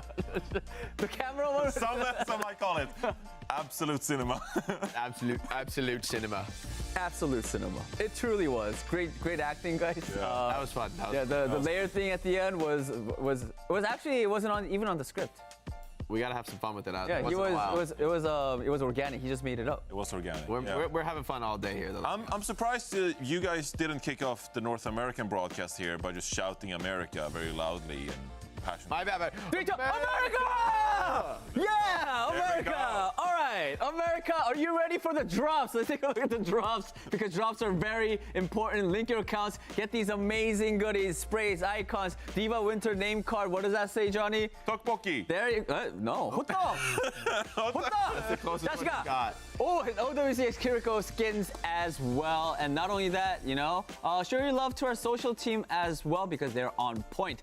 Give them a follow, and you could enjoy the memes on all those platforms: YouTube, Twitch, Instagram, X. And hey, OWCS Japan is popping off, so check out the broadcast. There's crazy stuff going on OWCS Japan. You gotta see it to believe. And also Roadhog. Roadhog? Control plays. Yeah. Roadhog? Yes, they're playing Roadhog. There's no way they're playing right now. Not right now. Not right now? The Korean games have been crazy too. Tons of different comps. You gotta follow the socials to see what's going on. Falcons whack overnight. Insane. Oh yeah, I think that was a good one. No spoilers here, but come on, go watch. No spoilers. No, don't watch it. Don't watch it right now. Watch it after the broadcast. There you go. All right, stage 1, we're still in the main event, but after this, we also have stage 2 coming up. Please sign up, because it is going to be very important. Those points, you have to get a lot of points to go to DreamHack Dallas, right? And if you need a lot of points, sign up for Open Qualifier 2. Double the points. Double the points. Even if you aren't here, even if you aren't in this tournament at all, you could still make it to the major in Dallas. It is unlikely, but you could still make it. Please sign up. Why is it unlikely? Well, you're probabilities, Danny. Statistical probabilities. Okay, but I mean, if you take first place, you are in first place, right? Like, yeah. Unless maybe the winner of this gets second. Like, you are in such a good position if you get. You can beat and that lady. If you're not competing, guys, you guys could also still join in by buying your tickets to DreamHack Dallas. So come and join us. And let's have more likely that you will be coming to Dallas if you buy the tickets than trying to beat MAD and Toronto Defiant. You can do it. Slightly more likely to buy the ticket. And also, your odds of success are good. Also, if you come to DreamHack Dallas, Johnny's going to take a picture with you. Yes. That is true. That I can do, the Danny. first time Danny That I has can said do. something true about That's what actually possible. What are you out of here? I don't know what you guys are talking about. I always speak the truth. You are the star on the desk, though, so Danny's it's bringing more his likely cat they'd want to take to photos make with coffee. you. What? Danny's bringing his coffee-making cat. Yeah. Yeah. And I was right. Coffee-making cat? It makes coffee? Kopi Luwak? It's a barista cat. Anyways, let's move on. All right, let's take a look at the NA brackets, Yeah, everybody. barista cat. Lower bracket first. It's Luminosity Gaming versus Timeless. Two teams, a lot of well-known players, rookie players mixed up together. Timeless, almost all lesser-known players, but really huge performances from them, playing some of the top teams in the tournament extremely close. LG with some different compositions, but maybe some more experienced players. We'll see who comes out on top in the lower bracket. But this has been the match we've been waiting for a long time. The Scrimbucks have been going back and forth. Throw it in the trash, baby. It's time to play for the real deal here. A ticket to the grand finals and a serious leg up in the road to Dallas. That for Toronto and M80, I mean, going to Dallas is table stakes. That's like the minimum standard for these teams. Yeah. I mean, we're going to be starting off the match with that one, the most anticipated match for today, Toronto versus M80. Let's take a look at the roster first. Toronto Defiant. And this is the roster handpicked by the Toronto Defiant in the offseason. So much went into this roster. You got someone in Merit as your kind of like out-of-region players joining Sugar-Free, RuPaul, and Vega for one of the most stacked backlines, if not the most stacked backline in the region, of course. Sugar-Free as well, serving this kind of like flex player role, being able to play the Echo, the Genji, the Tracer, just trying to maximize the amount of output you can have from Merit, who's such an amazing ISCAM player that you played with, Jake. No, you coached him. It's a sick balance here. You've got 3 world champs from the Overwatch League. You got 2 players who are incredibly skilled in Sugar-Free and Vega, but who haven't had the results that I think they're hoping for with their skill level. And so I think that's going to keep this team very hungry through to the end. We even heard from someone, he's still playing with the challenger's mind. You know, he doesn't consider himself the veteran expected to win, you know, just like thinking it'll come to him. No, he's focused, he's grinding, he's locked in on everything he plays, and his flexibility could become crucial in a meta like this where we're still seeing tons of different swaps, we're still seeing tons of comps come out. But M80 on the other side, this is a seriously fearsome opponent. Hawk in a meta where I think he's going to be able to really leverage his individual skill. Pelican, I mean, talk about flexibility. That's what Pelican has been known for since day one. The guy plays everything. The Reaper is pretty much unmatched. I think he's the best Reaper in the world. But whether it's the Tracer, the Sojourn, Echo, whatever he needs to pull out, he's got it on the elite tier. So DPS lineup incredibly stacked. Hydron, a household name at this point in competitive Overwatch with UV and Lep to back them up in the back line. Very, very rock solid, especially Lep and the Lucio meta going to be extremely comfortable here for M80. All right, Johnny, and we're, of course, going to Samoa as our first map. Toronto gets to pick, and they did pick Samoa. What do you think is the process? I mean, Casuras has been talking about it on Plat Chat, on Coachable, other social medias. He's been talking about the coaching documents, how they're putting a lot of effort into this new map pick and ban system. And this right here, they want to avoid maps which they know their opponents are really well practiced on. So banning Lijiang Tower straight off the bat, maybe sensing that could be a strength for M80. Okay, we'll take you to Samoa instead, where maybe we can find an advantage. I think that 5-man roster, right, with the incredibly flexible players, I mean, you need to be incredibly flexible to have a true 5-man roster with no subs for Toronto Defiant. But they make it work, and then being able to just, like, you can play anything, so you might as well just never let your opponents get comfortable. You are comfortable with whatever you need to do, and so you're actually much better off throwing a wrench in the works than trying to, like, have some one pocket strength. Like, that's not what makes Toronto great. What makes them great is that they can go to map 5, and no matter what they see, they're gonna feel good. M80 might have a little bit higher top end in a certain comp, but we're gonna have to see. It's gonna be an extremely tough. I gotta put it this out. Toronto 71%, 29% M80. I think it's gonna be a lot closer. Do you guys agree with this? I'm saying it right now. I know we're not doing Preds, but I'm going M80. I think it's an M80 3-2. So I favor M80 in this one. You're actually doing Preds. I think this your favorite thing, Preds. I think this is too close to call. Pick one. No? I'm not Pred in this. It's too close. It's a coin flip for me. This is a coin flip. I think both teams evenly matched. Jake's scared. Pelican Jake's on scared. It's fine. Danny, come on. There's still the question. Like, even if M80 does this, we could still see them make being look stronger at Dallas on LAN. There's so many unknowns here, but this is a match everyone wants to see. Who's top dog in NA? That's who's established right here in this match. I mean, I feel like it's gonna be Toronto, but it is definitely hard to decide. Let's ask the caster. We got Jake and Matt. What do you guys think? Jake and Matt? Jake and Matt? All right. Jack and Matt. Yep. Jake and Matt.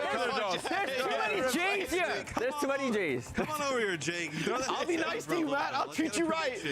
What you say I tell you? What the hell? Come on, bro. Hey, bro, Jake, I believe it. I believe it, Jake. I miss you. I think it would be great. Oh. Yeah, I mean, it would be 99% Jake and then 1%. Oh, wait, that's how it normally works anyway. Oh, my bad. Sorry, man. I mean, you just keep talking. I mean, I don't know what. You got nothing else to say, bro. Mitch yesterday, I was like, Mitch is like, how is it? I was like, I don't even know. Jack just keeps talking. He just keeps, you know, he's doing the play-by-play, then he's doing the analysis. I'm surprised you're not doing the listenings. Like when we're doing the listenings, I'm surprised you're not trying to calm with the players. I'm trying to calm. Hey, get me in there. Get me in the server. I'll be calming. I'll be shouting stuff. It won't make any sense, but I'll be shouting stuff. That'd be fun. All right, M80 versus Toronto Defiant. You just gotta scream monkey, monkey, monkey a bunch of times and you'll be fine. Hey, that's how that works. That's how Overwatch comms work. You shout one character and hopefully they die. Fingers crossed. M80 versus Toronto Defiant. M80, Matt, undefeated so far in the bracket. Toronto Defiant, a little bit more of a tumultuous run. They lost a map in round number 1, and then round number 2 had a very close game against Timeless. Yeah, we've definitely seen them challenged a little bit more than I think people expected, where, you know, M80, they've kind of breezed on through, so to speak, you know, kind of going through the competition here. So I think I'm really looking at the tank battle between these two teams. You know, we saw someone run a lot of the Sigma the other day. It seemed like what they preferred to kind of go towards, but they weren't able to make it work like all of the time. Hawk, we've seen him play just about everything. And if they run this Sigma, maybe you see Hawk try to play this Winston. The desk was talking about the other day, like, and I completely agree. At this point in Overwatch's cycle, if you're going to play tank, you need to be able to play Winston at an extremely high level. And Hawk has put the time in. Let's see if it pays off here. It always wraps around back to Winston at some point. We always end up in a Winston meta. And honestly, I'm not complaining. I never will. The DPS matchup is also kind of scary, and like Jake was saying on the desk too, Merit is just an absolute monster on Sojourn, and pretty much any pick he ends up taking. I'm going to chase Merit out, though, as I call him. He's a good player, but not as good as Hawk's dive, apparently. Nice little jump onto the front line. No real defensive countermeasures there, deployed by Toronto Defiant, and they end up losing the point. Yeah, it just seems like Toronto, right? They want to play pretty stationary around this Sigma and maybe like try and protect Merit a little bit more. But with how much burst damage there is in the game, it's really difficult to do that. And then also if Merit has to slide away, now he's not even really near the Sigma. So see some more pressure here coming in from M80 as they get control of the point first. They do. Now someone's going to try and put a little bit of pressure down. No more Rog, might be a go signal for M80. Boop onto Hawk as he falls back down to the point. Nice little Suzu there to keep him alive. That's got to have been a railgun headshot there from Merit to send him so low, but Toronto Defiant struggling to gain ground here on this point. Pretty tough when you have to move your SIG into a position and then into a position where you're just getting pincered by the DPS and tanks of M80. They walk out of the hut and then they just basically take so much damage onto someone in Merit. They just walk back into the hut and then just walk out and the same type of thing happens again. It's just been, you know, 3 or 4 fights. And look at someone, he's kind of like out there, you know, trying to put some damage down. But now like the team is so split, it feels like. Yeah, I mean, someone and Sugar Free are alone. Sugar Free might be able to get out with dashes. Oh, but actually, it is Pelican that goes for the overextension. He ends up getting rocked. There's the Flux, should get the connection. He does. Can he follow up with the kill? A couple little spheres thrown in on top, but Ultraviolet is there with the help, with that Suzu, but no support for Hawk now as they were using all their resources to help Hydron out. Toronto Defiant end up finding the flip there. 71% for M80 though, good start.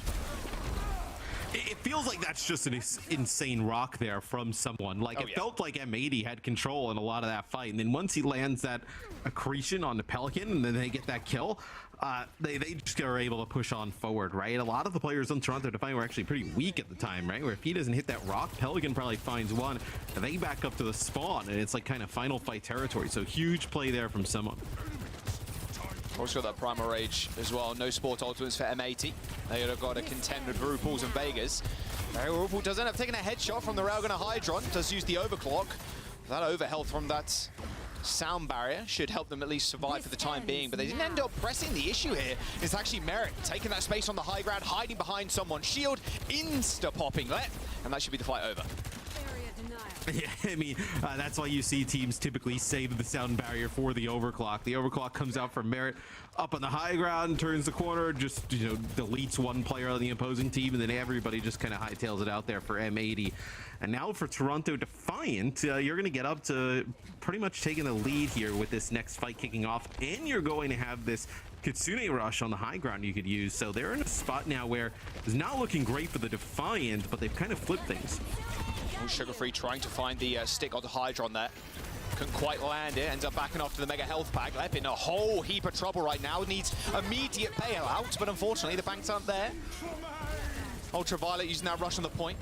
The rock thrown in from someone, and as UV just chunks away at the front line using that increased rate of fire in the Kitsune Rush, just pushes someone all the way back, and the supports can't really say anything at all. They have to like bundle onto the point to try and help someone, but no one is there for Toronto Defiant, and that'll be Pelican with the pulse bomb, and they can just play super far up now if they choose to, Matt, as there's only one fight in it now.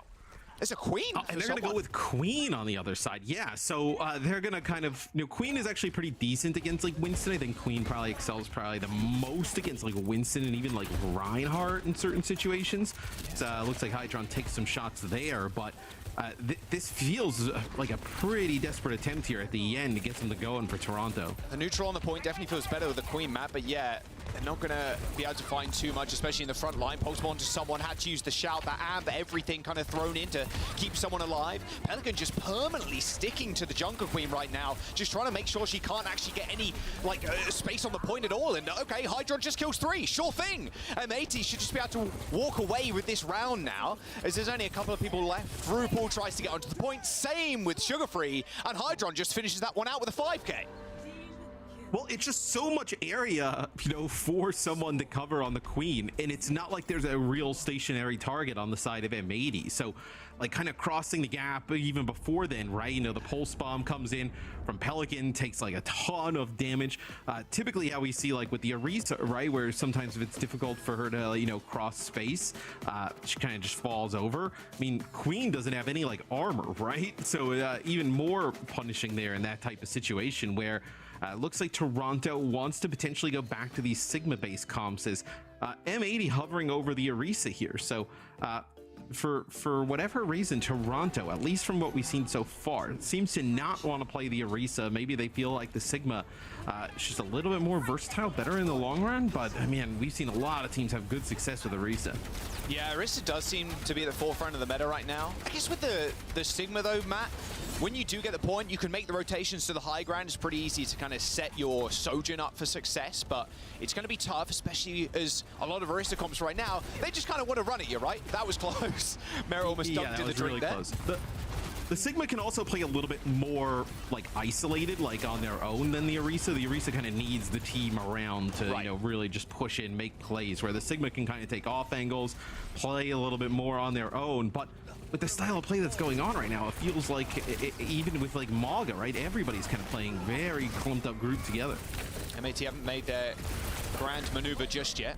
No rushing into the back line, just content with actually just capping the point, forcing Toronto to find a way, especially when that Sigma shield is down and maybe the grasp or the rock has been used already. It's pretty much a good time for M80 to push in. Speaking of which, Fortify used. There's the rock as well for someone. Slowly building up towards that flux, but M80 are just bleeding the time right now. You can see how much damage as well someone has done compared to Hawk. Pulse on from Pelican going a little bit wide. Looks like they want to try and make a move now, but they've got to be careful. Someone has that flux in his hand. If they group up, surely it's a death sentence. And with Pelican dead in a 4v5, make that a 5v3. M80 still want to go for this. A high noon plus that sound barrier as well. Hydron's going to have to click some serious heads to win this fight, but it's not to be. It's complete team wipe there almost for Toronto Defiant as they regain control of the point and only using the Kitsune Rush. And I gotta feel like M80 probably thought that they could get Toronto to invest the sound barrier there, but like in a 3-on-5, there was no way they were gonna do that. And now Toronto, I mean, they are in a great spot to be able to take the lead here. I mean, only 39% there for M80. Terror Surge here available for Hawk, so we'll see if they can get him into the back line to maybe get a big use of that ultimate. So it's really all M80 is going to have to work with here, but sound barrier on the other side. I mean, it's going to be difficult. Oh, Pelican's in trouble, forced to recall, didn't want to contend with that third shot thrown at him, and yeah, Hawk, even with that Fortify up, it's still a whole heap of damage. And yeah, but the problem is, Matt, with getting that Terror Surge in the back, they've got the sound barrier, they've got speed, they've got the move, they've got everything, right, to try and stop Hawk from actually executing on that plan.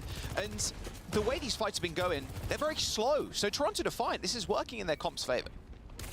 Yeah, I mean, you're going to give up HP just to get into the back line, and then the opposing team is going to even have more survivability with a sound barrier as well, right? So you're just in a really bad situation here if you're M80, where you almost want to take a fight rather quickly and then, you know, kind of come back with another, you know, last-ditch effort. Oh, maybe waiting for a pick. That was a body shot onto Merit there with that railgun. Here comes the Terror Surge, but there comes the Bolt Bomb. He just stands there, twiddles the spear a little bit. Easiest stick of his life for Sugar Free, and then they just kind of peace out. Really rough stuff from M80 so far, and looks like they want to try and make a change to this last fight. They're going to the Winston now. Yeah, and I like the Winston swap, right? The Winston worked out pretty well on point 1. I actually even liked Cassidy at the start for M80 with like the effective range of Cassidy on this particular point, like even kind of just making it really difficult on Pelican. But see if M80 can get anything going here, trying to farm up the Kitsune rush before they go in. Rush available for each side though, and that's going to be not the worst of their worries for M80. This flux from someone could really just put the nail in the coffin, especially if the DPS from M80 do end up stepping up. Already pretty low. His Hawk actually dodges out of the way. The Suzu there jumps straight past it. Sound Barrier to counteract that flux as Pelican pushes on forward. Pulse Bomb in hand as M80 do find the flip here. They end up just trading a couple of ults back and forth. Still the rush available from Toronto Defiance, so they could just walk in almost for free here. Yeah, I think that's the idea here for Toronto, right? They disengage, hold on to their Kitsune rush. There's even if they're giving up the point, it's not a big deal. Hawk's dead. Hawk's already dead. There was no follow-up there from M80. You can see all the DPS on the high ground, the supports away at the back. Hawk tried to create some space for the front line, but was unable to do so. And with the overtime ticking in, Hydron setting himself up for a slide onto the point to try and get another touch. Hawk is back on the Doom Fist. He does end up getting rocked, but they should be able to get at least one more touch here. Someone going pretty low in the corner, but Merit with the overclock. I mean, there's nothing that M80 can really do.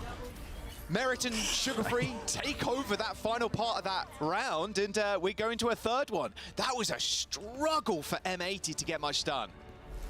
Yeah, and it feels like if they would have known that they're going to continue to kind of run the Sigma, they may have actually started off on the Winston yet again, right? I know as the Winston was really good on the first point. So they start off with the Orisa-based composition with a Cassidy. They try to take high ground, they get control, and you know, everything's all well and good. But you know, that one fight where they end up, you know, investing that sound barrier, trying to get it out from, you know, Toronto Defiant and Vega, and he holds onto it, and everything kind of goes Toronto Defiant's way after that. So we go to a final point here on Samoa. M80 hovering the Orisa, and then Toronto Defiant, they're going to play Winston. So we know how good someone is on this hero. I mean, he's great on all the tanks, right? But this feels like, you know, something that Toronto Defiant should be able to play at a really high level. Yeah, I mean, very much known for his Winston play. Champion after all. But do you like the Winston into Orisa? Yeah, like that's I think probably the thing here. Like maybe you thought they were going to come out and play Winston of their own, right? So you mirror it where, you know, Winston versus Orisa, the Orisa has so much great survivability. It is so much more execute heavy, like and so much more coordination heavy too, to force out a cooldown from one of the supports or one of the DPS and then go for the dive with the Winston. It's much harder to pull off than the Orisa comp, that is for sure. And M80 making it sting a little bit as they end up capping the point first, but at least they've traded here. Merit finds Hydron across the map as Sugar Free just tickles down the back line, actually forces the Suzu. Now's the perfect time for someone to go in, but they're under half HP. But I mean, it doesn't matter when you got Merit on the roster, apparently. A railgun from across the map yet again. Just nails Leb, and M80 lose the point. I mean, we saw yesterday, you know, with like PGE, right, how good a Sojourn could be to just kind of like turn the tides of certain fights and things. And even though M80 gets the point first, I mean, 2 railgun shots, you know, takes 2 players down right away, and there's nothing you can do about that. As Hydron now switches over and plays the Cassidy, so this is really defensive here against the Toronto Defiant. So this is like, you really want to punish someone or Sugar Free here. Yeah, or even Merit, right? Can't use that slide when you get hit with a magnade. You can't use much else, to be honest with you. That hinder is just such a frustrating thing to kind of deal with. But the Cassidy definitely a little bit more vulnerable. Gets a little bit damage resist when he rolls, but hasn't got that slide. You can see the target already is Hydron. Suzu early usage, and oh, Sugar Free follows out with a pulse bomb. Almost instantly after that, Suzu just disappears, and Merit's in the kill feed again, because of course he is. Ultraviolet pretty low, TP's away at 1 HP. Can he survive? No, he cannot. Toronto Defiant, they do lose someone to a pulse bomb, but M80 struggling still. Toronto Defiant, their dive, especially with how proactive they're being, Matt, is trumping M80 right now. Yeah, I mean, you say that Hydron can kind of get like the nade off and the hinder, right? But there's feel like sometimes you have to use it so early, and if it doesn't hit, you feels like you're just kind of screwed. You're just sitting in the middle of nowhere. Where Orisa has not been used the best in terms of like these kind of defensive comps. It's really like the aggression. So someone jumps in, pops Primal straight away. That's the Kitsune Rush, though. Yeah, it is, but it is going to put them on point, and that's a big ultimate to use as well, that Primal Rage. Oh, he's back in. Ends up getting speared. There's the sound barrier, actually. Maybe a little bit too scared of this overclock, and I would be too, to be fair with you. A later sound barrier from Vega here as Merit is just trying to find an angle on the rest of Toronto to find as with 10% to go. This is last fight, and I don't think M80 have got anything to say. 19% to 100 here. Toronto Defiant running away with this one. Where are M80? MIA currently, as Toronto end up switching up comps on them once again. Take the map. This dive is looking absolutely sublime. Toronto take map 1. Yeah, and it also feels like when you have the Sojourn on your team versus just really kind of like anything else, you know, maybe if you're going to play like some of the sim-based things that we see with Maga, it feels like if you don't have Sojourn, you're at just like a massive disadvantage. It's almost like, you know, not having like a Lucio with the way that you see Merit there slide around the corner and just use, you know, 2 railgun shots and basically just kill Hawk. I mean, he just can't do anything in that position. So when you have a character that can put that much burst damage down onto tanks with how important tanks are to just kind of like eat space and position at the moment, feels like almost a must pick.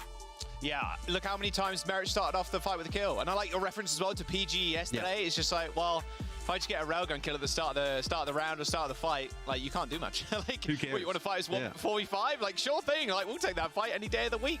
Sojourn, yeah, it's such a must pick right now. And when you got someone like Merit on your team, I mean, the guy is just an absolute monster. And the flexibility as well, even on this map, playing the... I mean, they did play the Queen a little bit, but playing the Sigma, then swapping to the Winston, there's a reason why someone was MVP last year, right? And there's a reason why he's one of the best to ever do it on the tank role. M80 right now, struggling to get much stuff done, but I've said it once and I'll say it again, Control, fraudulent game type. It always ends up going, it's always a bit more coin tossy than most, Matt. So we'll see how yeah, just throw out all the results from Control exactly. In all time, right? Just, yeah, that's the way to go about it. I will say, I think both of these tanks, like Hawk and someone, like, they're kind of the epitome of what you need from tanks in like Overwatch 2, I think. Right.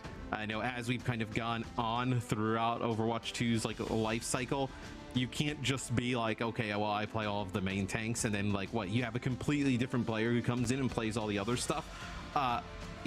With how much tanks like call and its team synergy and coordination timing, if you can have one player just take up those slots, you just, I feel like, are going to see way more success. As stats, you know, indicate this was a Toronto Defiant blowout. I would say round 3 definitely helped aid in that. Yeah, 11 KDA to 0.85. Quite the differential, if I do say myself. Say so myself. That'll do. That'll work. M80, remember they went undefeated in terms of maps as well, coming through the upper bracket. Their first time they've been handed a map loss here against Toronto Defiant, who have had a bit of maybe some tougher tests. I mean, Timeless, they went to a map number 5, but it feels like Toronto, in a way, have just been leveling up every single day, and also Timeless are pretty nasty, to be fair, in their own right, but every single week I see Toronto, it feels like they're getting better. I mean, I wish we could even have students of the game. I don't know how you do, you know, a final day with 5 teams and only, you know, like a bracket, but man, students of the game was sick yesterday as well. They were, yeah. So this is an M80 map pick. Which is interesting because like this is actually a pretty good Sigma map, like if you have an idea that Toronto potentially wants to play something like that, but Toronto will actually opt for the Winston here on defense. So the other day when we casted them, it was pretty much like, you know, it felt like a lot of just like Sigma based compositions and then maybe some Orisa in the mix against Timeless, but today it looks like kind of switching it up, willing to play a little bit more Winston. I do really like the Winston on the defense as well, because you can just catch him on the cross, and that's what a lot of teams ended up kind of failing at on their offenses, was actually just getting across the back alley or just behind the little bus shelter. It was pretty rough. Looks like M80 are going to run the Orisa instead, so expect a small flank here. just try and get into the Mega Health Pack room and then push out onto the point. We'll see how Toronto Defiant can kind of intersect them and hopefully dissect them as well. M80 just slowly but surely making their way through the laundromat. Yeah, and the biggest thing is to watch like Hawk. Like, is he able to cross over towards this side here where we see Hydron playing from, with enough HP? Is looks like gets there pretty safely. Hydron now actually moves his way onto the point, so some control here already for M80. But there's Marriott with a shot on the Ultraviolet. He's just so good. Ultraviolet down, and the rest will crumble. M80 gonna have to go again. I'm surprised he didn't leave Hawk a little bit longer there, but nice little flick from here. A little 45-degree ang. As M80 going for reset. Are they gonna change though? I doubt they changed from the reset, to be fair though. Everybody, so they're gonna go D.Va. So this is a little bit more, Hawk obviously is an off-tank player traditionally, right? This feels a little bit kind of like safer in terms of the pick, and also the D.Va pretty decent against like Winston. I mean, D.Va pretty good at just dueling just about any character in the game. Vince Matrix is trying to get across, but that's pretty much all the usage of it. Yeah. Oh, you can eat the railguns as well, right? Surely he eats the railguns, please. You got to help your backline. Don't let them die. Sugar Free already got a pulse bomb. Can eat that one too if he's quick with it. Hawk is pretty damn sharp with eating ultimates. Merritt's already got an overclock though, Matt, or at least 5% towards one. Oh, 5% away. There's the little dive after Hydron takes a few too many bullets. Very quick rush onto the point and into the Mega Health Pack room. They kind of swap sides in this moment. And here's the overclock. Sound barriers coming through from M80 though. Ultraviolet didn't receive any of that over health. And Pelican throwing the pulse bomb just inside the middle of the room. Hawk's pretty low. Ends up is going to have to remech eventually, as the rest of his team are going to fall. And it might just be a little stagger as well. I mean, you might, at this point, this might just be last fight or close to if they stagger him long enough. Toronto Defiant just unwavering in their ability to defend this point. 38 HP. I mean, this sucks. He's going to go for like a remake here. Like, what do you know? No. Yeah. So what? Another 8 seconds off the clock. Are they going to push? This is so smart. Oh, that's so smart. They push Hydron on high ground. They see him through the train, and it's like it's the easiest kill in the world. Good play from Toronto Defiant there. They end up just basically like forcing one fight. It's one fight now, Matt. 1 minute and 10 seconds to go. Pelican's in the back line, but no ultimate. And Sugar Free, it looks like he knows he's there. Well, and the Defiant have sound barrier to deal with Hydron's overclock, right? So they put themselves in a really good spot here to potentially get a hold, as it'll be Pelican getting on the point, getting a touch. Oh, Hydron is instantly dead. Okay. Yeah, one person to come back and contest, make sure Pelican doesn't get that last 33%, and Lep's already down. I mean, is this it? Is that all they can muster? Toronto Defiant are going to hold them on first. 40 seconds to go. It's going to be a staggered push here, but they demech Hawk, Matt, and he hasn't got remech. He's going to have to just jump back to spawn, swap tank, swap back to D.Va. If he wants to stay that, of course. Maybe just the Winston for Hawk right now. As Toronto look like they're just going to hold first here. Yeah, I mean, you're not going to get a use of a tank ultimate pretty much the entire half here for M80 because of just the great stall, the swapping, and then here that demech at the end. So M80 trying to work through the choke. They do only need one tick here, though, Jack. Oh my god, I don't think they're going to get that, mate, unfortunately. Nice pulse bomb from Pelican. Oh my god, the pulse bomb. Sugar Free, Vega dead. Wait a second. Pelican, the savior of M80, lands the double. Someone is still here, same with RuPaul. RuPaul does have the Kitsune rush, but someone is dead. RuPaul could maybe do something, but no, with no rush and no help onto someone, somehow Pelican lands the double pulse bomb kill and saves M80 on first. Yeah, I think it's a pulse bomb onto Vega, and then he's just like rounding the corner, by where that fire truck is, and just ends up, I don't know if maybe Sugar Free blinked into him or he was just kind of playing from there. And then an interesting switch up for M80. They're going to bring out the Mauga. Let's have a look at let's take a look at this here. So it was on the Tracer. Oh, did he stick on the Tracer? Yeah. Oh, wow. God, what a beast. What an absolute beast. Yeah, it looks like Sugar Free was like rounding the corner as the pulse attached to him, so didn't have time to get out of the way. And there, like you said, wall riding on Lucio. A little overclock on the high ground, forcing M80 all the way back. Oh, this ends now. Oh, Hydron has not had a good time with overclocks. It's been rather rough. This rush now used from UV, and Pelican rounds the corner straight into a kunai from RuPaul. That's really rough. And that rush was saved from the previous point. At least RuPaul's was, right? So they've still got that in their back pocket. They really need to use it, but their neutral game right now, Matt, Toronto Defiance, that is just clean. Yeah, and you know, M80 has like a little bit of a damage advantage, right? With Hawk being able to put down so much damage on the Mauga. You know, Cardiac Overdrive is trying to, you know, give a little bit of extra healing to everybody. But Toronto, they're so good at their dive that there's really not an opportunity for Hawk to just kind of like stand there and pump out damage, right? You see constantly having to back up. 3 people from M80 were on the point at that one time, and yeah, they're completely split off from Hawk. We're in Hawk's POV, and Hawk was way out of the fight. He's eventually able to rejoin here, but not after Hydron is killed. Someone is pretty low, but pops the Primal Rage to make sure they stay alive. And everybody right now in the underground. Ultraviolet would be a good target, same with Lev. Has got the sound barrier, but fortunately that would be perfect. Someone still manages to weave his way out of danger and rejoins the rest of his team. High ground control very much in Toronto Defiance favor right now as Pelican looks for a pulse bomb. Yeah, I think he was trying to force sound barrier there as Lep was really low, and then the Primal Rage just to keep himself off. Nice as Pelican, nice pulse bomb. That's going to be a Suzu though, keeping him up. Yeah, nice pulse bomb, even better Suzu.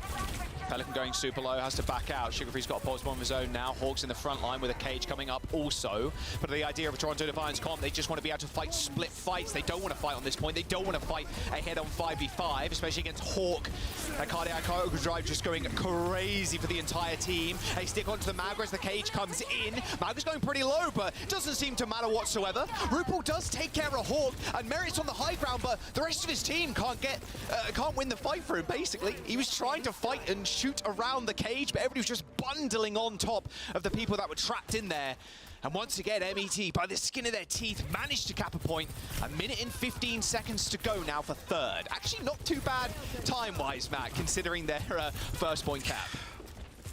I mean, considering they almost got full health, yeah, I would say this is probably pretty good here if you're M80. And I think that the Mauga's really paid off as they lose Ultraviolet right away. But the cage fight there is really kind of what ends up winning them, you know, that point. They end up with a way earlier sound barrier than Toronto Defiant, right? Vega held on to it for a very long time, was able to get it, you know, pretty late. It's just that cage fight there from Hawk was massive. Yeah, trapped everybody, and then those barrier walls come up, and Merit can't really do much. Rather unfortunate. They're going to go super early, though, with Merit's railgun. That overclock, oh, man, the aim from Merit is just something to behold. Sugarfree even started that off with a kill, so very, very fast team wipe there onto M80. And playing up, I, again, really like this. You're burning as much time on off the bank as possible, Matt, because you know they had about 1 minute and 20, 1 minute and 25. Now M80 have got one fight to end the map. And look at someone. Yeah, look at someone's positioning. Extremely costly to get the spawn. Look at someone's positioning. He's down in the underground right now, ready to spring an ambush. Suzu already used for UV as Sugarfree joins someone in this dive into the back line. The Primal Rage has been pulled. He's a little bit on fire, but the Pulse Bomb lands and nails Hydron. Merit kills Pelican. DPS down for M80. Just shock and awe tactics from Toronto Defiant as they manage to hold the payload just under that archway after second. Yeah, so, you know, someone comes from the side, the Suzu forced right away, and then after that, him and Sugarfree just caused chaos in the back line of M80. But considering where M80 was at the beginning of the game, really good offense. I mean, that's about as good as you could ask for, considering you really need, what, a double pulse bomb from Pelican to even get that first checkpoint. So that play from Pelican still keeps them alive in this map. And then also, I mean, look, you go down 2-0 to a team like Toronto Defiant. I mean, you're in a real rough spot, especially because the next map, New Queen Street, would be a Toronto Defiant. It is their map pick. Right. Yeah, it looks like they've got every small little answer for them. M80 struggling to get that first point. They managed to get 66% on their first couple of attacks, but that 33% and Pelican really just being the guardian angel of M80, making sure they can push through to that second point. So yeah, it's a rough look for M80 right now, but things can all change, of course, as they go over to the defense. Gonna run the Orisa now. So the Orisa on defense, maybe you can like kind of circumvent this a little bit here, playing the monkey, but it'll be really difficult. Like we see a lot of teams take that, like, you know, left hand room by the point, right? It'll be very difficult to push out against the Orisa. That's, I think, where it can be very difficult. Winston start. Okay. Everything. Okay, maybe not. All right. I was going to say everything comes up Winton, but unfortunately, not right now at least. It's going to be Sigma for Toronto Defiant up against the Orisa. Hearing the Orisa shooting, I imagine, then instant swapping. Yeah, so you can kind of just poke a little bit, right? You know, you're not as reliant as kind of like taking the side room. You can play a little bit more like in the choke train, like bully back a little bit here with that Sigma. So see how someone and Co want to play it. Oh man, Hydron is having a rough game so far. She's permanently picked off first, but that's also Toronto Defiant kind of focusing one of the main threats on M80 as well. That's not just Hydron randomly going down first, very much like prioritizing the kill onto Hydron. UV dead, that is night and day first point capture for Toronto. Yeah, I mean, you know, M80, they got it by like the skin of their teeth, and here in Toronto, they just walk in and basically just take it for nothing. I know you get that first pick onto Hydron. That is massive. Now we're gonna actually see a Sigma head-to-head. So Hawk, very good. I know on Sigma. Right there, though, you see kind of you lose that Sojourn. It's very difficult. So they see Sigma, they go Winston now. So you see these two teams really just kind of counter-picking each other constantly in the tank. Oh my, Merrick, I mean, what do you even do against that? Disgusting. Pelican was not expecting that. Definitely had recall in that situation too. A little short hop from Merit kills Pelican, who was trying to play a little bit cheeky. You know, everybody was complaining about Widowmaker one-shots, right? But then they're like, oh, yeah, but Sojourn, you know, I think Sojourn is cool, at least she's though, gonna build it up, right? Yeah, exactly. Yeah, Sojourn, she can move really cool. Exactly, man. Sojourn is cool, although I do like Widowmaker. I'm a Widowmaker fan, but Sojourn power sliding around, getting headshots. When you see Sojourn glowing, though, like that, I mean, you're in lots of trouble. As it looks like actually Hawk takes a big shot. It's like you're staring the devil in the eyes when you see a Sojourn glowing with overclock or just a regular rail. Like, you know death is coming rather swiftly. 4 minutes to go. They're nearing the final checkpoint here as M80 are just getting rolled. And this is a really good play too. Just forcing the rush, forcing kills here. Hopefully getting an extra ultimate hour or two, but Hydron isolated, ends up going down and forces M80 to try and come back up with something here. They cannot let this point go alone. Pelican, maybe the Guardian Angel. Wings coming out, arising, M80 again. RuPaul ends up going down to a pulse bomb as Toronto Defiant now try and even this one up. Sugar Free gets the stick onto Hawk, but they're bleeding health members of M80 right now without too much support. Eventually, Ultraviolet and Lep end up rejoining the rest of the team as Toronto Defiant have to go on the retreat. Still a couple of meters to go though, Matt, and this is still in a dire situation for M80. I mean, it feels like we're 2 Pelican pulse bombs away, I know, from this map being over pretty much, as he's really kind of kept M80 in it. But yeah, the Sojourn, like when you see her fully charged up with a railgun shot, you know, typically like you'll see Hydron here potentially, right? Like he'll be charged up with a railgun shot, use it, then pop overclock and get another one right away. That's exactly how they burst on the high ground before. Hydron down again, Primal Rage pop, left, chased down by Sugar Free with the help of someone, and I heard a Gravitic Flux go off, but I'm not sure where it went. And there's the cap. Vega finding it as the entirety of M80 with either dead or distracted. This is a steamroll from Toronto right now. Matt, this is feeling like it's only going to go one way. There's 4 minutes to go, and M80 still have to get back to the point. They've got half a fight, if that. Yes, Hawk goes over to the Maga, worked out last time here. Any touches at all? Lep's dead? There's no touches. There's no touches, Matt. Toronto Defiant end up taking Midtown, and M80 are getting blown out right now. Yeah, I mean, you thought, like we talked about how Toronto was a little bit more of the challenge team kind of coming into this match. It does not look like that at all. I mean, they look so clean. I think look, I mean, Merit is hitting so many shots. I feel like Hydron hasn't even really been able to even like play the game. It feels like they're just able to collapse and kill him every single time. He's just permanent. And if you don't keep him alive, I mean, you're relying on heroics from Pelican to be able to win a fight. Please, just land another double pulse, Pelican, please. It has been really rough for Hydron, but like I mentioned before, Matt, very much like target prioritization. from Sugar Free and someone just trying to get on top of Hydron and just kind of beat him into the dirt. Because as soon as you lose your Sojourn, that's a lot of like damage, obviously, but a lot of that easy pick potential that we see from every single Sojourn right now, getting railguns across the map. So yeah, Hydron having a very much a rough time. We're going to New Queen Street as our next map. Hopefully it's a little closer than this, because yeah, rolling over first in the blink of an eye, and then they barely stopped. I mean, going towards second. Maybe once, maybe half the time. Yeah, I mean, that's the pulse bomb right there from Pelican that really, saved you know, that kept them in on first point. Like, if he didn't hit that double pulse, Matt, they are not making it to second. No, and then I mean, gets a pulse bomb on their defense, which just gets them one extra fight. But I mean, look, if Merit just does stuff like that, what do you do, right? Because also I would say we haven't really talked about them a ton, but the supports, I think, for the Defiant, you know, RuPaul and Vega having a really great series as well, right?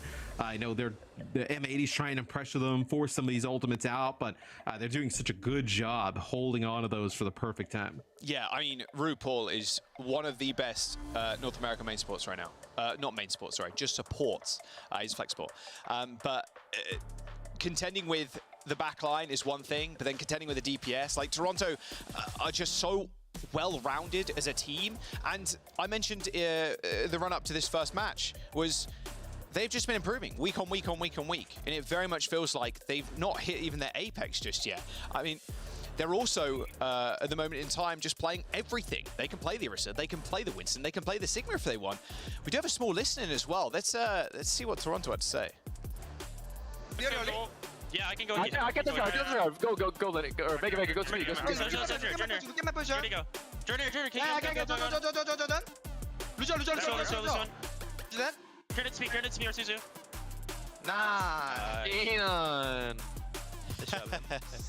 Nice. There we go. Easy. It's just another day in the books. Honest Overwatch is being played by Toronto right now. And I mean, it does not look like they're letting up anytime soon, right?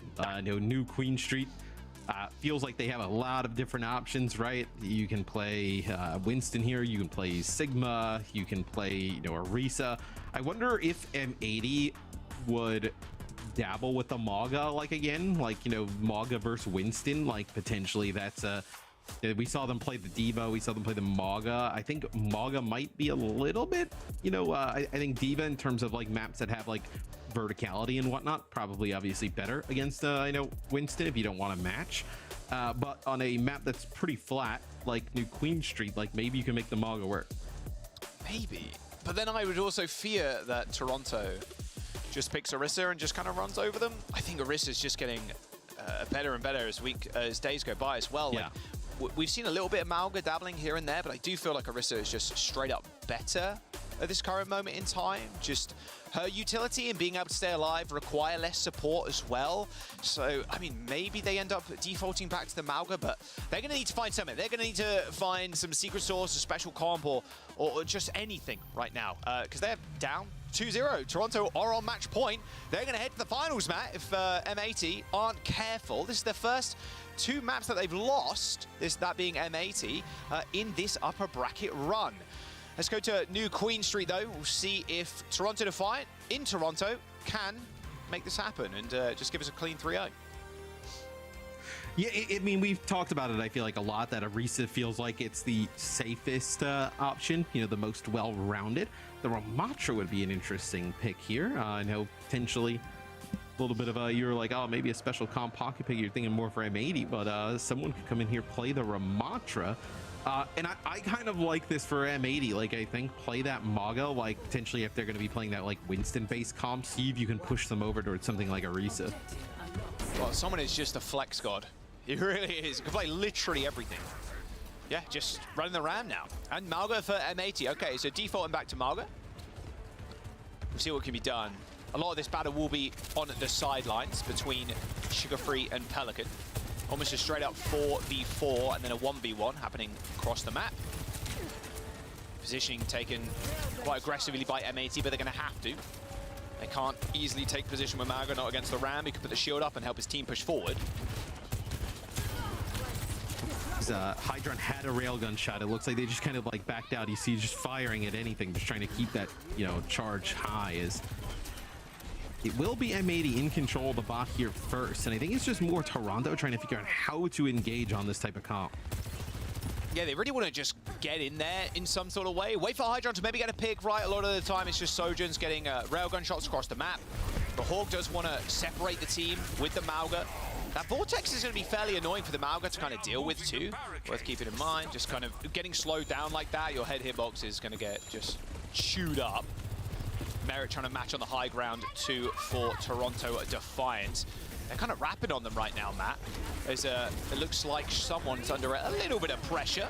Needs a little bit of assistance. I heard that Suzu go off. Same with the one onto Hawk. Merit, someone end up trading as Hydron picking up a big kill onto Sugar Free now as Hawk finds that mega health pack room, but Merit is just filling him full of energy bullets.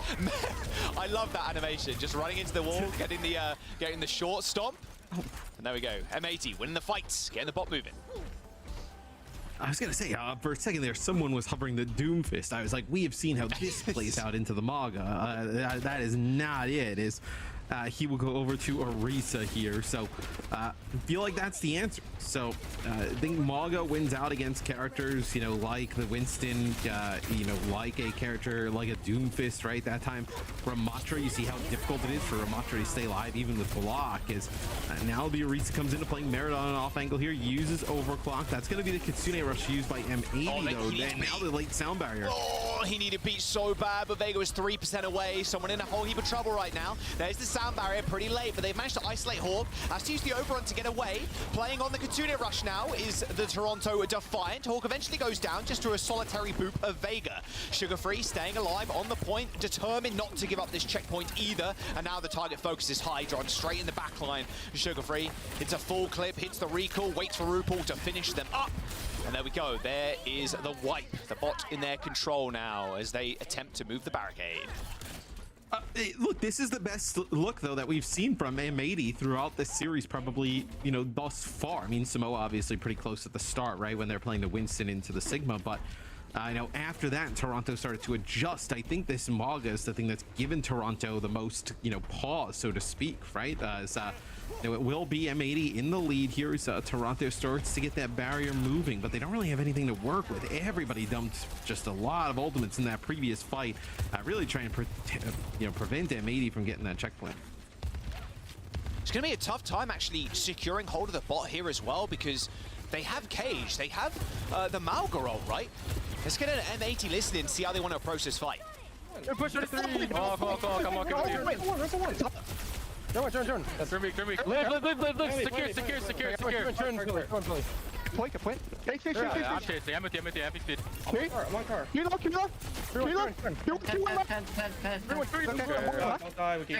back. Alright, Risk ult is their win con. I'm playing wide. Get Red Curie. Orisa is their win con. They know exactly how they want to approach the fight, and good overextension there, not dying, just saying don't die, right? Just making sure they can get up and maybe punish RuPaul. There's a lot more win conditions than they maybe expect here as RuPaul lays down the rush. Same with the UV though, and here comes the cage fight, but Hawk is strapped straight up against that bot on the wall. The sound barrier comes in for Leb, and as someone just spins to win, doesn't find a single bit of winning there, unfortunately. No kills and not even an inch of damage by the looks of it. M80 kind of running away with this game now, Matt. Checkpoint in their hands, and they burn a lot of ults from Toronto Defiant's ult bank too. And this is where Toronto Defiant, you feel like you have to kind of invest heavy into these fights to prevent even more progress, but that doesn't give you anything moving forward. And let's see Doomfist now here. Where, I mean, I think when we casted the other day, I think this is like what got them into trouble, right? Is like playing against these Mauga-based compositions still, where it feels like, you know, someone, I mean, he's going to have to hightail it out of there. Really difficult to keep him up. Man, that was props to Vega there, keeping Merit alive. Just setting him up for these shots. Oh, he just makes it look so easy. There you go. There's the bot back in their favor, Matt. But for how long? I mean, only 18 meters, and M80, they have checkpoint 75, so checkpoint and then some. Pelican come in with a pulse. Hydron so close to an overclock. I mean, Vega's sound barrier, they've just got to beat in, try and find the kill onto Hydron here. Yeah, I think that's the key, right? For Toronto to find you have this huge sound barrier advantage. Like, you have to give that sound barrier, you know, especially make sure it hits someone, as he's going to take basically all of his health already before he even gets in there. To try and make a play. Otherwise, I feel like you're just going to keep getting stuck in this mid-map. So that's a sound barrier. Let's see if they can get a kill. Hawk is really low. They've stolen the bot. Okay, luckily, New Queen Street, you can get the bot back pretty quickly, but still, reducing the time they have to actually push here. They do use that sound barrier, Matt, like you said, to try and win this fight. Someone is pretty low, should be receiving heals in just a moment as RuPaul does teleport in. However, still pretty damn, you have to get these kills. He ends up actually trading, of all things. RuPaul couldn't heal him up quick enough. They were rumbling in that room there. M80 just had damage and had the presence and the healing to just keep everybody up. And now RuPaul just cowering for his life. I say cowering. He's taking the 1v1 versus Hydra right now. He can TP away to the high ground, but they haven't got a frontliner here. Hawk is back on the point. But it feels like that was the fight they needed to win. Here's going to be Kitsune Rush here on the high ground. It's going to just have everybody on M80 hightail it, but that time they end up killing Hawk early. But that was just like the last fight, right? They used Sound Barrier, they get Hawk early, but they weren't really able to get much progress. And now this time, though, they will, as they have control of that bot moving forward. Still going to be in behind by a lot, though. That kill was massive, too. Killing UV there is really nice. Not going to be able to get back and heal the team. It's going to be a tough fight for M80 if they want to go in. They're going to have to commit Sound Barrier if they really want to go right now. UV is just spawning. A quick swift step to the rest of the team should be good. Pelican still in the back line here, Matt. Sugarfree does have Pulse Bomb. Doesn't want to go for anything cheeky, though. No BM here as Hawk is back in action. And there's the Sound Barrier. So, I mean, that sound barrier is huge, right? You just charge down Merit. For a second there, I was about to say, I was like, I wonder if, you know, M80, you think about going Orisa, right? Orisa really good against the Doom, right? I think just to kind of force someone back off onto something else and then, you know, maybe go back to that Maga. But Pulse Bomb dropped in, not going to connect with anything, because that's Overclock and Pulse Bomb there from the Toronto Defiant. There's someone probably just holding on to that Meteor Strike just to give himself a little bit more survivability. Man, Hydron. It is Saving Private Hydron right now. Had a rough go of it in Midtown, but Suzu, all the heals that he could possibly want is being thrown his way. Sugarfree ends up going down to a kunai. There from UV. Hydron again. You got Cardiac Overdrive plus the Suzu. Hydron stays alive. If Hydron stays alive, he can just carry on getting good positions and keep on finding kills. And Merit's on the wrong side of the map right now. I mean, Toronto Defiant, they're so scattered, they're so split. A Sound Barrier does end up hitting 5, and eventually they find the target they desire. A stick from Pelican is good for 1, but they do end up trading their life for it. Yeah, but a Sound Barrier just to get back to the bot, right, with 1:25 on the clock, feels quite rough, as you see, I know both players there for M80 just get onto its stall for just a brief second. So what, you're still going to have another fight probably over the checkpoint here, and for M80, you're going to have this cage fight, right? So maybe you can actually catch someone before he uses that Meteor Strike and punish him. Yeah, this Meteor Strike, very much used to kind of engage and then just get out of there. You heal, obviously, when you're in a Meteor Strike right now. Wait, what? M80 just giving up the point. Although Pelican died there, Matt. Maybe they were expecting Pelican to kind of jump in and get the touch there briefly. 50 seconds to go here. So it will be close to last fight, if not the last fight, depending how quickly M80 want to take this.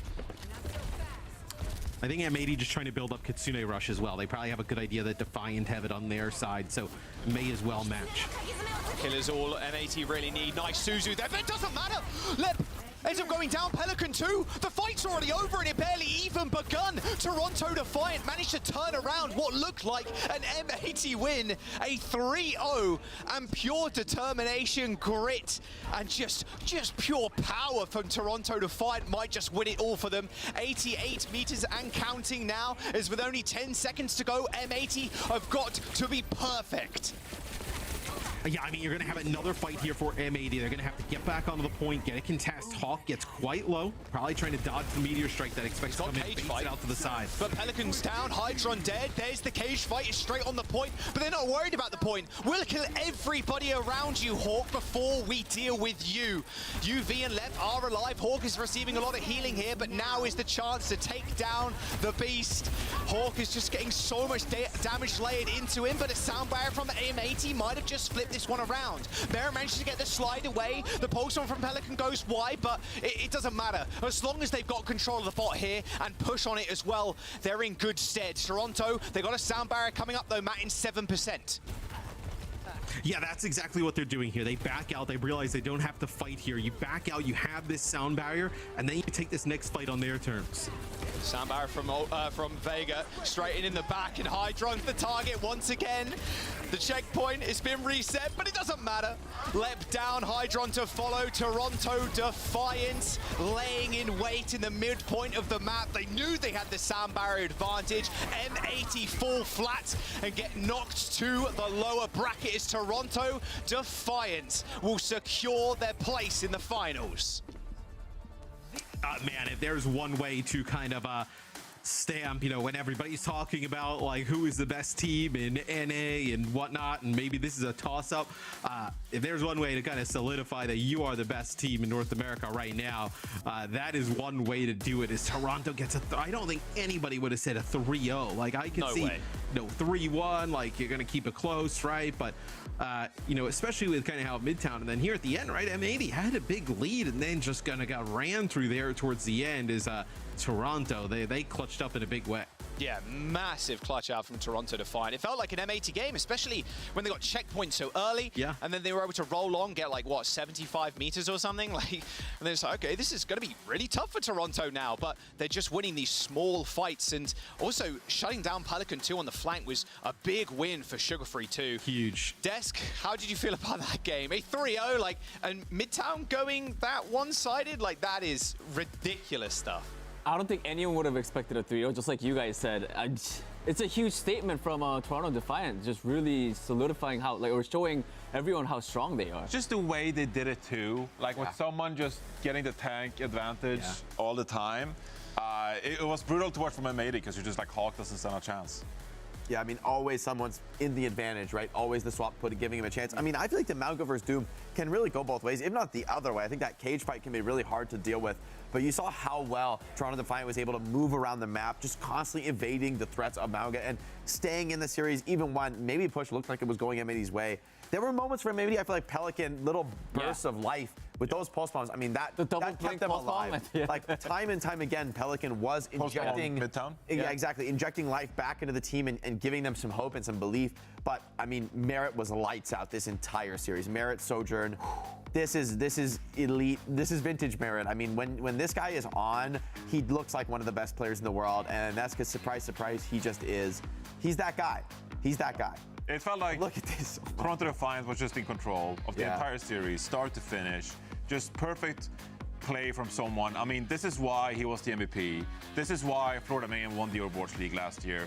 It's because you're always able to get ahead in these compositions. And in Overwatch 2, you know, you're playing 5 versus 5. It just gives you a huge leg up. There were individual moments from M80. I think that Hydron had a really tough series overall. And generally, we talk about Hydron. He pops off, great hit scan player. But it just wasn't this series, and it was all about Merit in this one. I feel like team-wise, there's just such a full court press coming in out of Toronto Defiant, right? Especially look at the supports. I feel like Vega and RuPaul look noticeably tighter and more together. The team just more synergistic in a lot of these moments. Fewer mistakes coming out. And then, man, I mean, like, I don't even want to criticize Hydron after the series. I think he played just fine on the Sojourn.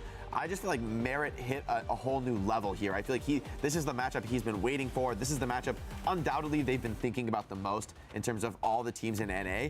And honestly, if anything, I bet Toronto is surprised that this went as easily as it did. I think M80 gonna have to lick their wounds and refocus. In the end now, it's about making it to Dallas, right? Like, honestly, I feel like M80, if they're the ones coming back in the grand finals, mentally, it'll be pretty rough to recover from a beatdown like this. I mean, this push was close, but the first two were not. And then to get a lead on push and then losing the comeback. Merit player of the match. Honestly, no surprise. No surprise. If you were watching this hands down. This was absurd. This was an out of control. Jake said that in the green room where he was like, yeah, he should put God hands on his name, and everyone would agree. It was disgusting. Yeah, Merit just, he's different. Look at this guy. Absolute freak of nature. And he did this, the amazing thing is he did this all throughout the whole series. Every time we go to his POV. Yeah, it's like, it's not even just like a one pop-off moment. It was just throughout the whole series, he was just continuing this amazing performance. It was just jaw-dropping to watch. I mean, top 3 Sojourns in the world, you'd probably go proper lip, Merit. Merit is in the top 3. No question for me. I mean, he's world champ, and he just puts up a performance like this. This is just business for Merit, you know, just like another day at the office. Like, that's what's really crazy is we talk about consistency, how important that is on hit scan, how hard it is to achieve. And Merit, I mean, look at what's going on. I mean, he is swarmed in this fight. They know he's the threat. They are coming for him. He doesn't care. Let them come. Absurd. Just absurd. Do you guys feel like, I mean, now that Toronto is moving on to the grand finals, like, do you think they're worried about any other teams? Should they be worried about any other teams? I mean, you can't sleep on the other teams, right? You lost 2 maps to Timeless. Timeless had a chance in that series, even though Toronto and Circuit Reality closed things out was really looking good. I wouldn't be worried about if I was Toronto Defiant, because I know that someone is such a good tank player in making those hero adaptations that we're always going to be in a position to succeed. There's never a question of like, oh, what do we do? Like, how do we fight prep? Like, it's a complete team. They're always in control of the game, and they're never making a step wrong. So if I'm Toronto Defiant, I'm not too worried, actually. I mean, you give a coach like Casares and the team like this with all their flexibility in the roster, you give them a couple days, right? And that's all it really takes to where from the last match against Timeless, I feel like the swaps were a little bit more in contention. Toronto didn't always have the leg up that it feels like they often do, having someone on the team. And yet here today, it just like they looked ice cold. There weren't really any questions. It felt like their answers were prepared. And so I got to give props to the Toronto Defiant organization, Casares as head coach. They looked really well drilled today, in contrast to previous where it was a little bit more reliant on individual pop-off. I mean, great stuff from Toronto Defiant. Let's take a look at the winning comms moment, because I'm pretty sure there was a lot of great things happening over there as well.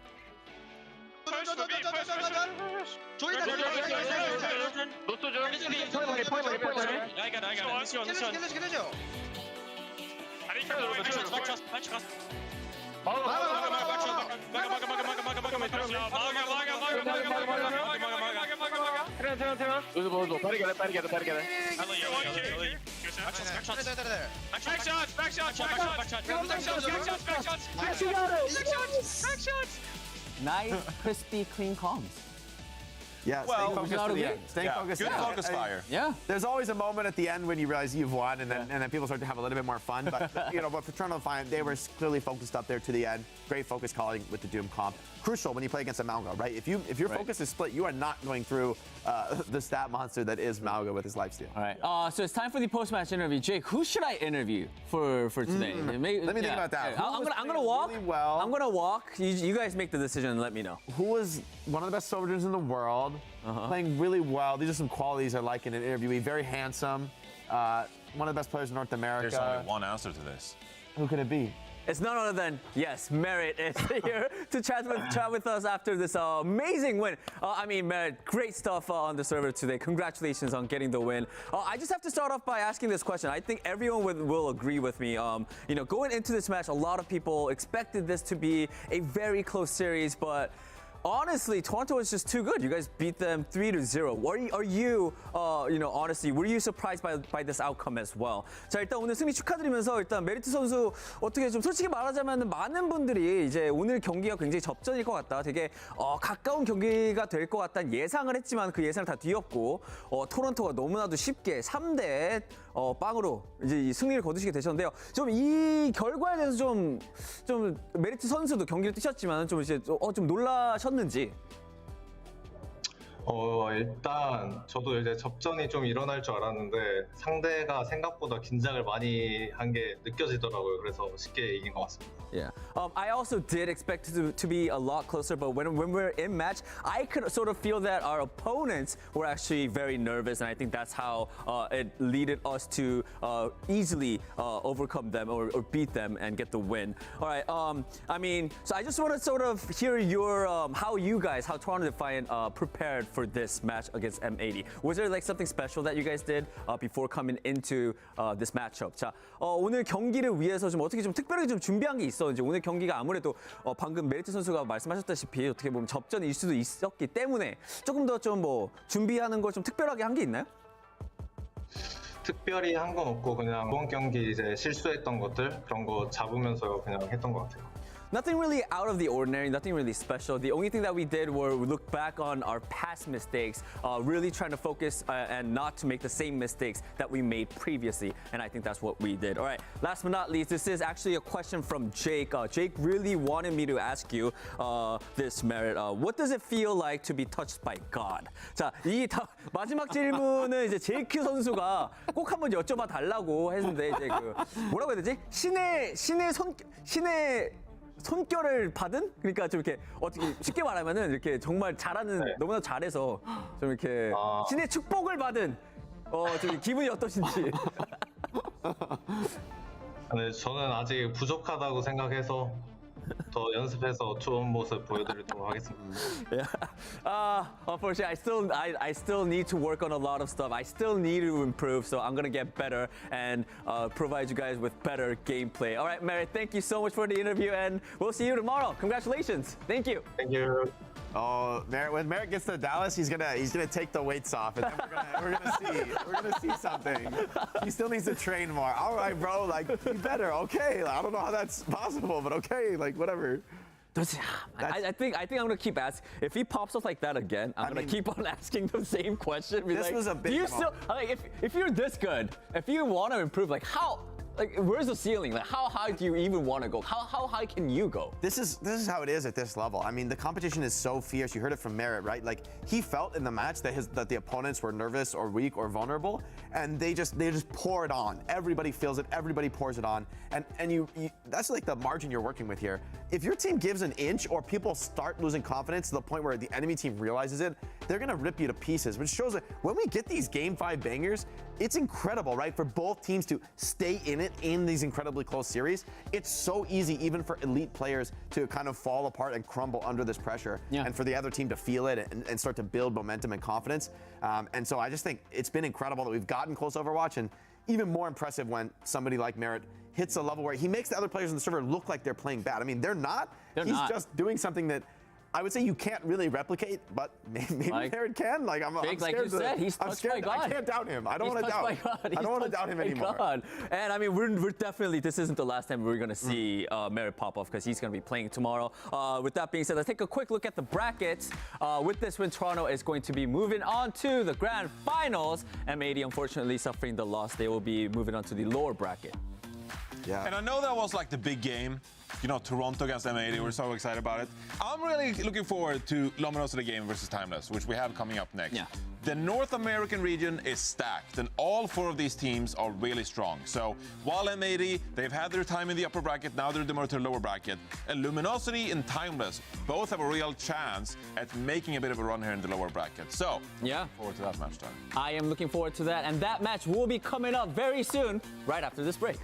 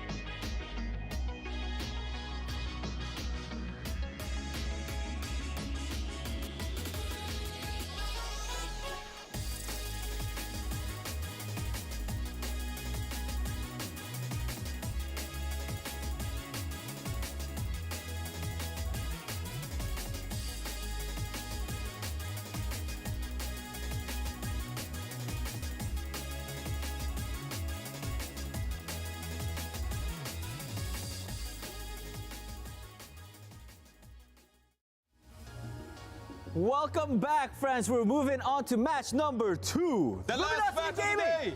Last match of the day. Luminosity Gaming versus Timeless. It's going to be another great one, Johnny, right? It's going to be another fantastic match here in the North American OWCS region. We're getting ready for it. Okay. Let's jump right in. Let's take a look at the rosters first, starting with Timeless. What are we looking out for, guys? I mean, this is a team that is capable of winning it all. They took 2 maps against Toronto Defiant the other day, now here in the lower bracket, trying to make their way back there, now going up against Luminosity. And there's been so many standout players on this team. Rocket's Tracer, I mean, this is a superstar in the making. The way he just diffed the enemy team, just setting up his team for success, it's so crucial. We've been talking about it. It's so crucial in these Orisa compositions, when we see the Orisa compositions, that the Tracer really gets the advantage on the flanks, because you get that extra angle to really hit the backline, get Suzus out, and that can really help your team. So, Rocket and Timeless got a great challenge here today against Luminosity, Jake. I think the pressure is going to be on for this Luminosity squad. I'm really eyes on King, as well as Juby and Squid, to really stay on top of Rocket. It's not so simple as just marking the enemy Tracer, though. It's very easy to say that, like, let's mark the enemy Tracer. But a player like Rocket, if you put too many resources into him, he's just going to kite you away, and his team is just going to outvalue him, right? If you're overly focused on that. So the challenge for King and for the supports is going to be to fight the Tracer just enough to suppress her and keep her down without neglecting your tank, without keeping the resources into Dante, especially if he's going to play a hero like Zarya. Interested to see what strategies and comps LG comes out with, because Timeless looks fearsome. I feel like their performance so far in this tournament has looked stronger. They look like the team who's on top here, which is a bit of a surprise considering the name value on these teams. And we're starting off the match with Samoa, selected by Luminosity Gaming. What are your thoughts on their pick? I think that Luminosity Gaming, they've been playing a lot of Dante. They want to avoid dive maps by all costs. You don't want to face Riker on the Winston. Luminosity instead put Dante on the Zarya or heroes similar to that. All right, let's get the show on the road, everybody. Match number 2 starting. Let's throw it to our casters, Matt and Sharkman. Sharkman. You forgot my name again. Baby Shark. Just in case. In case. Fishman? That'll do. Sure. Okay. Whatever you want, Danny. Whatever you want. Thanks, Danny. I love how Danny knows an entire other language but can't remember your name. That's great.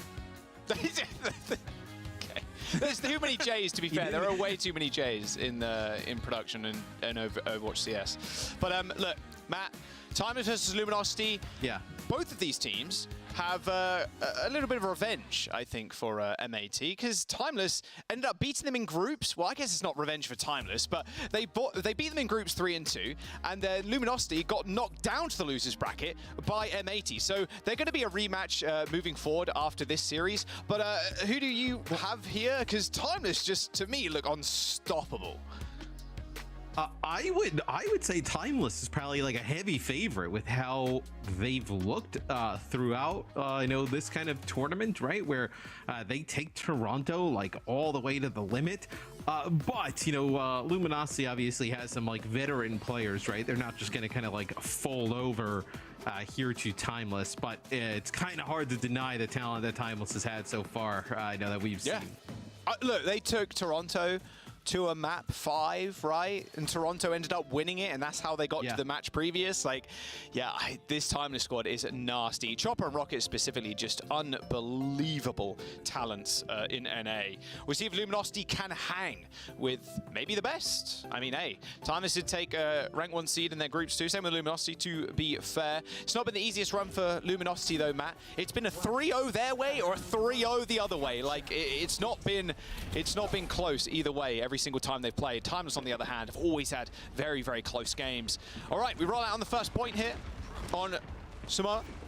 We see Rocket on the Tracer. Dante on Zarya again, like Johnny was pointing out a little bit earlier on, and then Ram for Icy. Yeah, as Luminosity, like how Johnny was talking about, doesn't really want to play some of the dive-centric things, it seems, at the moment. So they're going to play Zarya with like a Baptiste and a Cassidy and just kind of like bait Timeless in, right? But Icy should be able to kind of like hold on the point as the Ramattra, right? Shield plus power block pretty strong. And that's going to allow Chopper to kind of like build up towards these rails. Yeah, you'd think it'd be a very first an easy cap exactly what it was. Timeless ended up getting that one. Dante has to kind of juggle onto the point, but has to use bubbles to kind of stay there and actually contest for the entire time. Speaking of which, hasn't got any. Has got one in a second or so, but might need some a little bit quicker than that because Squid is already dead. He's just getting hounded by Rocket right now on the Tracer, and Chopper's gonna make sure Dante's hit with a quick, brief respawn. And no energy remaining either. Timeless with the first cap and the first fight win. 25% on the board. Yeah, you could see when we went kind of free cam where Dante was playing on the point, it was just Rocket to the side, just pestering him constantly with bullets, has absolutely no bubbles to work with, and then what, the Ramatra just kind of runs you down with that punch. You have Chopper, building up these rail guns. He takes out Squid right away, so that's immortality field. They don't even have another layer of protection for Dante. It's Timeless, just off of that first fight, gonna get above 50%. Yeah, Rocket's already got that pulse as well. Well, that's a good start to the fight, isn't it? Little railgun kill into Vision. Can't say no to that one. Quick reset for Luminosity though. Can't waste any more time. I mean, how many resets are you gonna take, right? I mean, you reset here. You're gonna be running into all ultimates on the other side, right? You really haven't had a chance to build up towards yours. It's gonna be a pretty difficult task for Luminosity. Deadeye for Vision. Can try and clear the point. Should be pretty easy. Yeah, there you go. Hits the Deadeye, everybody scatters. Luminosity now trying to cap the point in the time that the Deadeye is active, and there it is. All right, Deadeye fades away. And so does the control for Timeless. Good turning rush on the back line, though. Window to try and even the fight as Icy jumps into the Nemesis form. He's got Annihilation pretty soon as well. If he stays in this fight any moments longer, Ajubi gets pooped off the map. And I think that was an AJ as well. An AJ as it gets pooped off the side of the map. No more sound barriers. Luminosity just crumble like rocks before the tide. So, I mean, they do end up flipping the points, so, fortunate for Luminosity, right? I know if Timeless is in control of that, right? Throw another 20 or so on theirs, and we're into round 2, so that allows them to kind of keep this going. Dante with a grab here. Probably just going to see whoever that first target is, and then just try and burn him down. Yeah. Getting it past the shield might be somewhat annoying. Grabs on Turge. Oh, Chopper baited that grab in from Dante. And Dante is so low too, and there's no lamp, there's no health, there's no healing, there's no nothing for Luminosity. Time just running him down. Vision, yeah, you got no health, brother. I don't think you're going to get into this fight. And Shupi2 just trying to get that final touch. Wow, blowout. Timeless, taking round 1. Yeah, I mean, it does feel like that Luminosity trying to make this Zarya work. Even in the series that we casted the other day, it was quite difficult for them to do so. Seems like they're going to have to mess around, play some other stuff. So looks like now, at least for the moment, hovering over an Orisa setup with, the Sim's probably going to, King's actually looked pretty good on the Tracer, so probably going to have him just swap over once a TP goes out. I'll say, though, anything that doesn't, have the Sojourn in it, unless it's some type of rush, really close brawl, when even then Sojourn feels like it fits into that as well, feels like you're going to be at a bit of a disadvantage. Well, let's have a look at how this Ashe versus Sojourn end up playing out. Dynamo's pretty nice. I mean, obviously you can just kind of lob it over the shield of the ramp. Does do a lot too, especially with the new DPS passive change. You hit a couple of people, and that's the DPS passive kind of activating on those targets. Squid also taking some severe damage from Rocket. I'm always kind of looking at Rocket's ult charge compared to King's right now. It's a good indication, especially the first fight, how much the Tracer is doing. Rocket right now up to 50%. King going super low as the point does unlock. Vision with a nice little angle there. It's going to stop Icy from getting onto the point. Now he tries to look towards Chopper to put a little bit of pressure on.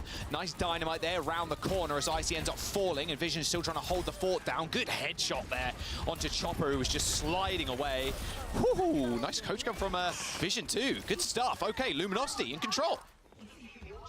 Yeah, and that's going to have Timeless making changes already, so Icy will go over and play the Orisa. Don't really like the Ramatra in the kind of Orisa-Ramatra matchup, but man, Vision, we saw the other day landing some really nice shots on the Sojourn.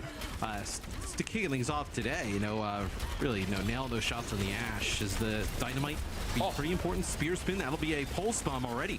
Yeah, look at Vision though, he's so alone in that corner. He ended up getting pooped off of that high ground, away from his supports and away from Dante, who could have possibly helped him with the spear spin there.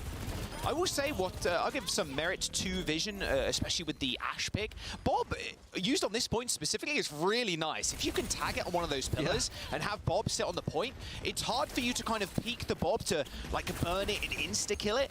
And the Bob also sits there and contests. So on this point specifically, I think Bob has a lot of ability to be kind of annoying for the enemy team, but we'll see how it ends up getting used. 5% away from Bob. Luminosity probably going to try and move here with the Casino Rush on the high ground, right? So they're going to drop that. It's going to be answered by CJ. Opener does have the sound barrier already, and that's that Bob you're talking about. All right, goodbye, Bob. That was almost instantly killed. Unlucky. Same with Vision and Juby, though.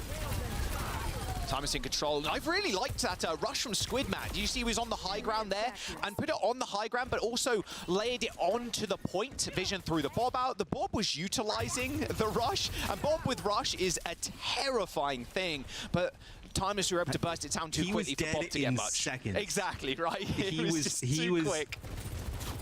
He was dead before he even like really finished his charge. I mean, just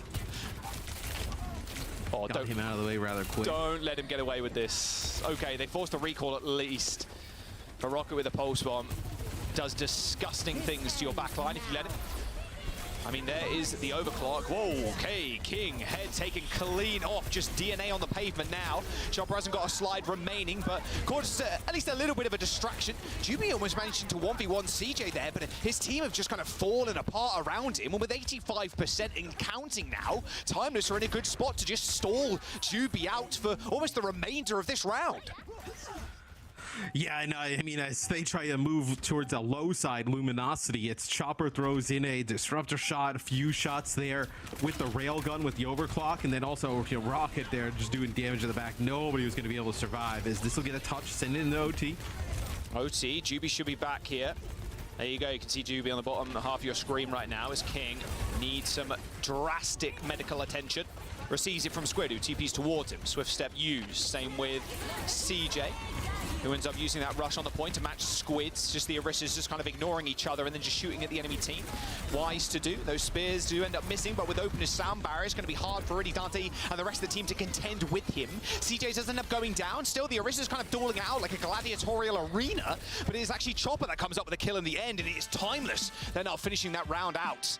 That was a strange last fight. There were like 5 fights happening at once, and then 2 Orishas just kind of walking into each other, butting just heads. Spears spinning, yeah, just running around into each other. It was just a small little kickoffs there. And it looks like somebody just gets pushed off the point, and that's really it. So how you mentioned this doesn't look great for Luminosity. One in terms of the way they looked in map number 1, but then also in the fact that they've either won 3-0 or lost 0-3. So we'll see how they kind of bounce back. Next map would be Hollywood. So how Johnny was mentioning, like where maybe they don't want to have Dante play some of these maps where you have to play dive, like lots of verticality here, on Hollywood. So could be pretty difficult for Luminosity.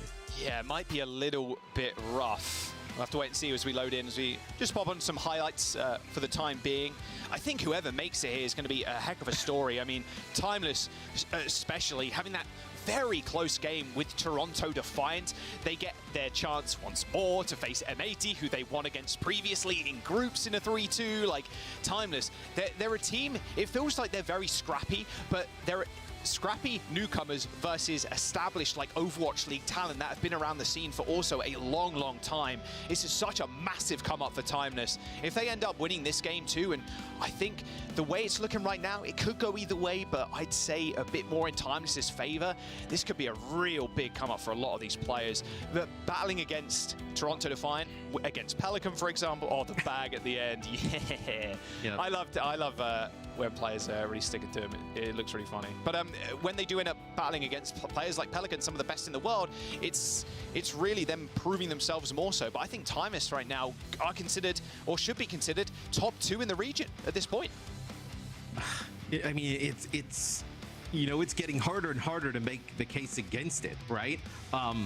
Rocket, I feel like in every series we have seen has been lights out. Like, sometimes players have, maybe a little bit of a lull of a game or, down performance. It feels like every time I've seen, him on the Tracer, just absolute, domination. Right. Regardless of who's on the other side of things, right?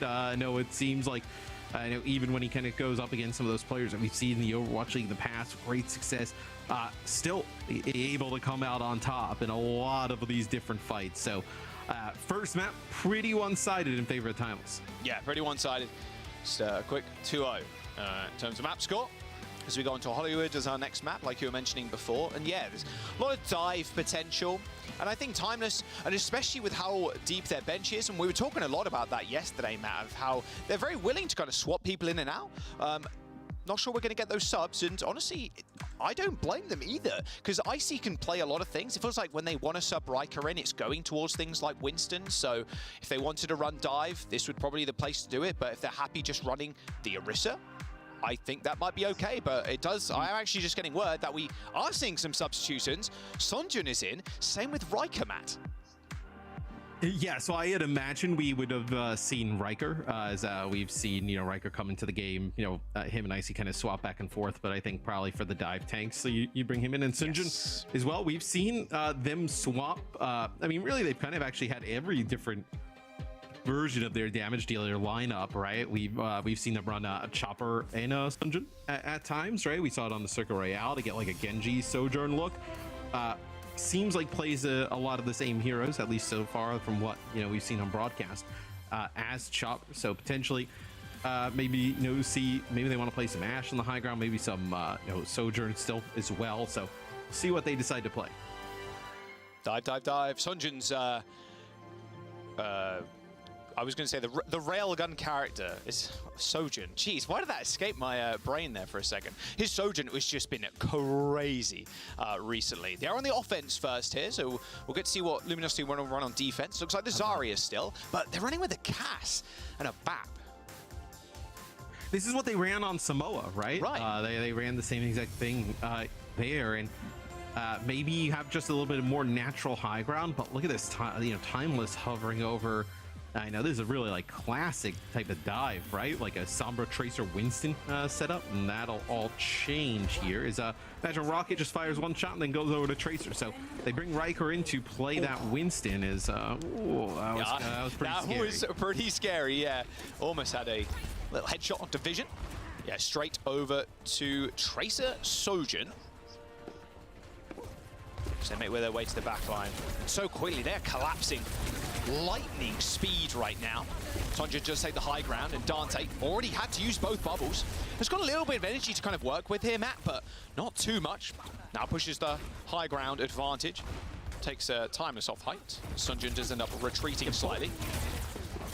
Both bubbles and Immortality Field, though, forced right away. And I also think what you do here for Timeless is you back up and you get CJ even closer to this Kitsune rush. Another bubble already used. Dante just under immense amounts of pressure. Yeah, no lamp there. Matt perfectly called, and without that lamp, Dante can't really survive. It's just oncoming onslaught of damage. This dive is looking so clean for Timeless right now. Like I said before, everything returns to Winton. It also, it feels like you potentially could make this work for Luminosity. The issue is you have to do it absolutely perfect, and you also have to hope that there's a few slip-ups, like multiple slip-ups on the Timeless side. And it's just not going to be the case, it seems, with the way they've been playing throughout the series. So Dante now goes over and plays this. Orisa sets up on that high ground. I feel like this is where the Sojourn definitely wins over the Cassidy in terms of like the sight lines here, right? Not an effective range for Cassidy, like medium to close range, not this long range. Yeah, and the skill ceiling for the dive is definitely higher too. So if you can kind of execute higher than the base of the Orisa comp, you're in good stead.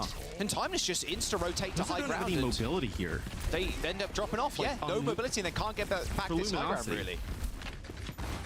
Yeah, I mean, the Cassidy can't really get out of position, right? I mean, look at this. You're gonna have to use that Immortality Field inside this close room. Sound barrier comes out, but I mean... Nah, mate, it's done.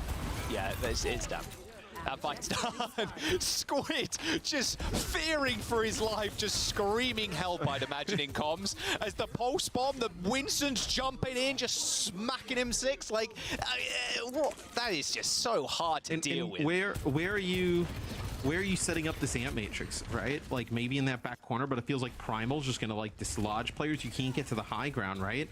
So, oh, they do a nice job putting some pressure on an opener, but he's gonna get out. Squid, help! Help, Squid! He's got, what? There's the window map, and there's the Primal Rage. He's in a lot of trouble. Nice little bit of healing there onto the cast, but straight up on the high ground, Sunjun, drops onto King, completely unawares. That trap door opened up, and he was surprised by the railgun to his dome. 3.5 minutes to go. They're pushing towards the second. I mean, Dante's got the Terror Surge, but he spawned last. No touches here, I don't think. Yeah, deciding against it, they're gonna have to just retreat. Almost 5 minutes going into third. This is ridiculous. Say, almost 5 minutes. This is an absolute speed run here by Timeless. So Rocket will go back and move that payload forward. Where, no, I think at certain points here, like you play close to this corner, like sure, I think the Cassidy can be a little bit better here, but still feels like you're going to get outranged. And then they do have Squid move off of the BAP. That's going to be a Suzu use there to keep everybody up. There's a pulse bomb thrown in by Rocket that connects, but there's a kill. I worry, Jack, you lose another fight. I mean, yeah, you're looking at like a 3-minute plus time bank, but yeah, I mean, fortunately, it looks like they're going to get a fight win. I mean, Vision ends up going down. Dante super low, receives the Suzu, has to back off, but Riker's full HP.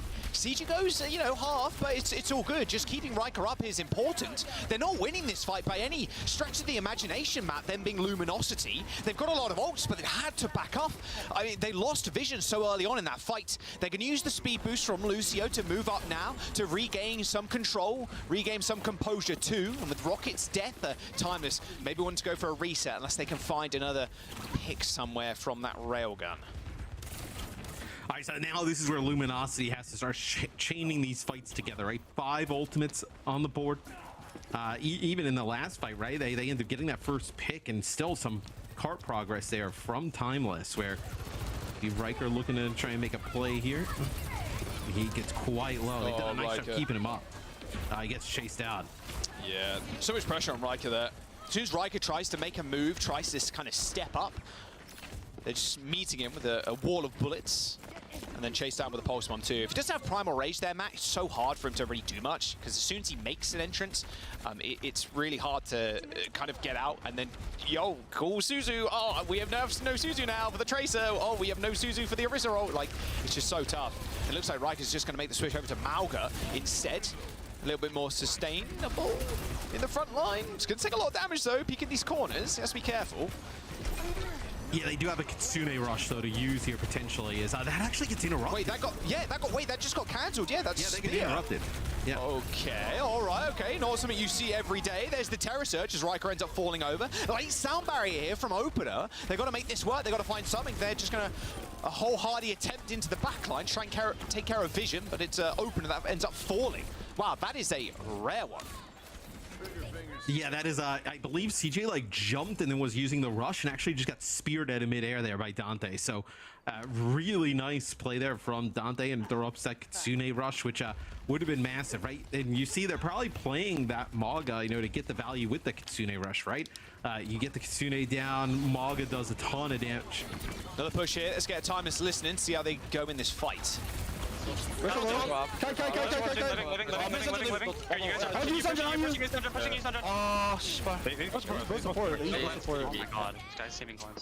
That's fine, they use both support. There's a one. Guys, carry the high noon. Yeah, camp the high noon. Sunjin at the very end there. Gotta be careful. Gotta be careful. All right, quick switch over to the Widowmaker, try and get a pick, and then switch back to the Tracer. High noon, pulse bomb. Available for Luminosity. This time bank whittled away, Matt. It does have 5 minutes, bro. Yeah, High Noon not the biggest, value ultimate here. Probably just like slows a push down potentially. Vision gets really low. They're able to keep him up, and now Riker and Co take space. King going a little bit low, grabs that mini pack, but Rocket and Opener now trying to insert their names into this fight. I mean, they got to try something here to stop them getting this big flank. There's the High Noon. Suzu. High Noon does get pulled, but that Fortify making sure Riker stays alive. Rush coming out as well, so CJ is able to top Riker up a little bit quicker. Rocket close to the pulse bomb. It's been just an unbelievable Tracer player so far this tournament, and will continue to do so, I imagine, if Luminosity give him the space. Squid's also got the Rush now as they try and make their play. Rush does end up successfully going off this time, with 20 seconds to go though, and Riker dead. It's Luminosity making their stand. 5 minutes almost time has had pushing into this, and we're at OT, Matt. Yes, you know, what looked like was going to be like, oh, it's a record-setting time here for Timeless. Now looks like they won't even be able to complete the map as Luminosity's really no touches. They get Rocket as he was going for the touch. Yeah, no touches. Maybe the Orisa gets there. Terror Surge comes out. Have they got the speed? Nope, but they got the Suzu. King ends up killing the Widowmaker. Sunjun ends up falling over. A nice little Suzu, but Opener waits. Oh, and he waits a little bit too long. Another Ajax there as King comes in and snipes him away as he was trying to lay down that sound barrier.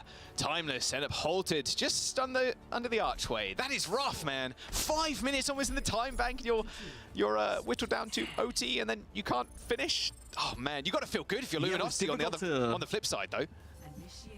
Yeah, it was difficult to kind of keep that dive going there towards the end, right? Like as they kind of come down this home stretch, right, into the Orisa, the Cassidy, like these types of heroes, really difficult, you know, especially with Riker having to like break LOS a lot of the time to keep him up. So it forces them to switch, right? They try, you know, Maga, the Kitsune Rush interruption there from Dante, like when CJ's trying to use that ultimate's kind of huge.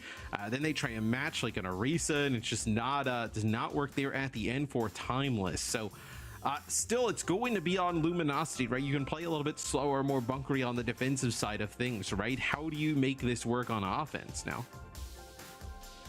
Yeah, Timeless on the Diva. All right. Yeah, their flexibility in covering both Riker and Icy here, but the flexibility on tank roll for Timeless is pretty insane, I'd say. Everything covered. And Riker, especially on this map, like, you can play a lot of the dive heroes, or like every single one of the dive heroes, right? And then if they need to, they can swap over to the Orisa. Although Luminosity, I think sticking with the Orisa here would make the most sense to me, although Dante might peek out a spawn here and end up switching to the Zarya, seeing Timeless playing Diva. Yes, yeah, this would be a good Zarya setup, right? He did hear the Diva thrusters. Okay, no, Dante's going to stick on the Orisa. Yeah, okay, so they're keeping that. A little bit shocked to that, but I mean, still, you can spear away the Diva. Orisa's not the worst at that, but no, it looks like Dante's heading back to spawn now, Matt. I was going to say, I think the Zarya is just like a little bit too susceptible to like the Tracer and the choke and whatnot. So it looks like they're going to bring the Baptiste in here too. Yeah, so they're going to play very slow, try and punish. But then I think if you're Timeless, like, don't you just go Winston here? Like, you know, well, if they try and keep running this comp, like, it feels like you just go Winston, then you have a huge advantage. Yeah, it very much feels like that. Of course, they can't go back to spawn right now, but they could switch over as soon as they get to the second point, if they even allow the cap for Luminosity. Immortality field already used by Luminosity there as they lose both supports. CJ TPing back to Riker. Wow, that was a very quick offense there, or like a single offense for Luminosity. A very quick attack and a quick reset too. Their backline just melted.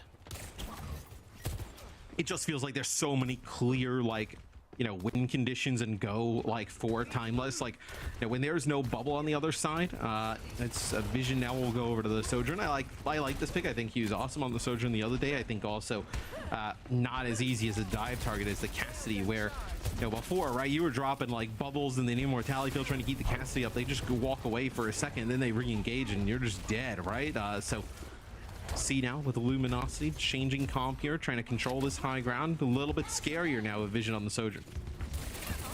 All right, put pressure on the point. Rocket trying to match him. Already got a pulse bomb though, my word.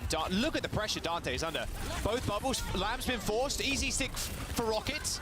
But as soon as you hear that Lamb go out, or even just see it, that's Rocket almost guaranteeing a kill.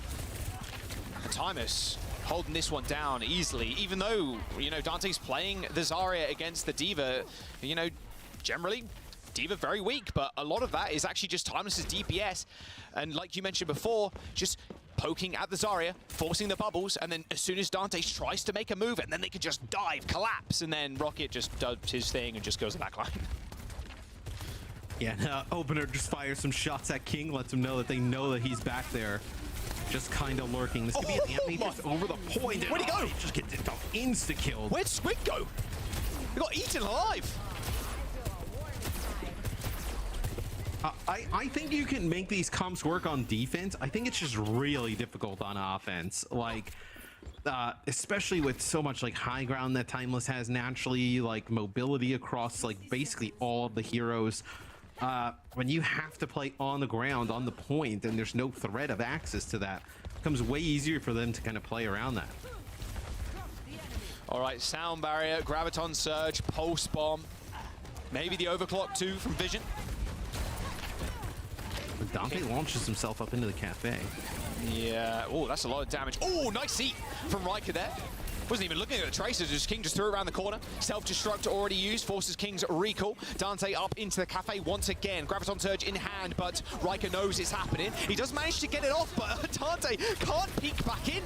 A sound barrier from Opener saves the team, and with 18 seconds to go, Luminosity are just getting shut out. Rocket does end up falling, as Vision has got the overclock, but just can't find the heads. He lands a headshot onto Sonjun, but it doesn't matter. There's just too many members from Timeless on the point right now. It will be 2v2 touch, but I mean, that's just about it. Luminosity cannot get things going on Hollywood as Timeless gets the full hold. Not a single tick for Luminosity. And this is Timeless getting a match point as well. 2 3-0s this late on. I mean, this is ridiculous. I mean, the Genji, maybe it comes back into it. Nice double kill from Juby, but it's really just not enough. Man, it feels like that Luminosity is, you know, in terms of what they feel comfortable playing, just put in a really difficult situation. They hold on defense there towards the end. Granted, their defense didn't look very good before then. And then on offense, I mean, you see just speed just absolutely wins. You're just not able to get players in position for Luminosity. Even when you do, they're basically, you know, it's impossible to keep anybody alive. And they just kind of crumble under the pressure from Timeless. It's like someone on Timeless has a dinner date or something. They go like, come on, guys, wrap it up. Mods, wrap it up. Just give us a quick 3-0, please. Colosseo's our next map, Matt. I think it's just really difficult to kind of gauge. Like EU, EMEA seems like there's kind of like a clear, you know, linear, like, you know, we understand which teams rank where. Right. NA seems a little bit all over the place. Like, because we just saw what Toronto Defiant, right? They 3-0 M80. But they also go to a Game 5 against Timeless, who also goes to a Game 5 against Students of the Game. And then now, like, potentially we see Timeless like 3-0 Luminosity, who we can kind of consider like a top 3 team in the region, you know, prior to, you know, probably the tournament kicking off, where it seems like NA just has a little bit more variance in terms of results, where it might be a little bit more, I know, based on what's meta, as opposed to like EMEA and then obviously, you know, APAC.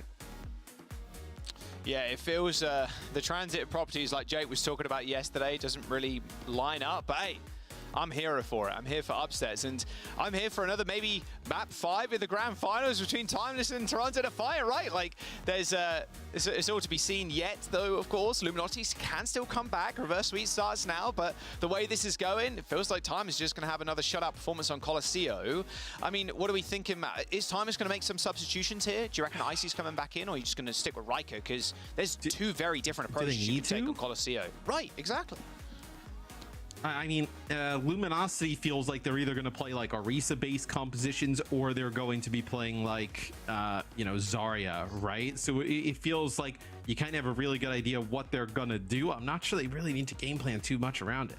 Let's listen to those winning comms, though, at the very end of that round. Let's see what Timeless were yapping about. Kill through! Nice.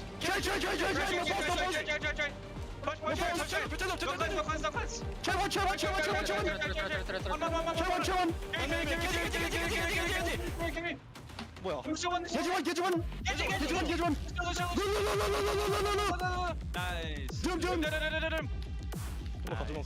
나이스. I like the Doom, kill Doom. Doom is so annoying to kill sometimes with block. I like the ending comms. I gotta ask Jake if part of his course has like comms, and it's just basically you just get like a track of Jake just screaming characters for 2 hours. It seems like that's the ideal way to calm at the highest level of Overwatch, of just pick a hero and shout its name a bunch of times. Do that in your solo queue games. It will work. You don't need coaching for that. Just scream one character's name that you're shooting at. Boom. Descend on him. At this point, if you got your mic on in queue, you're doing more than most. Yeah, that's so true. Yeah, if you got your mic on, you're a real one. You're doing great. Time to substitutions. Chopper in, Icy in, Riker out, Sonjin out. So a bit more Orisa here, or maybe the Sig for Timeless. A bit more slow, no dive. This sings to me. Yeah, I mean, maybe you want to play the Sigma, maybe you want to play the Ramatra again, right? Some more options. Also, I think, with Chopper in the game, right, you could play, like, if they wanted to play, like, Genji and, like, hyper-aggressive possibilities there. But I feel like you just have your, Sojourn Tracer. Nothing wrong there for Timeless. I feel like this is probably just more how we were talking, like, what do we want to run tank-wise? All right, it was the pick of LG here. So Luminosity at least comfort in the fact that they end up picking the map, but a little soul crushing maybe getting held on first after what was a ridiculous defense for them on point 3 on Hollywood. They defended against 4 minutes and 45 seconds, and the confidence was brimming there for Luminosity. But Colosseo, as we load into the map in just a moment, Matt. Yeah, I mean, look, pick the map. If you can't play the comps, it doesn't matter, right? Yes, it's true. I think he's spitting with that one. I think obviously Luminosity, they've gotten here, playing a certain way, but it feels like, now that you're here, things are kind of going a different direction in terms of like what these top teams are able to play and do, and it feels like that's kind of where we're seeing, maybe some separation. So I'd also say, like, for Luminosity, like, and I think a lot of teams, like, it's pretty difficult, right, when the meta changes, from the first week of groups to the second, and then now into this week, right? Obviously, with some balance adjustments. I think we're all happy for the balance adjustments, but obviously it becomes 100%. A little bit difficult in terms of, like, maybe they expected to play one thing and rely heavily on it, and now they feel like it's not good enough, right? Maybe they felt like this is going to be a great answer to something else, and now they're kind of stuck. So don't know the situation. Obviously, we know the players on Luminosity have been, really strong, throughout this tournament and in the past. But man, I mean, Timeless making it look easy at the moment. Yeah, like I said before, I think they're in top contention for rank 2 NA team right now, and they're very much proving that in this map so far. This match even. Ram start for Icy. Okay. Ram versus the Orisa. We did see Icy change off of it pretty quickly earlier up. Yeah, we saw this in map number 1 on Samoa. Maybe with the Ramatra, you're able to put down a little bit of extra damage here at range before the Orisa kind of like goes in, nails cooldowns, and then you can kind of use that Nemesis form, as King has to be really scared as Chopper has a railgun shot lined up on the side. Yeah. You see the Tracers when they peek the corners, and you see this, they'll look at the Sojourn, oh, they're full charge, insta-blink the other way. Get me out of there. Nice little defense play from Opener, just booping King away, forcing the recall. King is pretty low, but the healing there ends up kicking in, so they're going to be full HP without going to a mega health pack. Time is getting that bot moving, but a kill onto Rocket is a good start. They end up trading it for Juby. Juby maybe going a little bit too deep. Chopper under a lot of pressure from King, but Opener once again to the rescue. He's Knight in shining armor right now, although he's taking a little bit too much of that damage. Although forcing the recall of King, Opener is still alive. God, someone kill this man. Oh. Chopper ends up killing King too, as he was looking at Opener, who was permanently 1 HP. I mean, King wanted that kill so badly. I know a few times they got Opener quite low there in that first fight. So that'll be Luminosity taking the lead off of that. Is they're going to get back at full strength shot. Rather quickly. A nice connection there on a Rocket. Doesn't use recall. Yeah, pretty brave. Chopper again. Juby ends up going down first. No, it wasn't a trade this time around. Sound barrier comes in, not enough to help Icy. You saw the focus fire was permanently looking at the Orisa. And the rushes are going to get matched, but without Icy, Timeless might be in big trouble here, but Rocket makes sure that Dante's overextension was punished. The opener too, just trying to march forward, trying to help Rocket as well in the front line. Didn't end up working out either. Tempo very much in Luminosity's favor. His vision ascends to the high ground. CJ does chase them off. That's Suzu used on the ground to make sure he can't get sniped randomly. And a small reset here for Timeless. Spawns a little bit closer for them. Yeah, and Timeless, what they wanted to do there was actually not end up using their rush. The rush comes out a little bit early. They do get first pick as Chopper opens up the next fight with another pick, but they end up trying to hold on to their rush, and it ends up backfiring on them, right? They're not able to kind of win that fight without it. They end up having to use it a little bit later once Icy falls. They probably think they can kind of live on through it. You know, they obviously doesn't pay off in that previous fight, right? They end up losing it, but they come back with an overclock. They win the next one. Doesn't really matter. Overclock from Chopper, yeah, did end up finding the kill. Or at least one. Now Vision's got one of his own. Sound barrier advantage for Luminosity as well. Moving up, taking a fair bit of damage. Oh my word. Yeah, Juby needs some serious help as Rocket throws out the pulse. That was an ambitious one, but would have looked sick if he landed, to be fair. Here's the railgun from Vision. Gets squared up by Rocket though, just walks up to him, ends up killing him. Same with Dante, Rocket's super low, ends up having to recall. Still got some backup of CJ on the flank, but the pod has been stolen away from them as Luminosity gets some meterage here. Yeah, it definitely feels like they're having a little bit of a harder time keeping Icy alive, at least so far, you know, on this map, as it looks like they're gonna just get the bot up, then back up. So a lot of teams are willing to just kind of take this mid fight here. Also, no Luminosity knowing they have that high ground advantage if they lose it. All right, Sound Barrier still in favor of Luminosity, but Opener is nearing that ultimate pretty swiftly. Continuing rush for CJ. Looks like they want to set one up. Yeah, okay, there you go. There's the rip. Now the Sound Barrier potentially want to wait this one. Might not be sure how close Chopper is to the ultimate. There is two Terror Surges going off on top of each other. Who gives up first? Looks like it was Dante, but Icy gives up his life staying that long. It was eaten of a pulse bomb as well by a spear spin a little bit earlier, but it is all Luminosity right now. Dante just pushes the team forwards. Luminosity just shifting up the gears here, Matt. Yeah, it's Luminosity having the Sound Barrier there, which is like the huge advantage towards the end of that fight. You know, even when both Terror Surges going off, Dante has a little bit of extra overhealth there from that Sound Barrier, as Timeless will come back in with their Sound Barrier in overclock here. So this is an opportunity they can use that ultimate a little bit more offensively. 5 minutes to go. Pretty backwards and forwards game. We've seen a lot of this on Colosseo recently, is where it's just you win one fight, we win the other kind of thing. It's like that a lot of the time. No decisive two fight wins in a row. Pulse bomb for Rocket. Oh, you can see it in his eyes. Maybe he wants to go for it. Go for a stick on the Tracer. Always quite BM. Vision in a little bit of trouble though. Has he got the slide? No slide for Vision, so no slide. Okay, Chopper just handily deals with them and gets the high ground as well. So now Chopper's in a perfect spot to stop Luminosity playing straight up towards that barricade. That time is moving for free. And I mean, the fight goes for so long, and they kind of like rotate all the way around the high ground Luminosity, that they don't really give themselves an opportunity to kind of like test here on this high ground and take another fight, and then you lose King at the start. This is a brutal position for Timeless at the fight from. I wonder if they consider like even backing out here. So it looks like potentially Luminosity, they jump low ground. Double support ultimate advantage here for Timeless as well. Yeah, they're just playing for rush. That's all they were doing there, Matt. Just waiting around with Timeless, trying to push up these stairs. That is a really nice rush too. Just covers a little bit of this here too, so they can end up pushing up, but a little bit of a later one. That post bomb being narrowly avoided by Chopper there, receives a Suzu pretty swiftly. Sound barrier as well. Juby's got one in a couple of percentage points, but might not even matter. Timeless do end up taking the lead in amongst the chaos. They're just trying to force Luminosity to use ultimates. Chopper gets the high ground again. Vision can't quite find him. Oh, hello. Hello, CJ. Didn't quite see you there. CJ, can he get away? He might be able to. Looks like they're maybe trying to chase him down, but the bot has been stolen once more. Yeah, he got to the mega health pack. That's CJ's huge out. for Luminosity, though.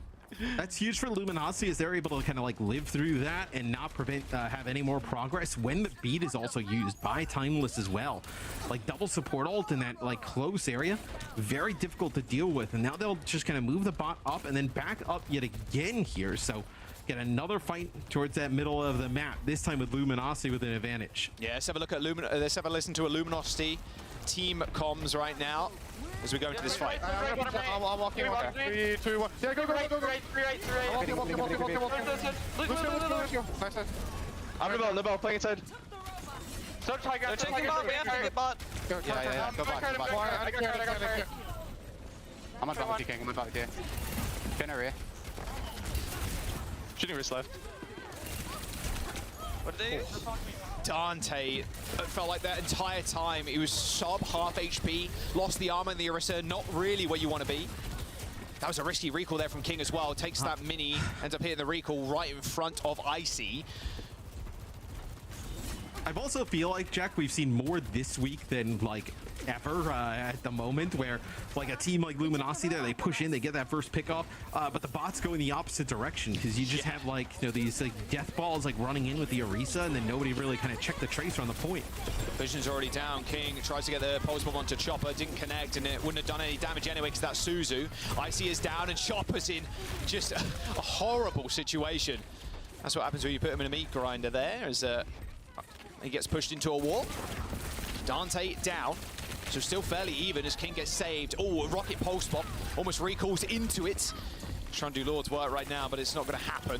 Opener and rocket fall. Still with the meterage advantage at Timeless right now, with 1:40 to go. Only 6 meters separates both teams as Opener comes back with a sound barrier for Timeless. It's going to be a hard fight for Luminosity here, and it could be one of the last ones. Yeah, and Icy basically like double fortify, right? Having the fortify and then also the Terror Surge to be able to kind of give that yet again. So see a disruptor shot here in the choke. This is also an area of the map where Luminosity doesn't exactly want to push into. I wonder if Timeless at the moment realizes they have like a sound barrier advantage, because it also looks like Luminosity probably just trying to take some damage to build up towards Jubies. Yeah, exactly. 10% away. Just kind of hanging around the bot right now. They've got to know Opener is pretty close, or has it. Vision up on the high ground, and they definitely know they got it now. 5-man sand barriers, they dive towards the back line. Chopper lands a nice railgun shot to Squid's head. The Terror Surge brings everybody in for Icy. Jubi goes super low. That sound barrier for Luminosity, nowhere to be found, as time has just run them aground. 45 seconds now for Timeless, as they could just shut out the series here. Yeah, and I think if you're Timeless, right, you move up the bot obviously as far as possible, maybe touch that barrier. I'd probably fall back to like this first choke, take a fight here. If you lose it, at least it gives you an opportunity to then take another fight by your spawn. That's exactly what you're going to see. They're going to get that bot around the corner, force Luminosity to drop down, play around this first pillar. Right, Luminosity have to now step into Timeless's domain here as OT swiftly approaches. King just focusing down Icy. Pulse bomb goes wide as Chopper disappears from his screen as Chopper takes care of Vision. This is bad. Luminosity, they've only got 2 left. Already, Timeless are just pressing the issue. Luminosity tries to step up to them, but I think that might just be it. Squid and Jubi are going to end up spawning here. They might be able to get the touch. Their spawns are pretty close, but I don't think they're going to be able to get there in time. The bot continues to move, and that's just about it. A back-to-back 3-0 as Timeless dismantle Luminosity. I mean, Timeless takes care of business with relative ease there, as they let Chopper get on the high ground, like basically behind them there, as Luminosity is forced to play on that bot, and he's doing serious work, ends up getting that first pick in the fight, but then also loads of damage with the railgun. Rocket finishes off another, and Timeless, it looks like they're going to be really difficult to beat for anybody. Yeah, this is another rematch as well for Timeless, going into a match against M80 tomorrow, and then another rematch for them against Toronto Defiant. Yeah. Both the next 2 matches, they've gone against those teams. They've been map 5s. It's going to be a close affair. Both were 3-2s, Can right? Timeless make the run? Yeah, they both were 3-2s. They beat M80 in a 3-2 fashion, and then lost to Toronto up in the winners bracket in a 3-2 fashion. This final day is going to be ridiculous, Matt, but this is another really good statement that Timeless have made. They are the top dogs in NA, and they are coming for that title.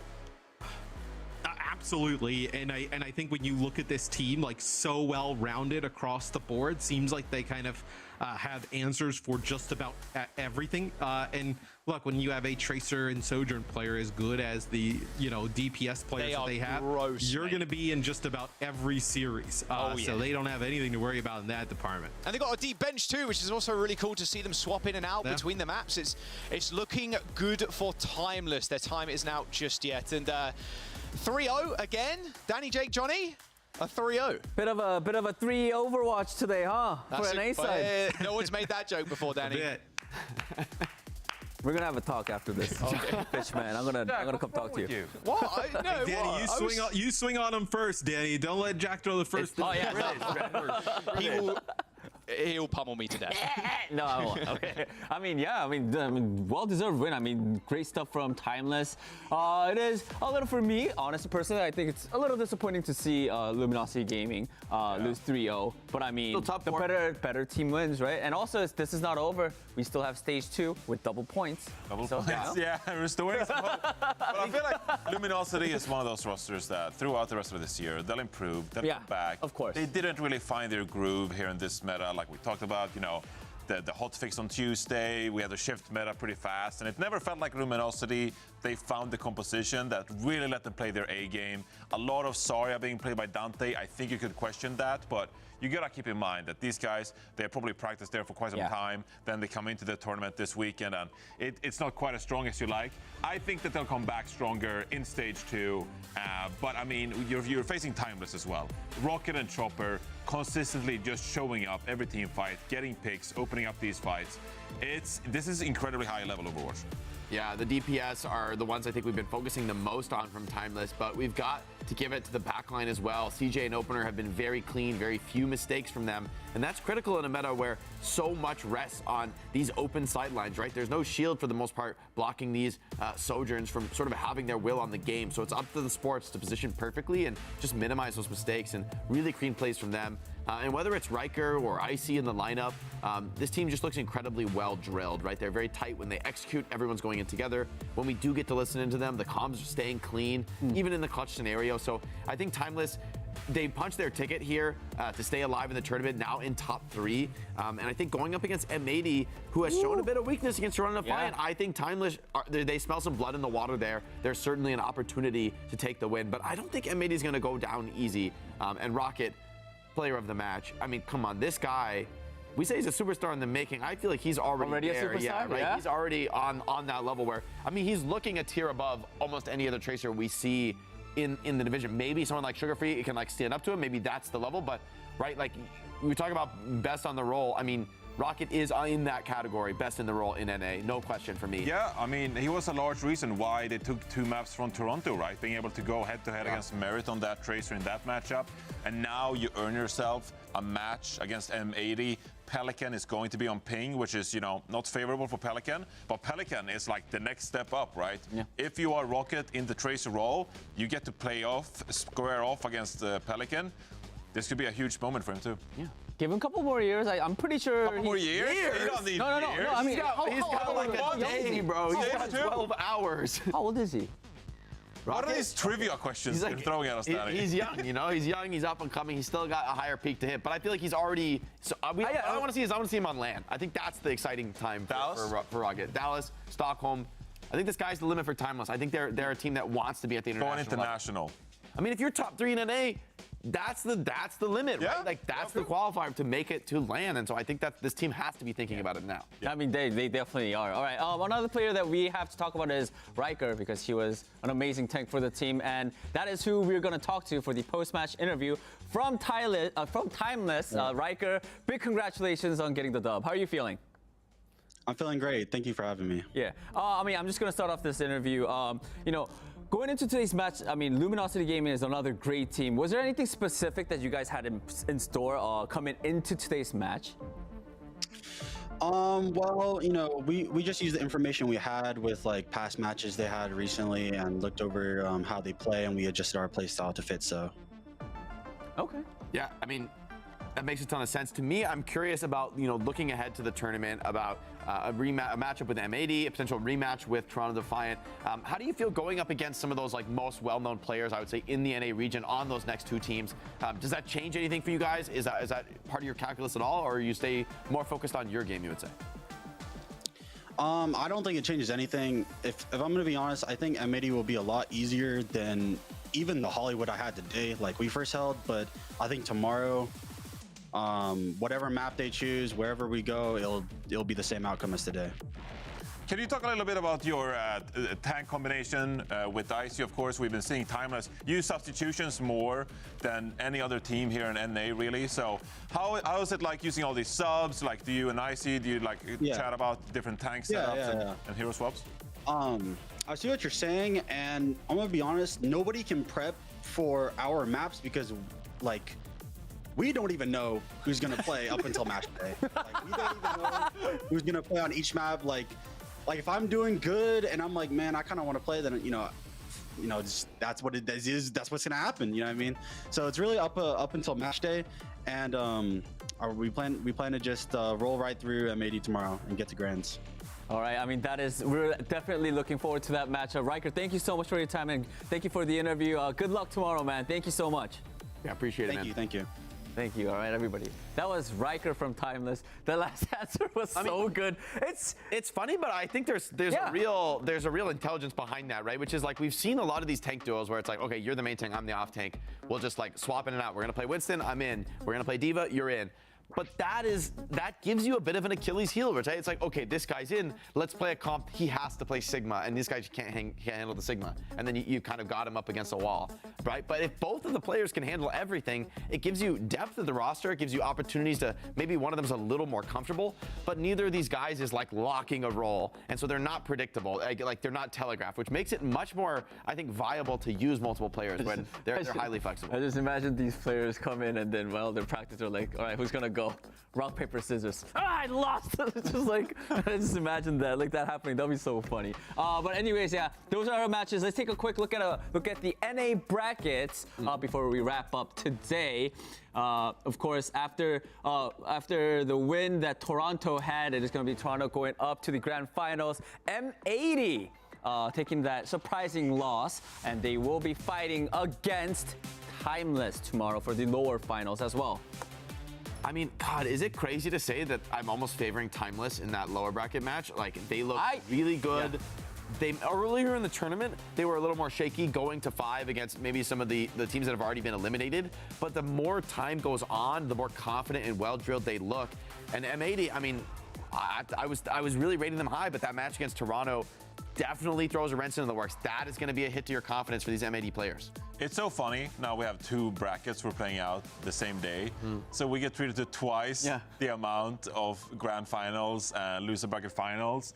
We got 4 amazing matches on our hands tomorrow. I mean, I think all of the matches are going to be great. Twisted Mind versus EXO is going to be a great one too. And who are they going to go up against for their grand final? EMEA. I mean, as much as EXO is a feel-good story, Twisted Mind. You never know. I think they're hungry. They were fearsome in their match. I think EXO, they clutched it out, which was really impressive. And I feel like if they come in with the fire and the aggression, they will win. But if they're relying on a clutch factor against Twisted Minds, I don't see it happening. I don't think that's a team you're going to beat by clutching. That hope things get chaotic in the clutch. We can pop off.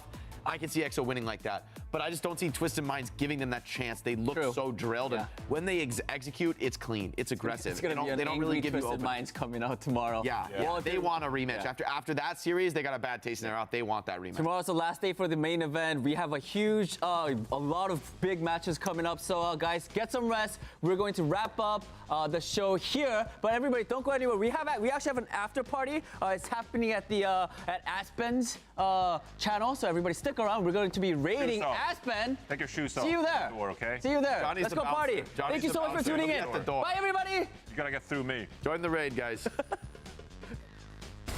He drops. Ents are so low. Crypto needs to take the time to heal them, but Quartz won't let them stand much longer, kneecapping 3 in that fight.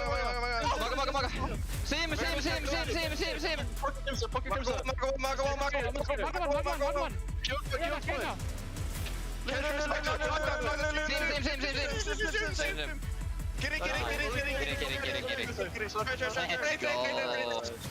I'll go outside alone. Maga one.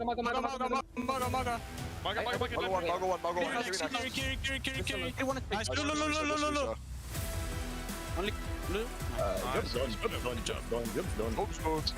Job's done.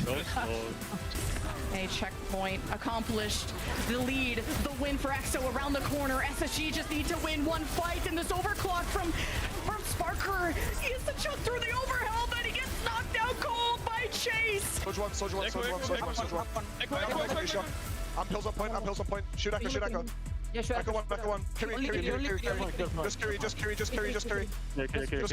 Carry one. Lucio, trust a monkey touch. Nice, man. Oh my god. Yeah, I guess. This ends now.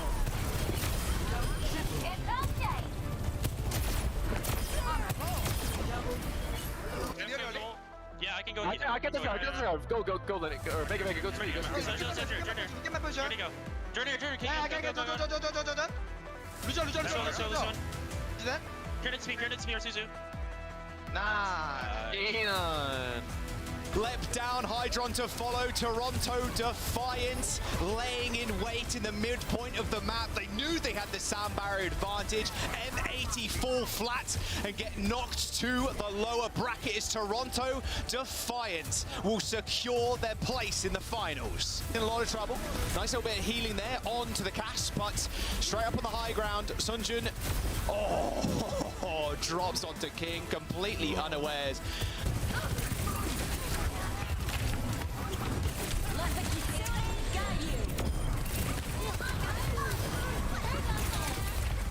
They've only got 2 left already. Timers are just pressing the issue. Luminosity tries to step up to them, but I think that might just be it.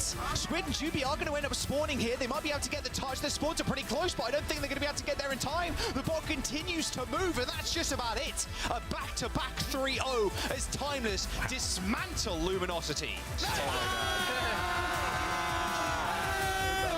There's too much Overwatch. There's me and me analyzing me on all I want. And there's just too much.